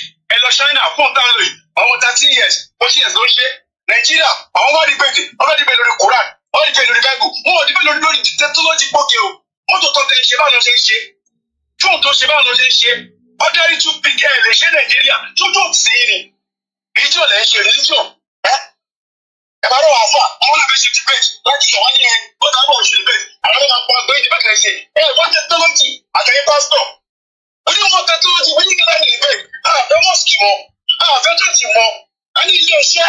ẹja àtijọ́ lómi láyé ẹṣẹ́ gan ẹ̀gbọ́n mi torí àsìkò ni thank you so much. ó yẹ mi sà ẹṣẹ́ gan ni ẹjọ́ ṣe é ti tó. thank you so much ẹṣẹ́ gan ni. ó ti wọ́n sì pé àwọn ará Kwara Fúlàní ló pọ̀ jù bẹ́ẹ̀ yẹn wọ́n ṣọmọ Yorùbá ó ti 100% dínkù. Baba Ismail ló ti wà Mali ẹ̀wọ́n ní kó bá ń jáde Yorùbá jọ 100 years to this time mo kọ́ lọ́sọ̀ àkì kò ní wọ́n dára tó Yorùbá nìṣó because he is not from Yorùbá he is from Indigenous Mali Senegal from Fulani man so bóyá jẹ́ nìyẹn Kwara yẹn bóyá jẹ́ nìyẹn sí bàbá mi rán méjì. mẹ́rìndínlógún ní local government ní Kwara a ṣì ní few more time fún ẹni tó bá fẹ́ bá wa dá sí one thing is our focus is the campaign and we must continue to enlighten and educate. It does not matter education or kintan, we will continue to educate as much as possible. Let's go straight to the next caller. We have about half an hour left into the program. Hello, caller. Mr. Koiki, ẹ káàsán. Ẹ káàsán náà. Ẹ kú àtàárọ̀. Ẹyin kan tẹ̀lé gbọ̀ngàn sọ nípa religion ni kò ṣe rí ẹ̀sìn tó bá ti ń pọ̀ ọmọ nìkan ìpìlẹ̀ pé ó láti ṣe báyìí. Ìyẹn ò sí látọ̀dọ̀ lọ. Ṣùgbọ́n torí pé Ọlọ́run dá wa tí wọ́n rò pé Ọlọ́run ò lè change gbogbo ayé ìtara tí wọ́n. Wọ́n fún wa ní free will láti ṣe nǹkan tá a bá fẹ́. Ó wá kù sórí kálukú lọ́wọ́ láti tẹ̀síbi tó bá wù. So you cannot force anybody any ẹ̀sìn tó bá ti ń force ọmọnìkejì by force you have to do this iṣẹ́ láti ọ̀dọ̀ Ọlọ́run. Because ìyẹn gan kò ní ládá lọ́dọ̀ Ọlọ́run kò rán yín náà. Because ó fẹ́ ká fi ọkàn ló fẹ́ ká fi sìn kò fẹ́ ká fi jàgídíjà agbára káká sí òun lọ́rọ̀ Muslim Christian kábàdẹ̀ wo even nígbà tí Jésù gan wá sáyé kò force anybody go and preach ní ẹ tó bá létí púpọ̀ ẹ tó bá dẹ̀ gbọ́ fine oníkálukú á mú ẹ̀sìn ẹ̀ so kàbá ń sọ̀rọ̀ Yorùbá nation everybody is free to worship anything tó bá fẹ́ we cannot force don't do this don't do what ẹ̀tún lè lọ gbé bí wà oníkálukú á bá rẹ̀ ní ìjọ kí ló máa ń pè ìjọ àlejòndà àtẹ̀ká ló mọ̀ eléyìí gan tọ́lọ́hún fẹ́ fọwọ́ sí àti tọ́lọ́hún fẹ́ fọwọ́ sí tó gba àwọn tó ń gbé agídí agbára káká yẹn nǹkan míì wà lẹ́yìn ẹ̀ fún wọn àkọ́kọ́ ẹ máa sọ̀rọ̀ ìjọ I don't want to go to ìjọ á mọ gbogbo nǹkan tó wà lẹ́yìn each one oníkálukú let your conscience be your God tó bá lead ẹ sí lọ sí tábàdé Yorùbá nation ẹ lọ ṣe nǹkan tó wù yín ẹ má fọ́ọ̀tẹ̀ nìkan kó wá ṣẹ̀ṣẹ̀ ṣe ẹ má fọ́ọ̀tẹ̀ nìkan kó wá ṣe ìmàle ẹ má fọ́ọ̀tẹ̀ nìkan kó wá ṣe kìrìsìtẹ́nì tí Ọlọ́run bá ti mí sí ẹ lọ ṣe nǹkan tó wù ẹ irú secular state bẹ́ẹ̀ là ń lọ then I just want to appeal not even to appeal to talk to our people àti kó tó ẹ pé àwọn èèyàn wá lísìsì Awólọ́wọ̀ ní ìgbà 1956 tó gbogbo ẹ̀yìn ní sí Nàìjíríà kó tó ti mọ àwọn Yorùbá wọ́n fẹ́ tẹ̀sẹ̀ jẹ́ wọn ní ohun wa yẹn á láti jẹ́ kó wá ṣọ̀kan sí because ojú wa ti rí màbo adẹ̀tí bí kó bá kúrò ń bẹ̀ ní ọdún 8 láti ẹgbà pé wọ́n fún ní liberty láti lọ́dún 8 ṣé kí ló fẹ́ ṣẹlẹ̀ àtúpadà sọ́dọ̀ ọmọ Fúlàní àbí méjì àjèrè tí ò mọ right from wrong tí ò mọ what to do and what not to do. Ẹ wo bí Buhari ṣe ṣe ẹ wo inú ẹ wo ẹ torí ẹ bá pẹ́ tó bá wo nǹkan tí Buhari ṣe kò sí ní tó bá torí àwọn omi máa bọ́ ní ojú ẹ̀. Ó ṣe fàyè gba oríṣiríṣi àwọn èèyàn láti kọ́ máa loot country yẹn. Ṣé ìyẹn la fẹ́ jókòó tì? Our journey, why I'm really mean angry is because our òbí tí wọ́n jìyà láti tọ́ wa ni. Wọ́n jẹ́ ìjà bàbá látàlátà ìjà láti tọ́ ọmọ ẹlòmíì kúrò ní school. So gbogbo ó tán fún wa pé tá a bá jáde àwọn náà dé ènìyàn ó ń dà lẹ́yìn. We are all over the place just running and do glorious ọmọ ọ̀dọ̀. So àwọn Yorùbá láti ránṣẹ́ náà tó wà Nàìjíríà tó ronú ni wọ́n máa gbọ́n. Àwọn anìkà kóra wájọ ká mọ̀ bá ṣe máa bẹ̀rẹ̀ ṣe àwẹ̀ àná tí àsìkò bá dẹ̀ tó then they will learn. Maybe by fire by force, I don't want to say that. They will learn because wọ́n lè jẹ́ àwa kan máyé. Do you understand me? Wọ́n lè jẹ́ àwa kan máyé. Tó bá di pé wọ́n fẹ́ fún wa ní reason tàbí fẹ́ fi force ṣe, òun lè mí sọ. They cannot jẹ́ àwa kan máyé kó tún jẹ́ àwọn ọmọ wa wáyé. So they will have to listen. But before then, a ṣe awareness tó gbọ́dọ̀ dábàá fi máa ṣe awareness nìkan ká máa kó Johnson. Tinubu ò lè sí ń bẹ̀ forever. That's all I know. Àgbà àdẹ́rẹ́ ìròyìn sọ pé Yorùbá ló máa rule lọ forever. Wọn ò ní gbà. So ṣé kó tún dáa padà sí school àti Tinubu bá tẹ̀ ṣe dáadáa ṣé kó tún dáa padà sí lẹ́yìn ni. Ẹ jẹ́ ká ronú o ìyẹn lèmi fẹ́ ká máa ronú fún ọ. Ẹ ṣé gan-an. Thank you so much. Mo kí lẹ́ẹ̀kan sí i. Mo kí gbogbo ẹ̀yin tẹ́ẹ̀sì fẹ́ pè wọlé ẹ fún mi ní few minutes. Mo fẹ́ sáré sọ díẹ̀ nípa alàgbà tó wà lẹ́yìn mi Bishop ẹ fún wa ní few minutes regular lẹ́yìn mo ti rẹ́ ìtẹ̀sí fẹ́ pè náà. We'll have the line open a little bit longer as well. Mo kí mọ́mí wa ìyá mi Àbíbá mo kí ìwà pẹ̀lú ẹwà mo kí yèyé oge mo kí ìyá tó bí mi lọ́mọ lẹ́ǹkan mo kí gbogbo state kọ̀ọ̀kan gbogbo local government gbogbo orí tó ń gbọ́ wa àti tí kò gbọ́ wa àti tára ní àti tára òní mo kí àjòjì kò gbọ́dọ̀ gba ilẹ̀ àjòjì kò gbọ́dọ̀ gba ilẹ̀ wa TV mo kí yín Voice of Yoruba Radio TV mo kí yín African Parrot mo kí yín as well. Ẹ jẹ́ kí n sáré kábíbà but again n tí Gbajabiamila tó sọ lélẹ̀ àti discuss lè lórí ẹ fún mi ní 1 minute. Yeah, no, definitely we have to wind down. Hello? Hello? All right.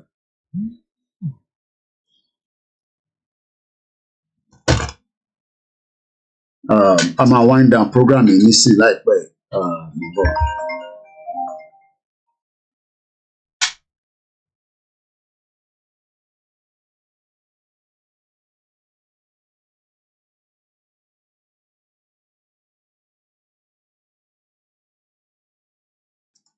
Ẹ má bínú a máa ní láti gbé tó ẹ̀ wá sílẹ̀ nísìnyí ẹ má bínú ìtẹ̀sí fẹ́ pé I can't bring anybody in again because of the other engagement I have to do now.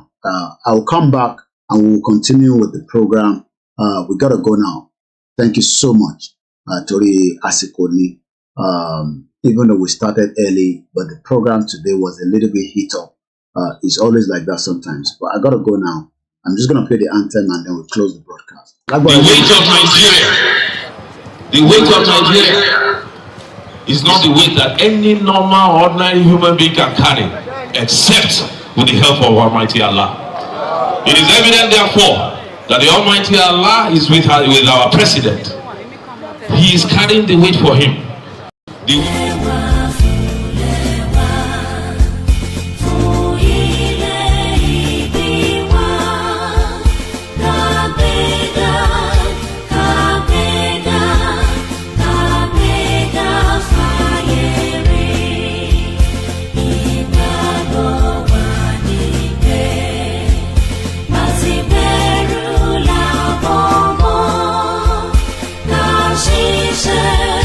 Kashless.